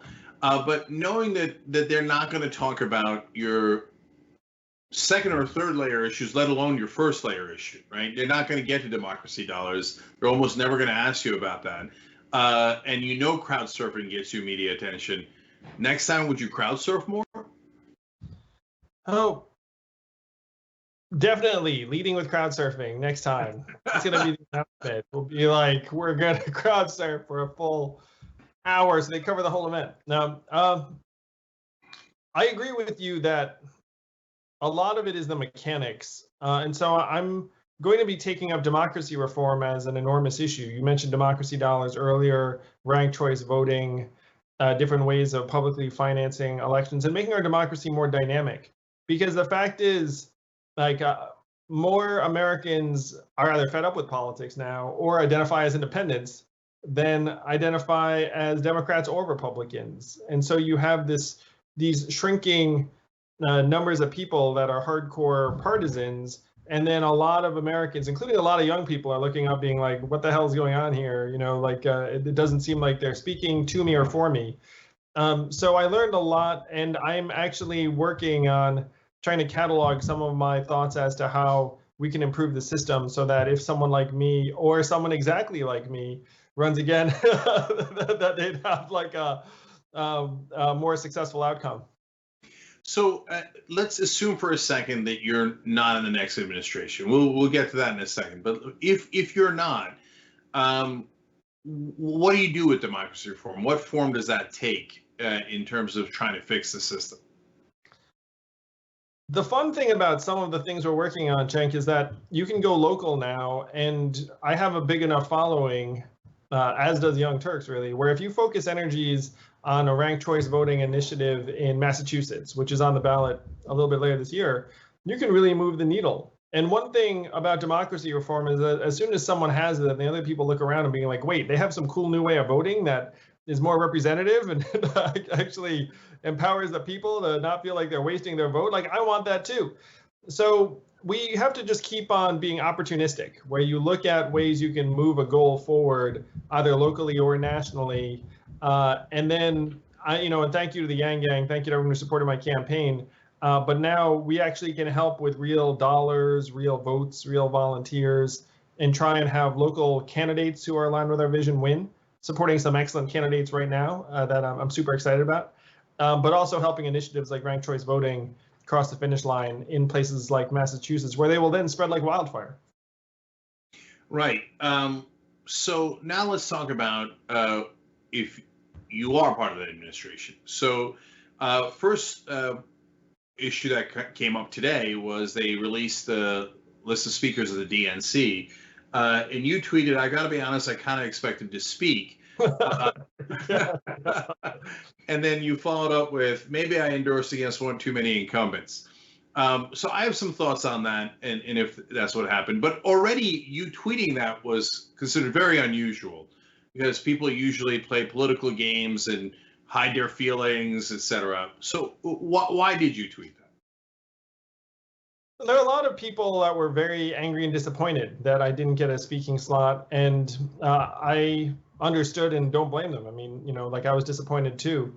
And so I genuinely thought, it's like, wow, like, I should just share my feeling, which was that I kind of expected that if there were people that were going to be speaking at this convention that were listed, that I'd be on there. So, right now our teams are talking to the DNC about my participating in some form, so we'll see what form that takes. But really just sharing an honest reaction.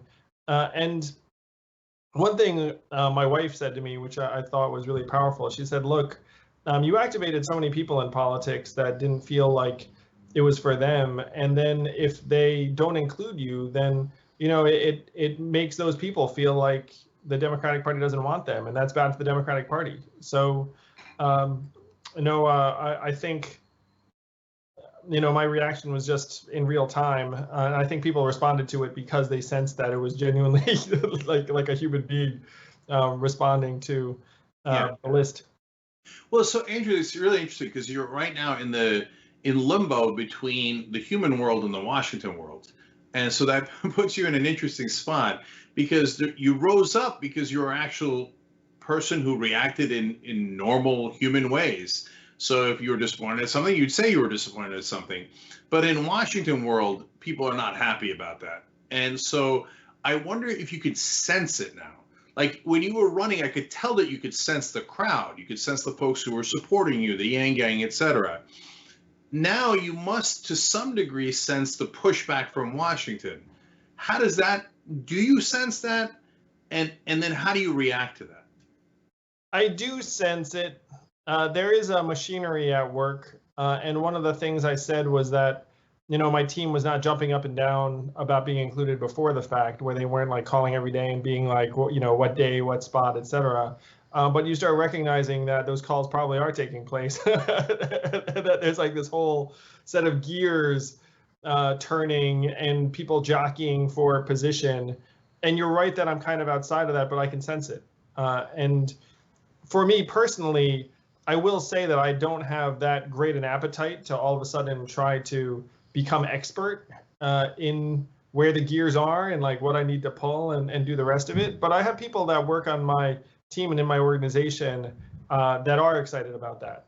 That they're looking at it saying, look, if we're going to actually build the right connections with folks who understand DC in a way that we do not, like we actually have to do the intelligent thing, which is invest in that understanding.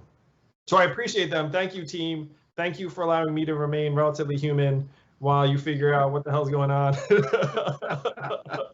But you're right. It is like figuring out a system, and it's got a different code and different rules, and as every system does.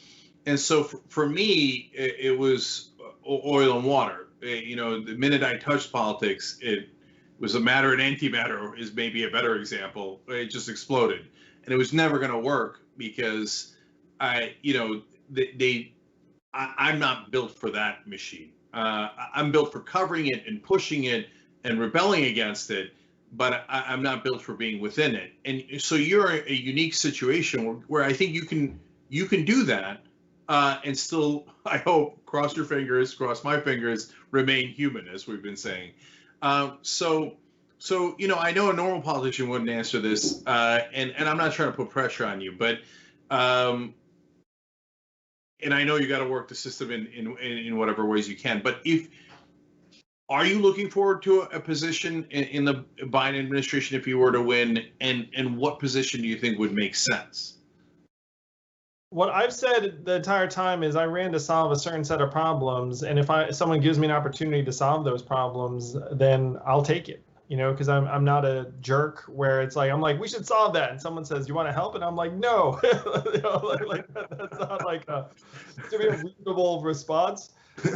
So if they give me a real meaty role where I think I can move the needle on, tech's role in our lives, or universal basic income, or the mental health of our kids, or whatever it is that I can actually address, I'll take it. I'm not going to make any bones about it. I suppose that someone in my shoes should be doing some more calling and cajoling than I probably am. I think that's probably happening. But Cenk, I think you and I have a fair amount in common. I think we're both children of immigrants who, were trained in. I think you have a law degree, right? Yeah. So I always felt like you and I had a lot in common.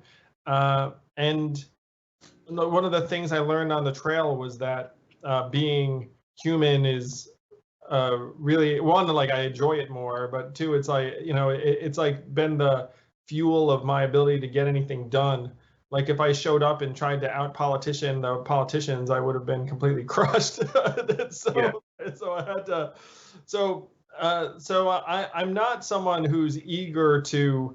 I genuinely don't give a shit about conventional political ambition. It'd be oh, I need this role, so maybe I can do this, and then maybe I can get some. I don't care about any of that shit. If it's I'm gonna solve a problem, then I'm into it. If you want me to help solve the problem, I'll do my damnedest to do it. But I could give a crap about whatever the ring kissing is, or the stuff. I don't have a particular thirst for a particular level of status. I think maybe no. I think people sense this about me too. I grew up the kid of a lab geek. And the computer administrator at the local university.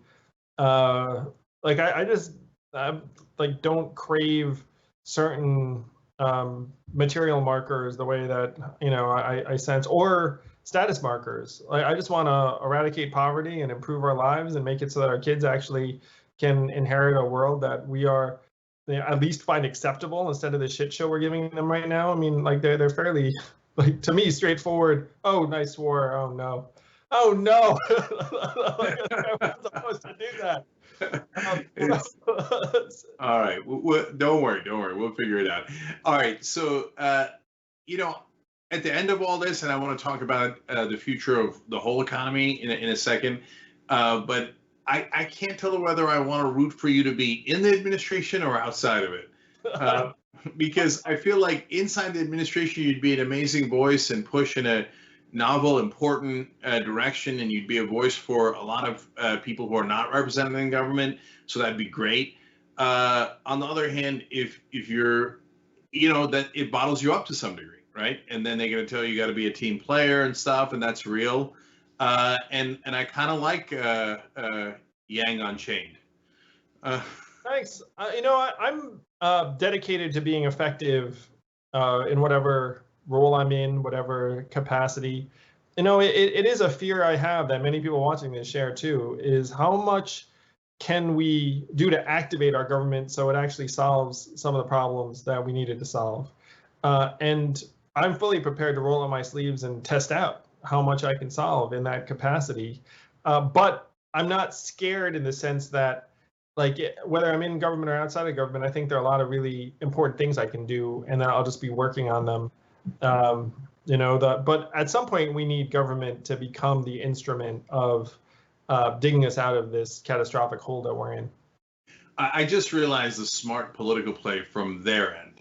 When I say their end, I mean just generally the Democratic Party. They're better off having you inside the building rather than outside the building. So if they recognize that, they'll know that the savvy move is to bring you in. So we'll see. We'll see how that turns out. We'll find out together, everyone. That's right. Okay, so, well, you talked a lot about automation and universal basic income. First, let's start with universal basic income. A lot of people are saying that the stimulus checks that are being sent out during coronavirus is vindication for you. And so I say the same thing about Medicare for All. We told you, when people's lives are in danger, you need to have universal healthcare coverage. Otherwise, they're going to die. And you said, hey, if their economic life is in danger, you need to throw them a lifeline. Otherwise, they're going to be in a lot of trouble. So how vindicated do you feel about that? And do you have any hope that they will then realize that and extend it going forward? I am very optimistic that universal basic income is here to stay. It'll be front and center in our policy conversation because it's common sense and we can all see what's happening around us. 74% of Americans say they're for cash relief during this pandemic. And it's 2020. I feel like 74% might as well be 99%. You know what I mean? Like that's near unanimity. That's majority of both parties. So we need to do it.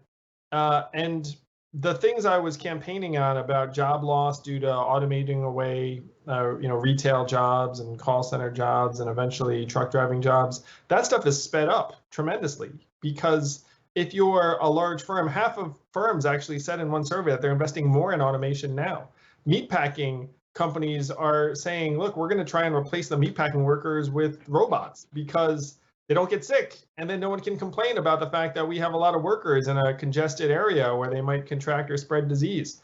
So universal basic income is going to be front and center. And there are now mayors around the country that are championing it. I believe we're going to see it in this cycle, like this administration between 2021 and 2024, we're going to have a version of universal basic income. I'm fighting for it every day. And the Yang Gang is too. Yeah. And then finally about automation. So it's only sped up, as you point out. So is there a point, an inflection point where we go back to needy humans or what happens if we don't? What if, you're right and the meat packing plants bring in the robots and so does every other plant. And Amazon's doing it more and more. What happens to all those folks? Even if they have universal basic income, what happens to all those jobs? Our only chance is to humanize our economy so that it starts revolving around the needs and values of the people in our communities. Because right now, let's say that you say, look, you're not meatpacking anymore, but we have all this infrastructure work that needs to be done, or we have all this caregiving work that needs to be done, or what have you. The problem is right now there aren't resources rewarding jobs in those areas. So that's what the government needs to do. The government needs to take massive levels of resources to humanize our economy and then start measuring our economic growth and progress by our health and life expectancy and affordability and not how Amazon stock is doing. That's the big move we have to make. And we need to make it right now. Like there is no more time. This isn't like, oh, futurist Andrew Yang, we need to do this in the next 5 years. Like we need to do this yesterday because millions of people are getting increasingly desperate and we need to give them a path forward or else there will be catastrophic consequences. And I feel for a lot of the people who are watching this right now where they're looking around saying, how is our government so broken that it can't do the obvious in a time of crisis? So do you, as we wrap up, do you feel pessimistic or optimistic? And what could make us feel optimistic about what looks to be a troubling future in that regard? The only cause for optimism is that common sense is now shifting where dramatic solutions like universal basic income are mainstream, popular. We just need to reconnect the people and the legislators because the people want it. And if the legislators pass it, we can actually improve our way of life quite quickly. That's my only cause for optimism because this is a very dark, tragic, devastating time for many of us. And I think there's a disease in American life where we're all like, look at the bright side. I mean, screw that. Like, this is a terrible time. And we have to make a bright side happen ourselves by putting our blood, sweat, and tears into it and fighting for a better vision now. And our legislators right now are so idea starved. They're looking for it. We just need to force this vision essentially like in front of them and say, look, we all want you to do this. We all want universal basic income. We all want an economy that doesn't make us inputs into the machine, but actually makes the machines work for us. And we can do it. Like we're supporting candidates around the country that want that. You can help. Anyone watching this can help. But go to Humanity Forward and see some of the great candidates that are trying to make it better for you. Yeah. And I agree, and I love that you supported candidates against incumbents. So that's a whole nother conversation. But we did come full circle because the thing that helps fix all of this is democracy reform. Because almost every guest I had on today on every topic said, we've got to force our government to do it. That's not how a democracy is supposed to be. They're supposed to represent us, but something is fundamentally broken. And that's what we have to repair first so we can repair the rest of the machine and the economy and the politics. I could not agree more. Andrew Yang is for Universal Basic Income 1, but now like the new 1A is democracy reform. If we don't make that happen, nothing else will work. 100%. If you remember, Andrew, that's why I loved your democracy dollars and emphasize that at every turn. So thank you. Appreciate you. Look at this. We'll do it again. We'll do it again on the trail. All right. Wonderful. All right. Thank you, Andrew. Great to talk to you again. Stay safe out there. Thanks all. Yeah. All right, guys. We got one more segment for you guys when I'm going to weigh in on the future. And Andrew just referred to it. And I'm going to let you guys weigh into all of your comments and my wrap up of where I think the future is going when we return.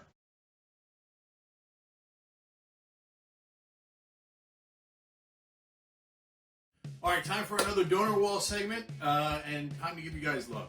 So this is folks who gave $1,000 or more at tyt.com/go. They also get to name some things at the higher levels. So let's celebrate them, okay? By the way, you're also getting a sweatshirt of this same design, which I absolutely love. Zane Brevet. Zane, that's the best. Here we go. Zane, I get to look at your name every single day on my wall. Jamie and Mike, you guys are phenomenal.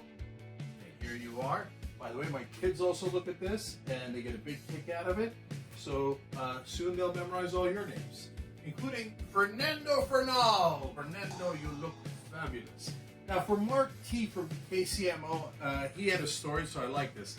He said that he was looking into policing issues in 2015 and TYT would frequently come up on those issues. It's true, we cover policing issues a lot and we've covered it for a long time now. He said, I started clicking on some links, then I started watching your clips. Next thing you know, I'm watching the live show. Then I become a member. Then he said I donated roughly half of my stimulus check to TYT and the other half to harvesters. Stay too strong. Mark, that's an amazing story. We love you for it. And we are kind of out of room. So Mark, you're going to go all the way up at the top here, creating more room. Mark T from KCMO. Nothing but love for you guys. tyt.com/go.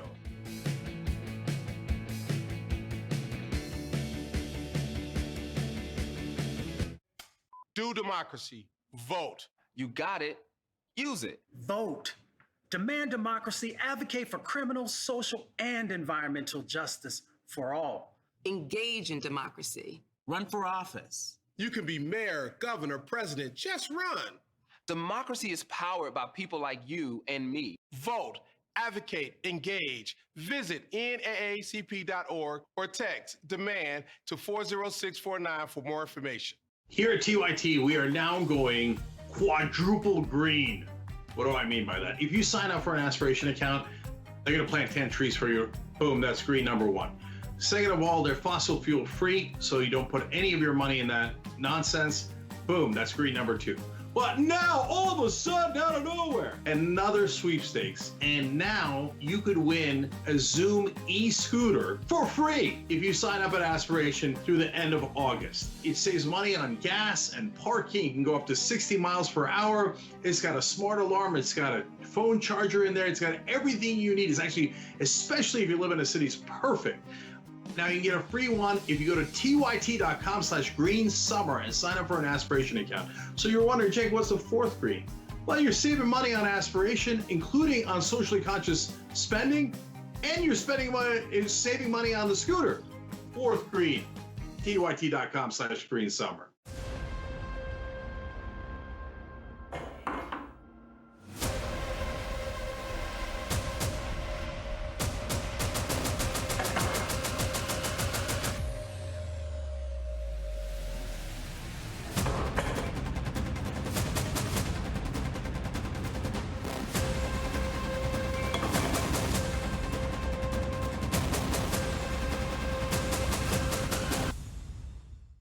Each month we get closer to our fundraising goals at tyt.com/go. We're here to press on and carry on the work that we've been doing that's so important. We appreciate it so much when you help us to fight against social injustice, fight against corruption, to hold the government and the media accountable, and certainly corporations as well. We do this together. So let's build this progressive community together. Thank you for making us stronger and making the whole movement stronger. To make our voices heard, go to tyt.com/go.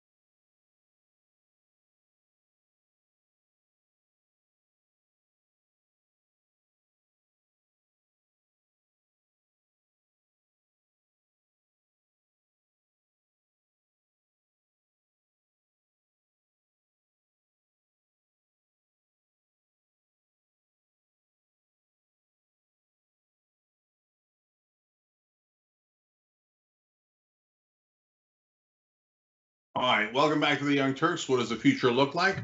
It's time for you and I to weigh in on this. So I'm going to go through your comments first, and I'll probably spend so much time on that, as Anna knows, that I'll be out of time before I can tell you what I think it looks like. All right. So first, thanking everybody at tyt.com/go. Please keep that going. Right now we're at 46,555. We need a lot more help there. Mark M in Seattle, Washington gave $100. Marco P in Sacramento gave 50. Bethany L in St. Louis 27. Stephanie R in Tallahassee 10, and Amber S in Winston-Salem, North Carolina $3. Love every one of you. We do this show together. We're not the Young Turks. You're the Young Turks. I mean that with every fiber of my being. I think we're going to change the media together, and then eventually we're going to change the government together, which is going to get into my commentary in a second. But let me keep going on your comments. We go to the members, tyt.com/join to become a member. Get your comments read first. And most often, Cousin Vinny back, and he says, Yang just hit the nail on the head with what's wrong with our politics and media. Crowd surfing makes bigger headlines than a UBI policy proposal. Guys, every day I get more despondent about the state of the media. And having covered it all this time and having critiqued it all this time, I don't think that I've criticized them enough. That's my conclusion. Every day I realize they're a little worse than I thought they were, and I thought they were pretty bad. But to the point where I've actually started to feel a little bit bad for them. But maybe we'll come back to that. Ashkan says, hey, Cenk, how similar do you think the VP pick is to John Kerry picking John Edwards? Well, okay, so that's a pretty heavy insult to Kamala Harris. And I don't think I'd go that far, because John Edwards is really bad dude, as it turns out. The one similarity is, and I know this drives establishment people crazy, including my good friends, but they both have that same fake smile. You know, there was every spidey sense I had told me that John Edwards was a phony. And if you remember all the way back then, other than Howard Dean in 2004, John Edwards was the most progressive candidate. But there was something about him where I didn't believe him at all. And I remember being yelled at by the establishment all the way back then.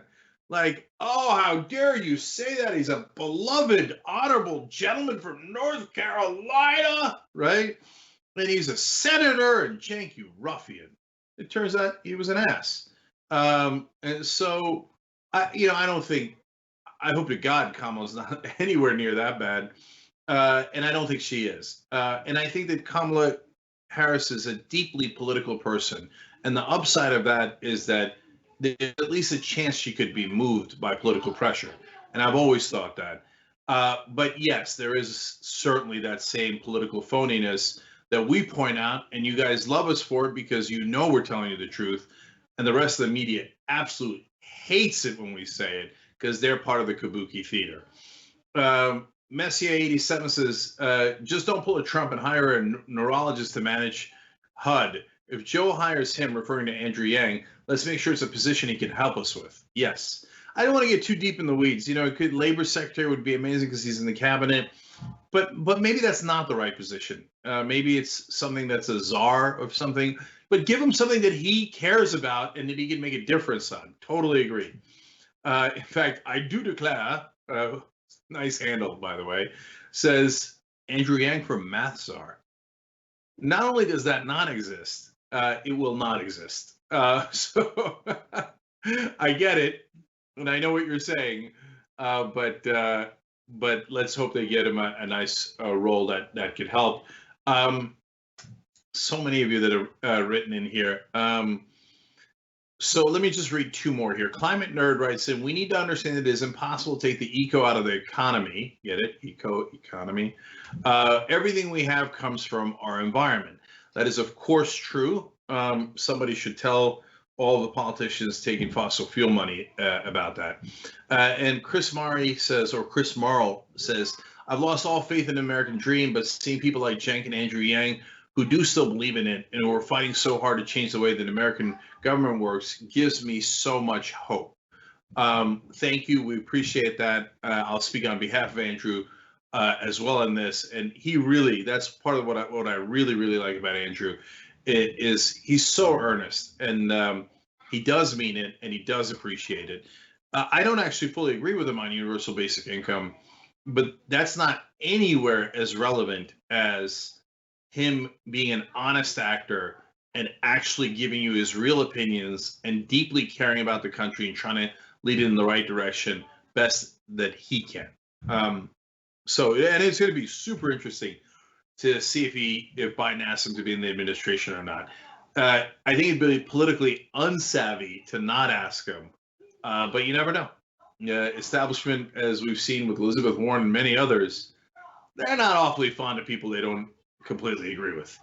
They love what they call team players, and I'm not sure they're going to perceive Andrew that way. That tweet that he wrote, the most normal, obvious thing in the world to every person that's a real person and not in Washington. But him saying like, "Oh, I'm surprised I'm not speaking at the DNC in Washington," that's nuclear. They're like, "What? I can't. What did he do? He called people. He called us out. Did he call us out? That guy's not a team player." So I'm worried about him. This is the insanity of our political system. All right, let's get to what I think about the future. So we did this big special, had these wonderful voices talking about what the future might look like. It's one of the top infectious disease experts from Yale, one of the top labor activists in the history of this country, Dolores Huerta, has a Presidential Medal of Freedom. Then Derek Johnson, who's the president of the NAACP, and Andrew Yang, and Nomi Prince, and Nicholas Thompson, who's editor-in-chief of Wired, and I learned from what they said, and I love those conversations. And at the end, as I heard them all out, where do I wind up on this? Look, part of it is just my nature, and part of it is the current situation. One, my nature is of eternal optimism, and so I always believe there's a way. But if you saw Endgame, sometimes there's only one out of thousands of possibilities that actually gets you to the right conclusion.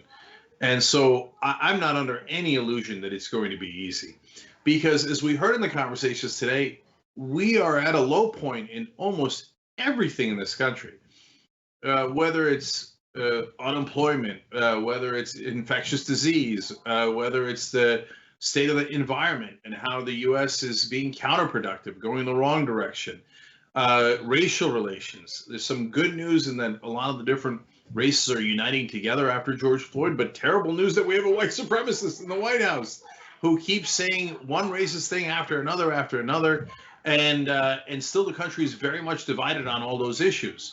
So now at this point, the good news that comes out of that is I think we can only go up. Okay, now look, there's a giant divide here. If in a couple of months we're going to find out if Trump or Biden's going to win. If Trump wins, then I'm going to keep it real with you. There's nothing but darkness ahead.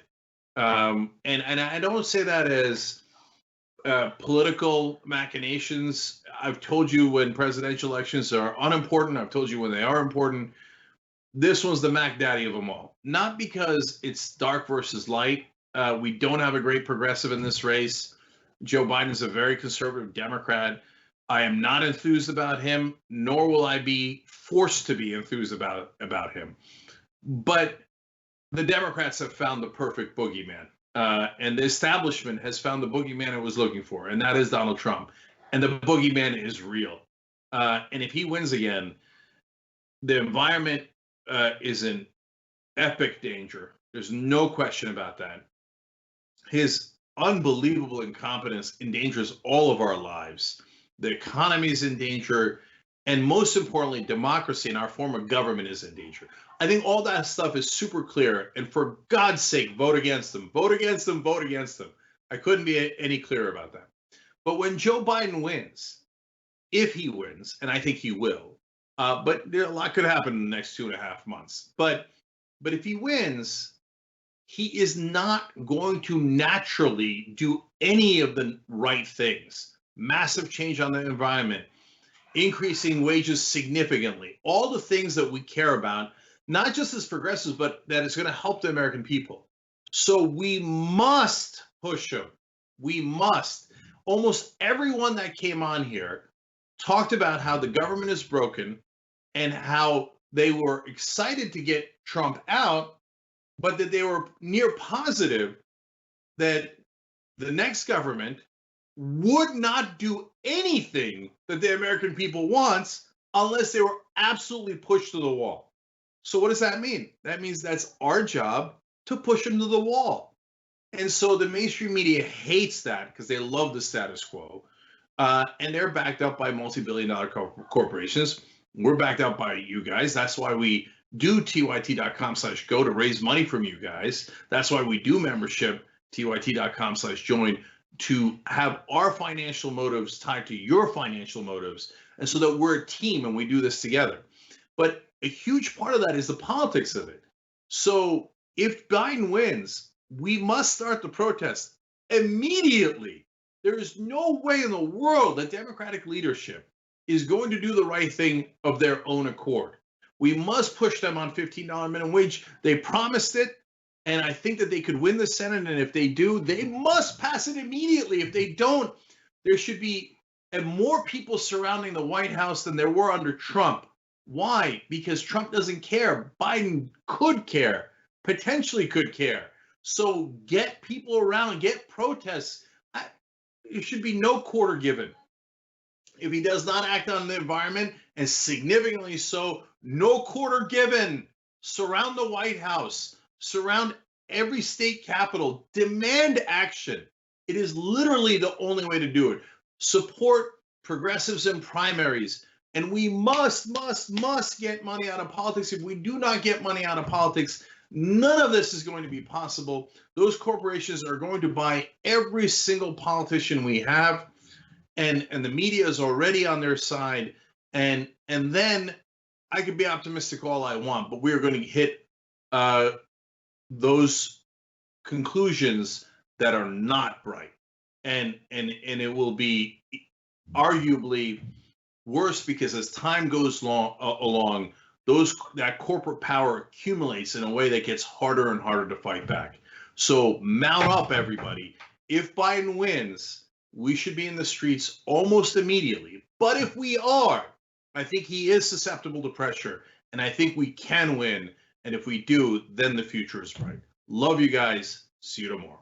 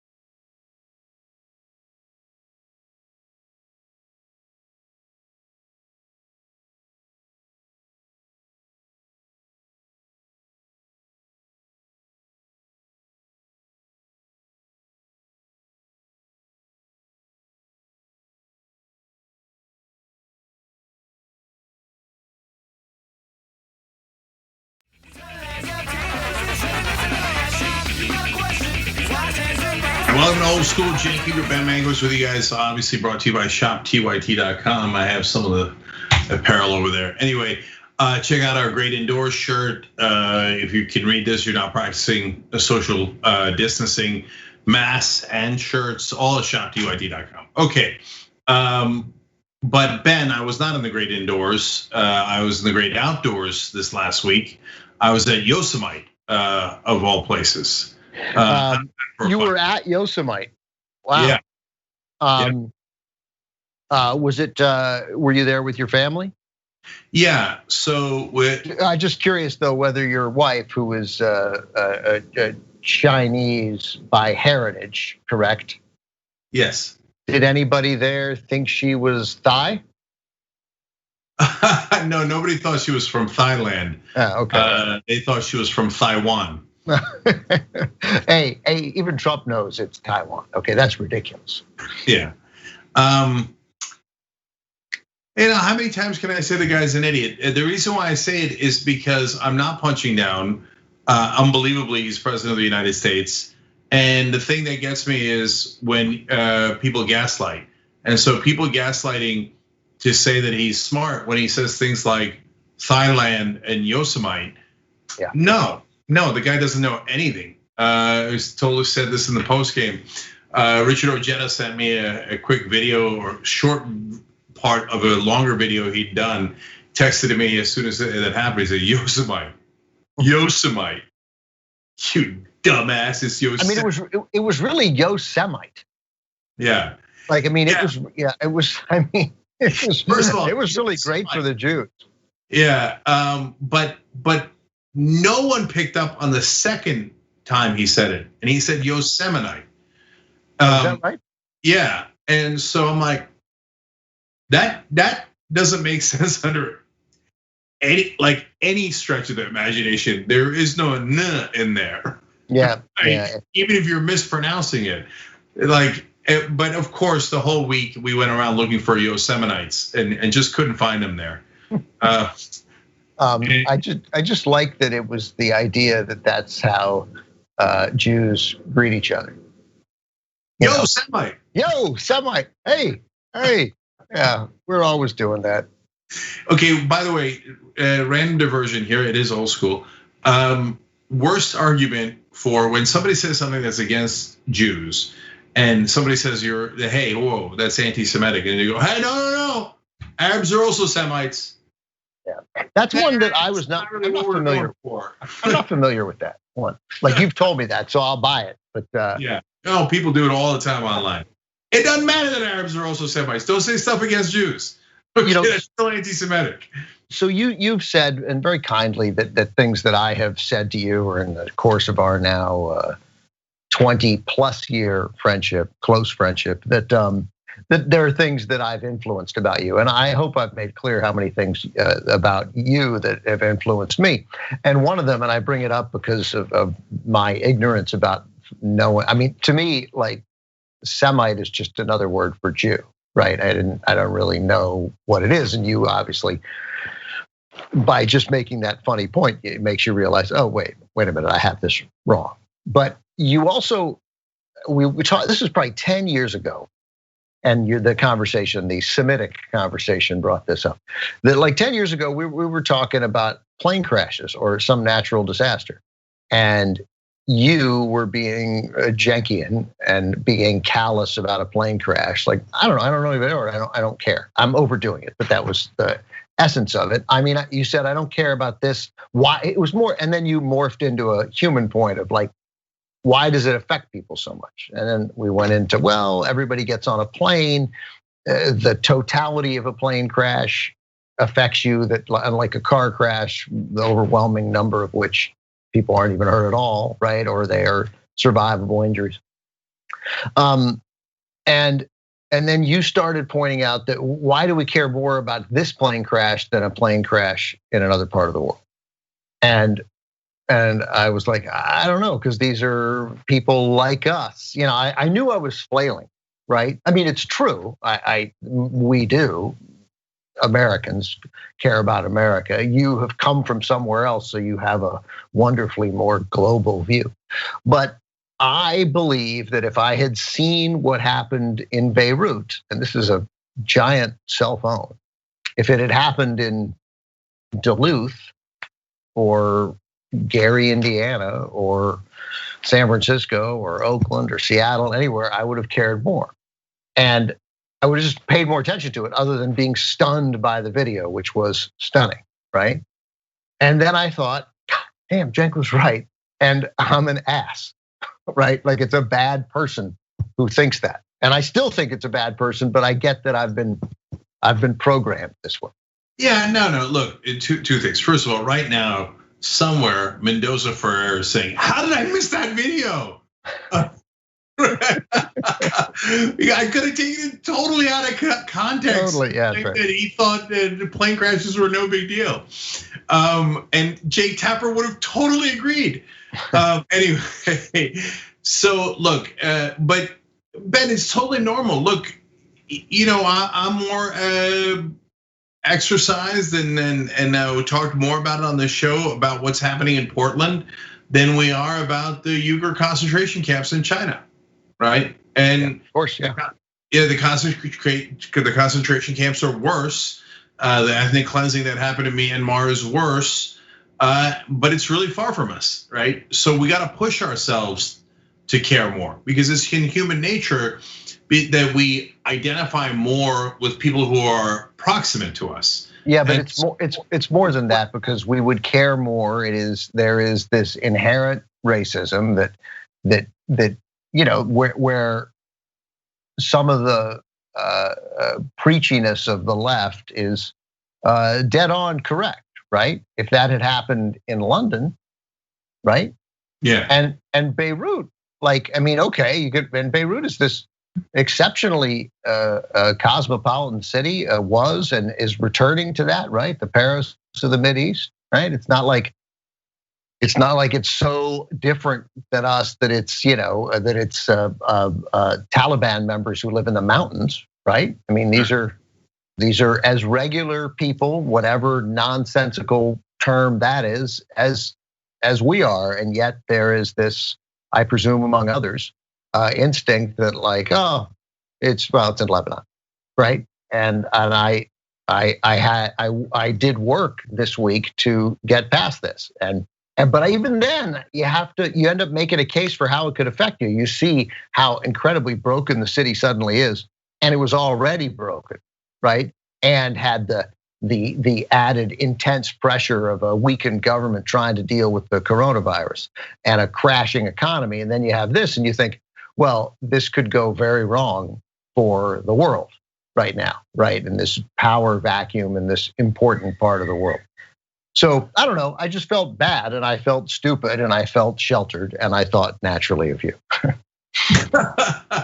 Well, so yeah, and look, when you talk about scale of devastation, so the video was super dramatic in Beirut, and in the beginning it was reported that there 100 dead and a lot more displaced, obviously. Now my guess is that the numbers have gone up every single day since then. But when we think about the magnitude of the suffering, there's 165,000 dead in America because of coronavirus. And scientists today said, if we continue as we are, we will have at least 66,000 more deaths than necessary, than that are preventable by the end of the year. Yeah. The way that you prevent the 66,000 deaths, which is 22 9/11s, is just wear the goddamn mask. Just all you gotta do is wear the mask whenever you go outside the house, and it would prevent 66,000 future deaths, let alone the tragedies that have happened in the past, right? Yep. And we just won't do it. And so, as horrific as that video in Beirut was, a lot more 1,000 Americans die every single day from coronavirus. So every 3 days we have a 9/11, and it's a slow motion train wreck. There's no end to the toll that all these different things are taking. Right. Yeah, and that's true. And obviously, there's no question that well, first of all, you make a great point. Like, let's acknowledge that as the world becomes more global, right, and we're exposed to things everywhere, that we still have this that many of us, millions and millions of us, have this insular look at the world, where I have to slap myself out of this instinctive, well, it's in Lebanon, right? So you make a great point, and it's correct, and it says something not great about humanity. Maybe it's all explainable, but it is also true that in this current time, the capacity for bad news reaches some limit. And also, I see the death toll there is 220 today. It is staggering, given that video and the aftermath, if it doesn't rise to 22,000, I think. Yeah, no, as soon as I read up on it, I thought, whew, we got lucky. The reason we got lucky is because it was not in a populated part of town. Now, logically so, because it was in a warehouse at a port. So it mainly blew up like commercial real estate near it. If it had gone off in the middle of town, the death toll would be far, far greater. But yeah, I mean, that's what's happening. Now, two offshoots, and then we'll get back to Yosemites and my trip there. One is, there's this absurdity that I now hesitate in how to pronounce something that is my last name. Oh, that's funny. Because the concentration camps that the Chinese government has set up for the Uyghurs, well, in America, they're called Uyghurs. In the native tongue, which is in essence my tongue, it's Uyghur. That's how you actually say my last name. And our compromise when we came to America was to call ourselves Uyghur because nobody could say Uyghur. So every time I get into that story, I'm like, do I weirdly call them Uyghurs, which I know is wrong? Or do I call them Uyghurs, which is also slightly wrong? Or do I call them Uyghurs and risk being Bob Costas and saying Honduras? So San Francisco versus Tampa Bay. Yeah, exactly. Right. It's such a great skit. Yeah. So settle it for me, since it's a goofy old school. What should I call it when I talk about the Uyghurs in China? Well, isn't there an I somewhere in it that makes it at least spelled differently than your last name? Yeah, there's theoretically an I and an H in there that is not in my last name, but it is the same exact word. It's just, and remember, it's of course the original script is not Latin script. Right. So the I and H are made up. It gives you an excuse to say it differently. Like, yeah. So, and also when you were talking about foreign things, movements, cultural impacts, or people, or places, if they haven't been westernized, right? If they haven't been folded into the fabric of America, right? Then I think you can go ahead and pronounce them as close to the way they are pronounced by those people, right? Like when my mom says, "Oh, you know what? I think tonight I will have a margarita." You're like, "Hey," right? But I don't. But if she says, "Oh, we took our, we had our honeymoon in Montevideo," I'm like, "All right, okay." Those are different, and I think that's a significant. I think it's a very old school conversation. I think that is a distinction that is appropriate to make. Yeah, I hear you, and I don't mispronounce Erdogan on purpose just to make it sound more American, right? You shouldn't. Right, and so, but where are we landing here? Because originally you're like, well, look, it's got an I and an H, and it gives you pronounce it. I think it's weird if you say the Uyghur Muslims if no one else does, and they don't say it there, right? That's the idea. Yeah. So say it how they say it there. Uyghurs, okay. Yeah, and also it escapes like you're at some point going to like laugh at an inappropriate moment because you're like, the problem with the Uyghurs. The problem the Uyghurs face, is they can't pay their mortgage, right? And then you'll let's move on. Trust me, yeah. Okay, I mean, it is a trippy thing. Imagine there was like a whole ethnicity, and then everybody on the news referred to it as the Mankiewiczes. Yeah, the Mankoviches. I have a relative who says Mankovich because she believes, I'm sure correctly, that was the old country pronunciation. But I mean. Come on. Here we are. That's exactly right. Right. Well, that's right. Yeah. So if it was Mankiewicz and you guys call it Mankiewicz, and the news all of a sudden called it Mankiewicz, you're like, I don't know what to call these folks, right? Yeah. I mean, I think if your family, wins 4 Oscars, then you can go ahead and call the Uyghurs. You can go ahead and call the Uyghurs the Uyghurs. Okay, all right, there you go. That's a good rule. Yeah, right, now, very solid. About the rest of the world, since we got into that, I'm going to list 5 countries. I want you to put them in order of population. Okay. So I did this earlier today for like the weirdest procrastination I've ever done. I was looking up most populated countries, and so don't look them up. No, I'm looking up a very specific thing. Okay, Israel, Denmark, Tajikistan, Ireland, Papua New Guinea. Israel, Denmark. Then you made up a country in the middle, which I thought was Israel, Denmark, Ireland. I don't think that's the one I made up. Papua New Guinea. Yeah. And Tajikistan. Yeah, that's made up. Give me a real country. All right. Okay, so Israel, Denmark, Ireland, Papua New Guinea, and Tajikistan. Yes. Yeah, Tajikistan, by the way, another Turkic country.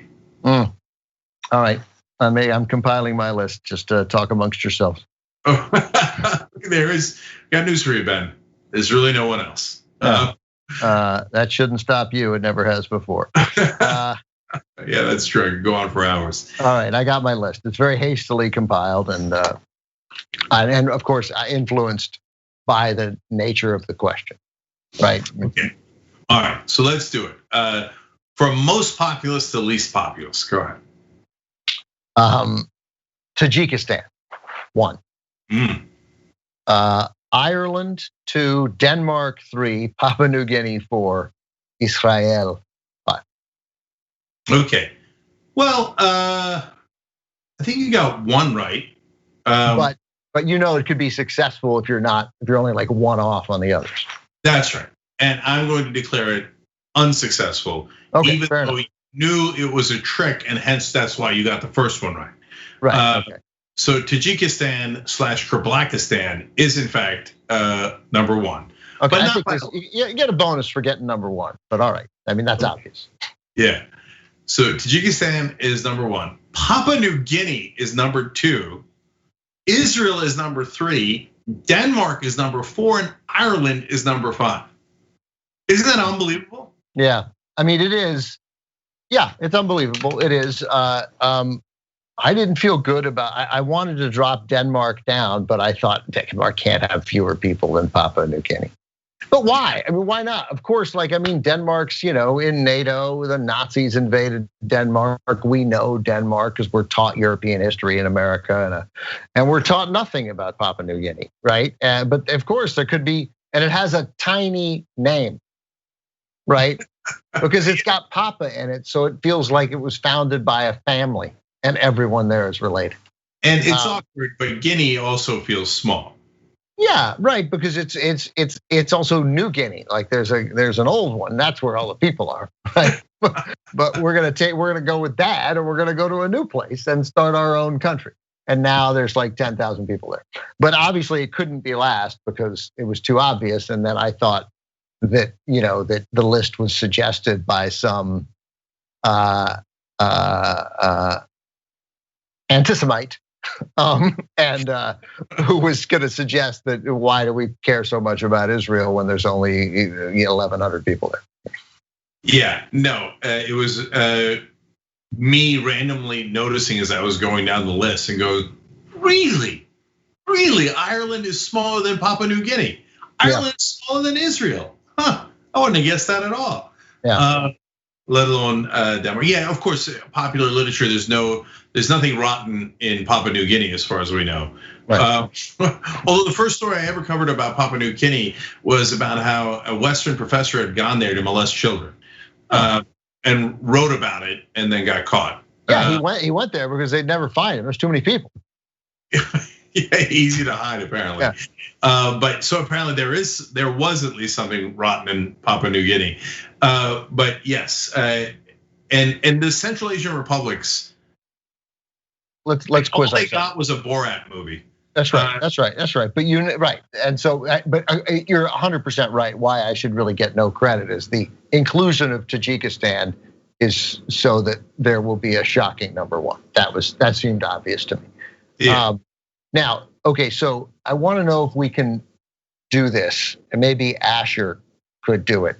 I want to know and tell him not to cheat. I don't know if he's available. I want us to bet $5 if we can, and we'll do it in the next old school, which will start in about 70 seconds.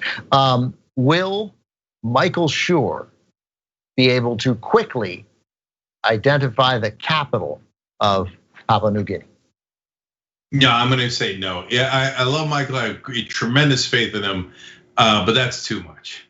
Yeah, I agree, but I'll take yes, because he might. That's why I'm bringing up the question. The answer is Port Moresby or Port Moresby.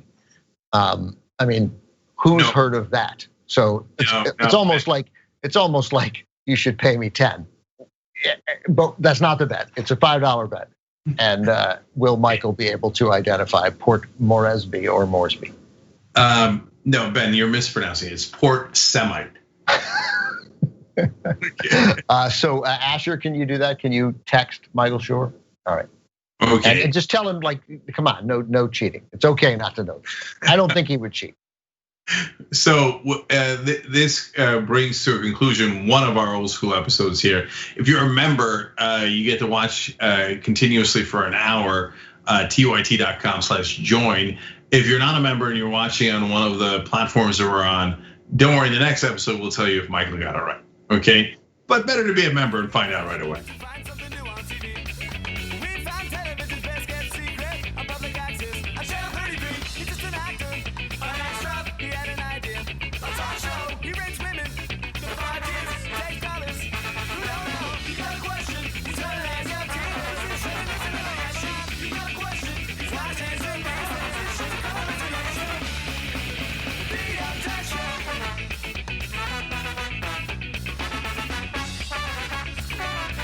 All right, back on old school. Cenk Uygur, Ben Mangos with you guys. So we were talking about the world and we were talking about Yosemites. And I thought you were going to ask if Michael Schur could correctly put Tajikistan, Papua New Guinea, Israel, Denmark, and Ireland in order. But I think that's too many countries to put in order anyway. I think he would do very well. He would do very well. I bet he knows. I bet he'd be like, Ireland is very small. I bet it's last. Like he'd go right there. All right. Well, we might find out soon enough. Okay, so my Yosemite trip. Have you ever been to Yosemite? Of course not. Have you been to any national parks? Yeah, I've been to the Grand Canyon. That's a national park, right? Yeah. Yes. And I've been to the one in Utah, but I really haven't been to any of them. I don't think I've spent the night in any of them. Yeah. I might be mistaken because but I don't think so. So you're talking about Zion, I think it's pronounced, but yeah. I'm kidding. No. Oh, right, okay, yeah, I've been. I mean, but that one doesn't even, like, that's how bad it is to mispronounce Yosemite, is people like me are willing to, I'll give you a pass on Zion. I mean, I don't know how else you would pronounce that, so I'm sorry I missed the joke. But like that one wouldn't be outrageous. I mean, Yosemite and Yellowstone, they are the national parks, right? Yeah. Because the Grand Canyon, even I wasn't sure it's a national park. The Grand Canyon isn't a national park, it's the Grand Canyon. Yeah, so if a Democrat had said Yosemite, there'd be no end to it. You'd hear about it on Fox News for the next 2 decades. Right, because that's real quick. That's the difference, is that, of course, Trump said it, and Republicans say, of course, that we haven't heard anything about it because all the people on Twitter are talking about it because it's hilarious I submit this. What do they say in court? I submit this as this photo is evidence. Right, exhibit. It's exhibit ZZZZ. It's the 10 millionth point about how Trump is ignorant. The difference is it doesn't get covered in mainstream news in any significant way. And Fox has the veneer of mainstream news because they have people behind a desk and over-the-shoulder graphics, and it looks like news. And they would cover it and suggest that it proves that whoever the president is, specifically if it was an other president, of which we have had one, that it is evidence that that person, that non-white person, isn't American. Yeah, and so the other factor is, of course, the Democrats don't really fight back, and so I would argue this is a significant upside of Twitter. If we didn't have Twitter, that story would have died 5 minutes after he said it, because it's not like Nancy Pelosi is going to go on TV and go, Yosemite, what an idiot. She's never going to say that. Right? Well, actually, I about that specifically, I now disagree because she has so often sort of mocked him publicly. But in general, it's true. There is not a mainstream elected official response. And yes, the sort of the Twitter left, from the moderate left, from the center left to the moderate left to the far left to the medium left. I get it, I went out of order. Yeah, they all responded because it's such strong evidence of ignorance and as we used to say with George W. Bush, this sort of shocking lack of curiosity. He doesn't even know what it is. He's never seen it written out. It's amazing. Yeah, so I'm gonna rank the Democratic congressman most likely to make fun of Trump for Yosemite. I'm gonna go put Ted Lieu at number 1. Yeah, sure. Eric Swalwell at number 2, and AOC at number 3. Yeah, and I think Tim Ryan is in the top 5 or 10. Yeah, I can see that. So, and I think those are guys who are mainly, other than AOC, waking up to, I think I'm allowed to do this. So like, this is kind of a safe way at making a name for yourself without actually going out on a limb on fighting corruption or anything like that. Like in the past, this was considered breaking decorum, but I feel like Ted Lieu and especially Swalwell are like dipping their toe in, like, I guess I could do this. Maybe with Swalwell, but Ted Lieu has been dipping for a couple of years. Pretty aggressively. No, to be fair to him, he's a dipper. Yeah, he's a dipper. Yeah, that's right. Yeah. So good for him. And so, anyways, I go to Yosemite and I did what I said I would do when we last talked about camping. Instead of spending nights in a tent in the middle of a park with bears, we got an Airbnb outside the park, and so upsides and downsides. One, there are bears in Yosemite. It's not a joke. In fact, the folks that we went with, other family that we went with, we happened to miss it by like 15 minutes or half an hour or so. But they saw a bear while they were eating lunch. Just strolled by the picnic area. So, and I'm sure there's relatively safe places to camp in Yosemite, and of course, a lot of people camp at Yosemite, but it's still a mistake. The Airbnb we got was a lovely house, like a log cabin, but new, in the middle of the woods. It looked awesome. It wasn't very large, but and we went with my sister and my nephew, so there were 6 of us overall. Perfect size. And so it's really quite absurd to do it any other way. Like you're trying to prove a weird point by being in a tent. Six adults overall. No, 4 adults, 2 kids. You went with your sister and your nephews. No. My family was just 2 adults, 2 kids, and my sister and one of my nephews. I got you. All right. Yeah. Fair enough. Understood. I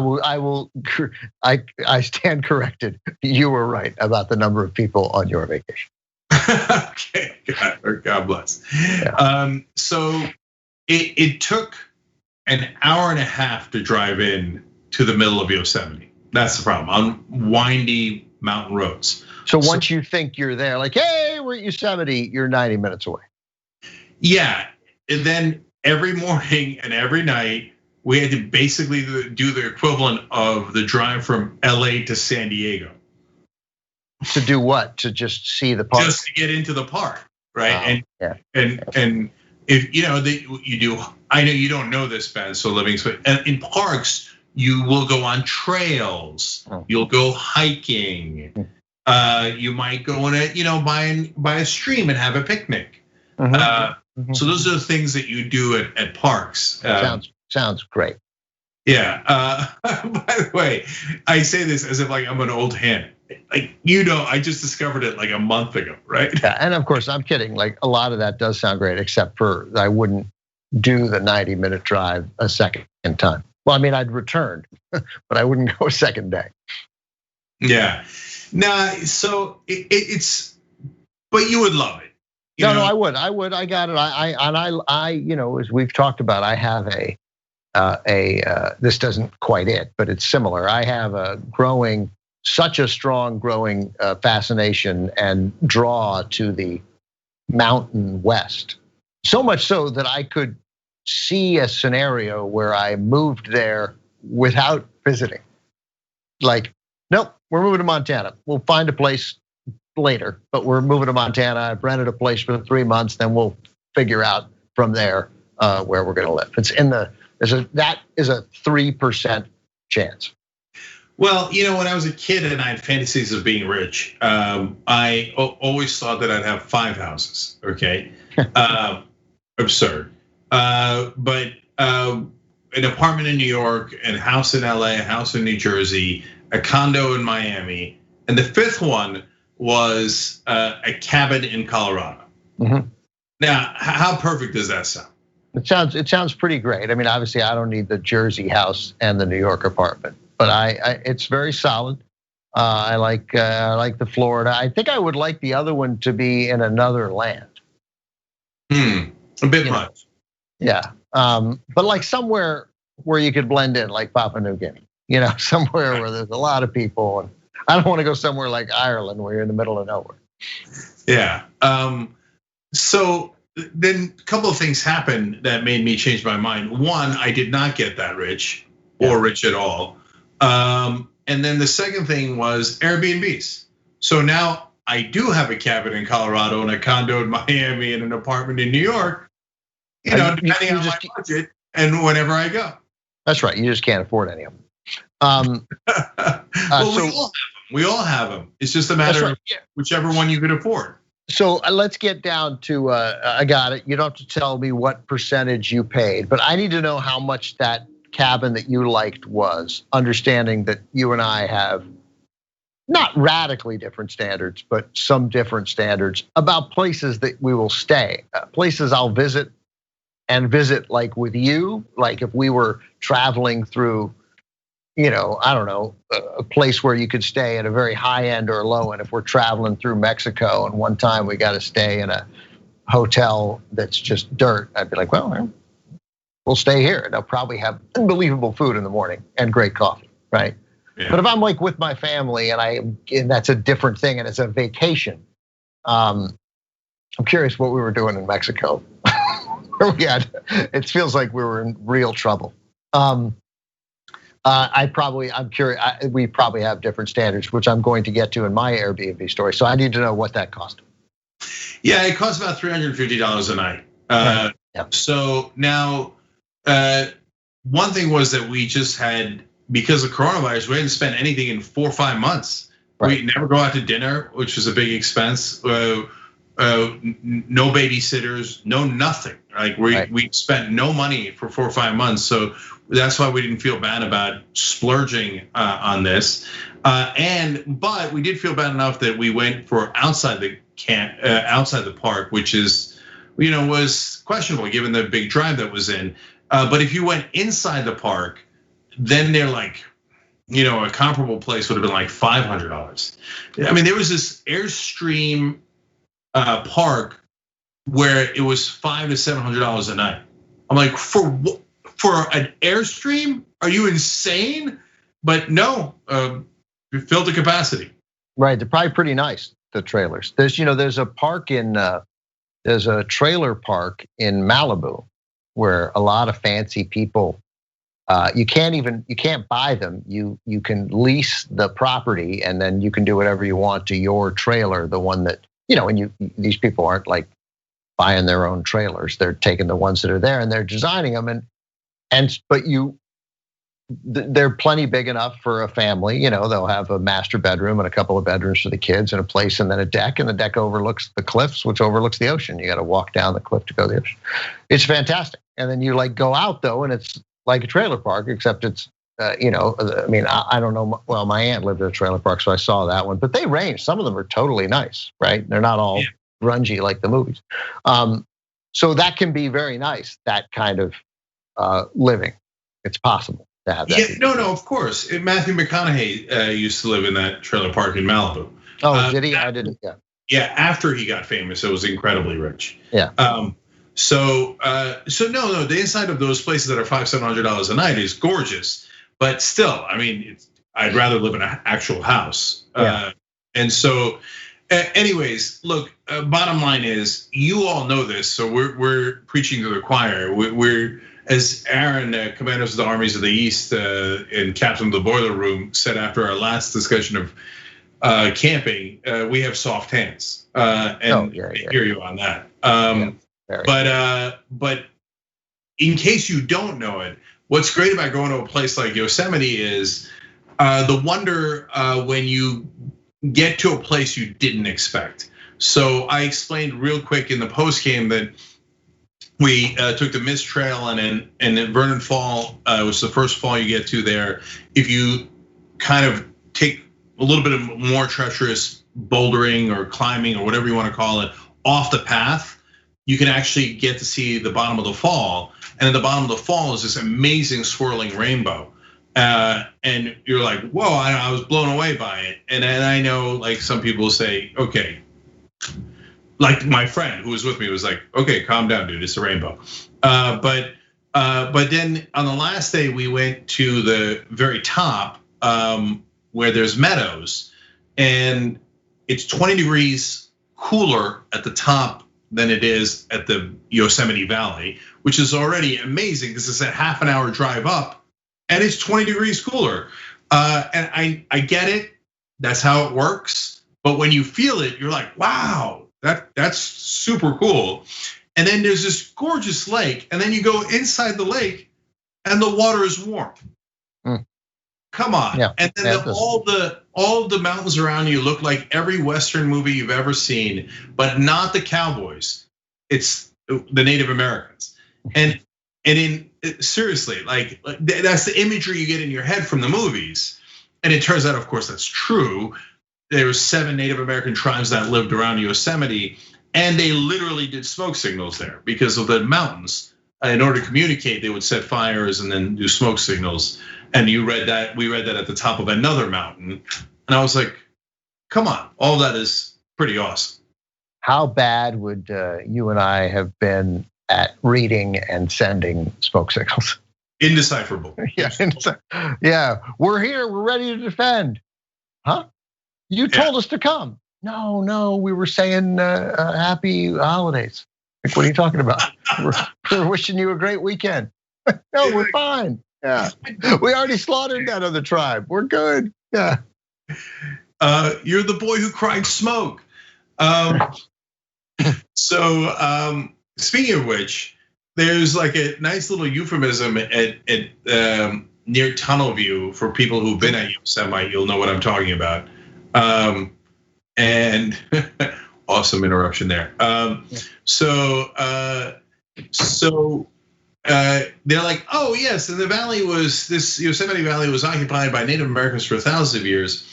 And then the Mariposa Battalion came in 1851, and they thought it was the most gorgeous thing they'd ever seen. It was so well maintained, better than any park they'd ever seen back in 1851.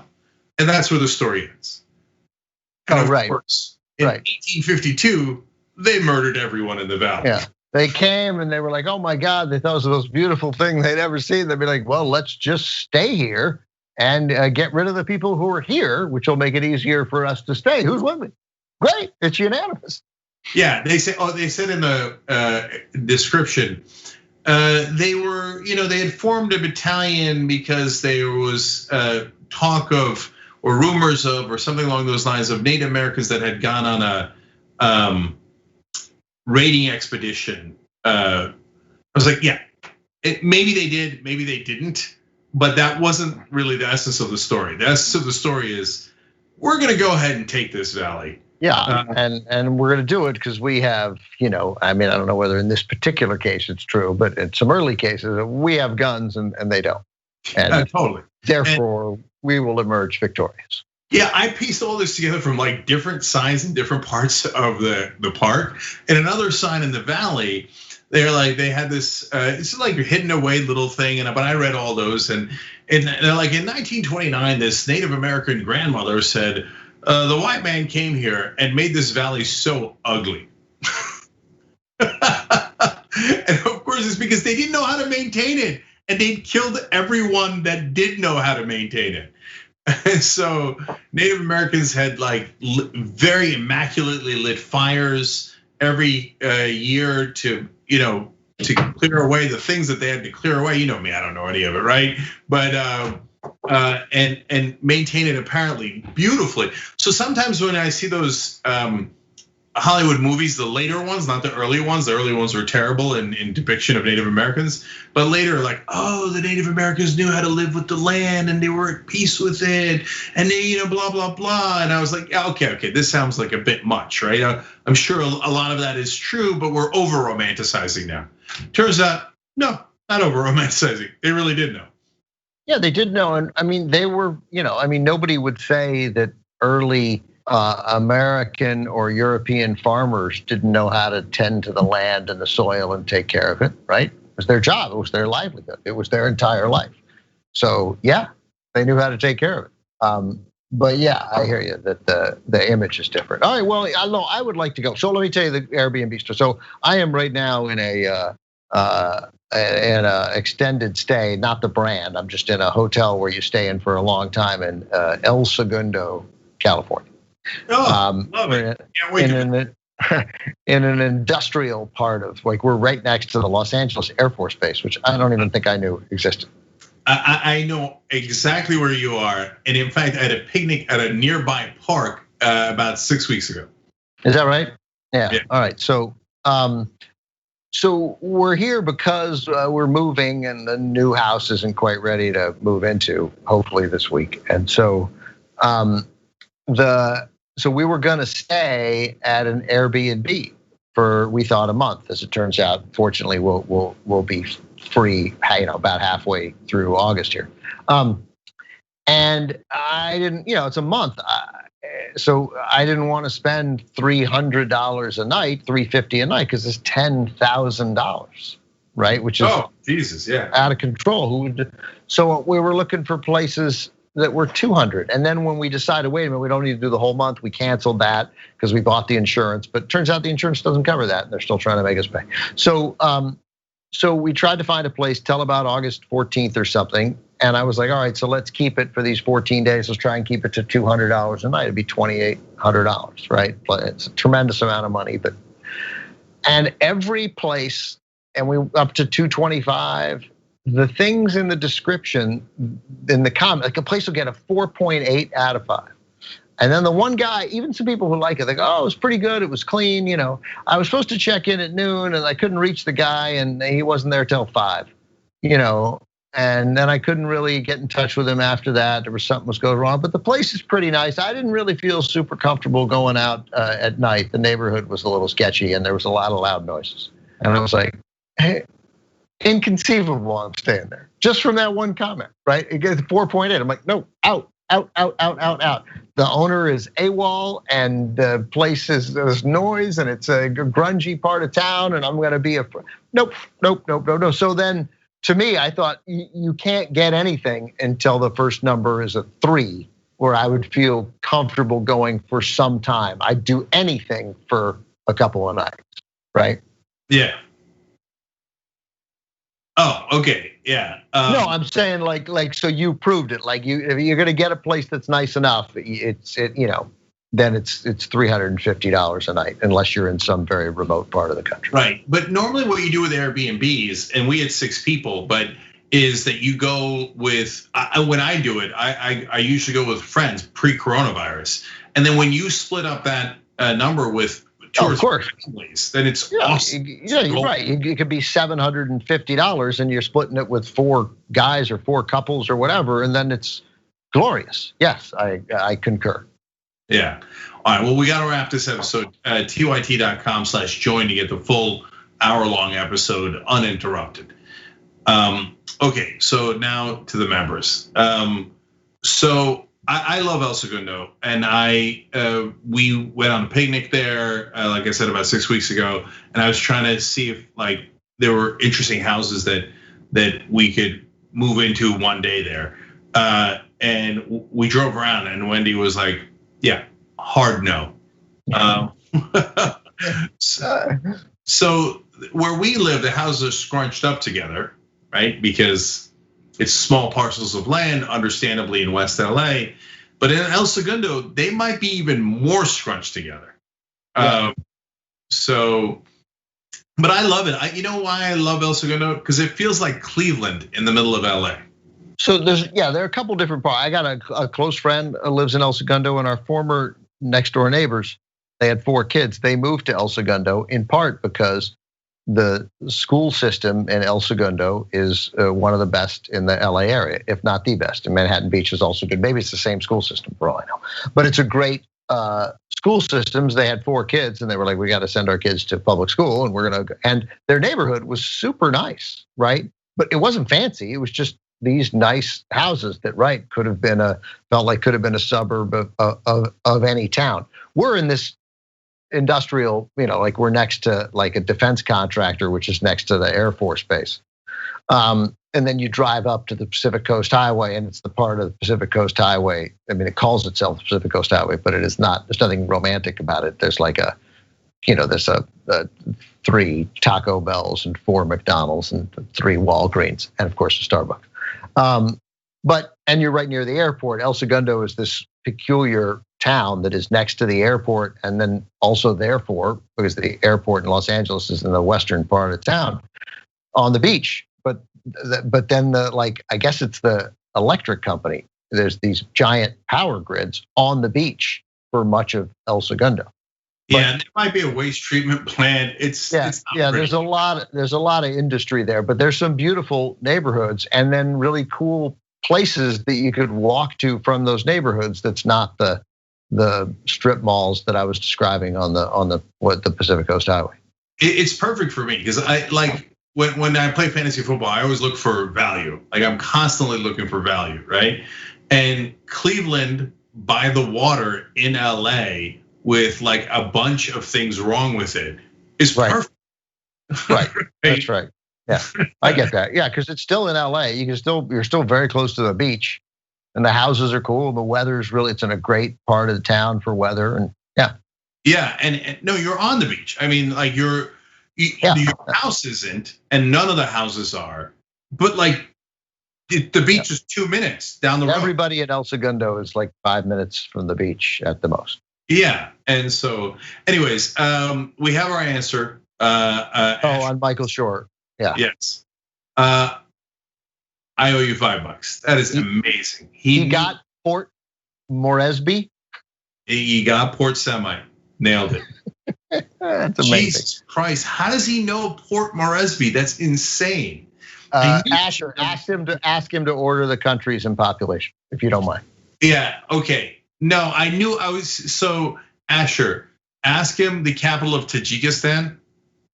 Okay. Because that's what I thought we should ask. I thought he had less of a chance of knowing the capital of Tajikistan than the capital of Papua New Guinea. What's the capital of Tajikistan? I have no idea. By the way, it's a little racist of you to assume that I would know. Oh yeah, I mean, because I would say most world capitals I've heard of. I wouldn't be able to get them in a quiz. I'd get a lot of them, but probably not most. Definitely not most. But I think I've heard of 80% of them. Right? I go, oh yeah, right. But not Port Moresby or Dushanbe, the capital of. I mean, it doesn't even sound like it should be the capital. Dushnbe. Dushanbe. Oh, that reminds me. So Michael just texted me that. So. That's unbelievable. That's unreal. That's unbelievable. He looked it up. Maybe it's Dushanbe, which might be either thinking man or fallen man. Dushanbe or Dushanbe. It's on it's on the Varzab River. Okay. All right, this one's for you, Ben. Capital of Mongolia. Oh yeah, what is it? I don't remember, but this one I'll know. Yeah, Ulaanbaatar. Ulaanbaatar, yeah. Right, I see that, and I know Michael will get that. I have a friend named Batur, and it's a fairly common name. And Ulan in Turkish, but probably not in Mongolian, means hey dude. So it's impossible for me to forget. It's Batur, hey dude. That's the name of their capital. So I had to look it up, remind myself. I know the capital. I had to look up the country. The country where the capital. Well, the capital. I don't know how to ask you this, but the capital of Burkina Faso. Djibouti. Ouagadougou. Oh, okay. Yeah. And by the way, Djibouti is either a city or a country. Yeah.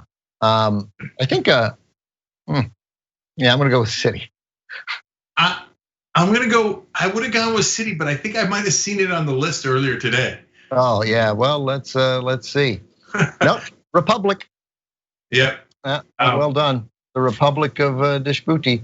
And then No, it's. But I mean, the capital is Djibouti. Oh, that's why. Okay. All right. So because I would have guessed city before today. I saw the list today, and I remember in fact thinking, I wonder if this city seceded from the rest of the country.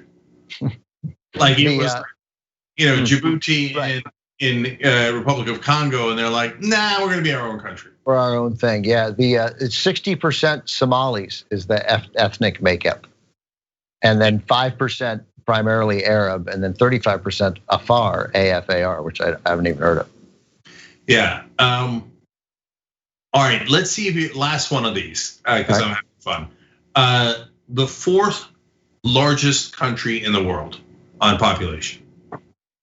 The fourth largest.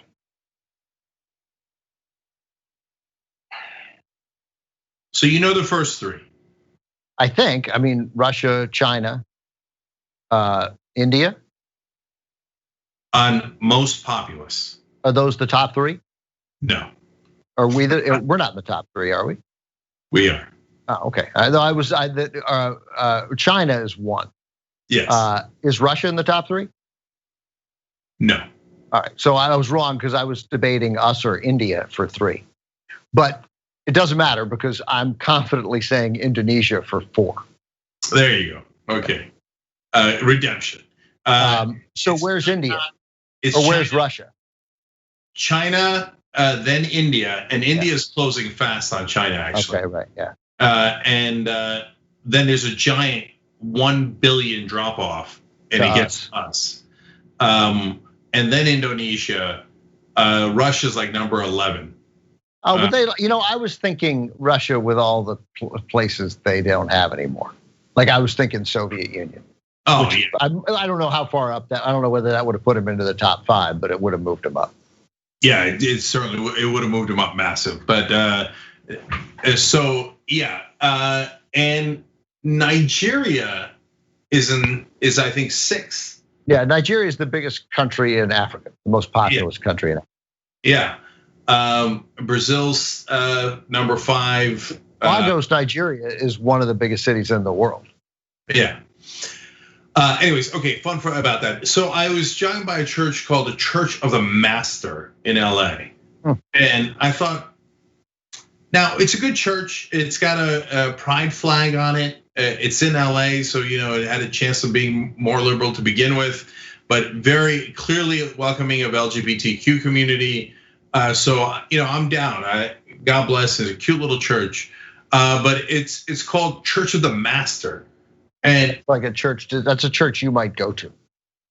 Yeah, I'm actually curious, and maybe one day I will go after coronavirus to a Sunday sermon to see how it is.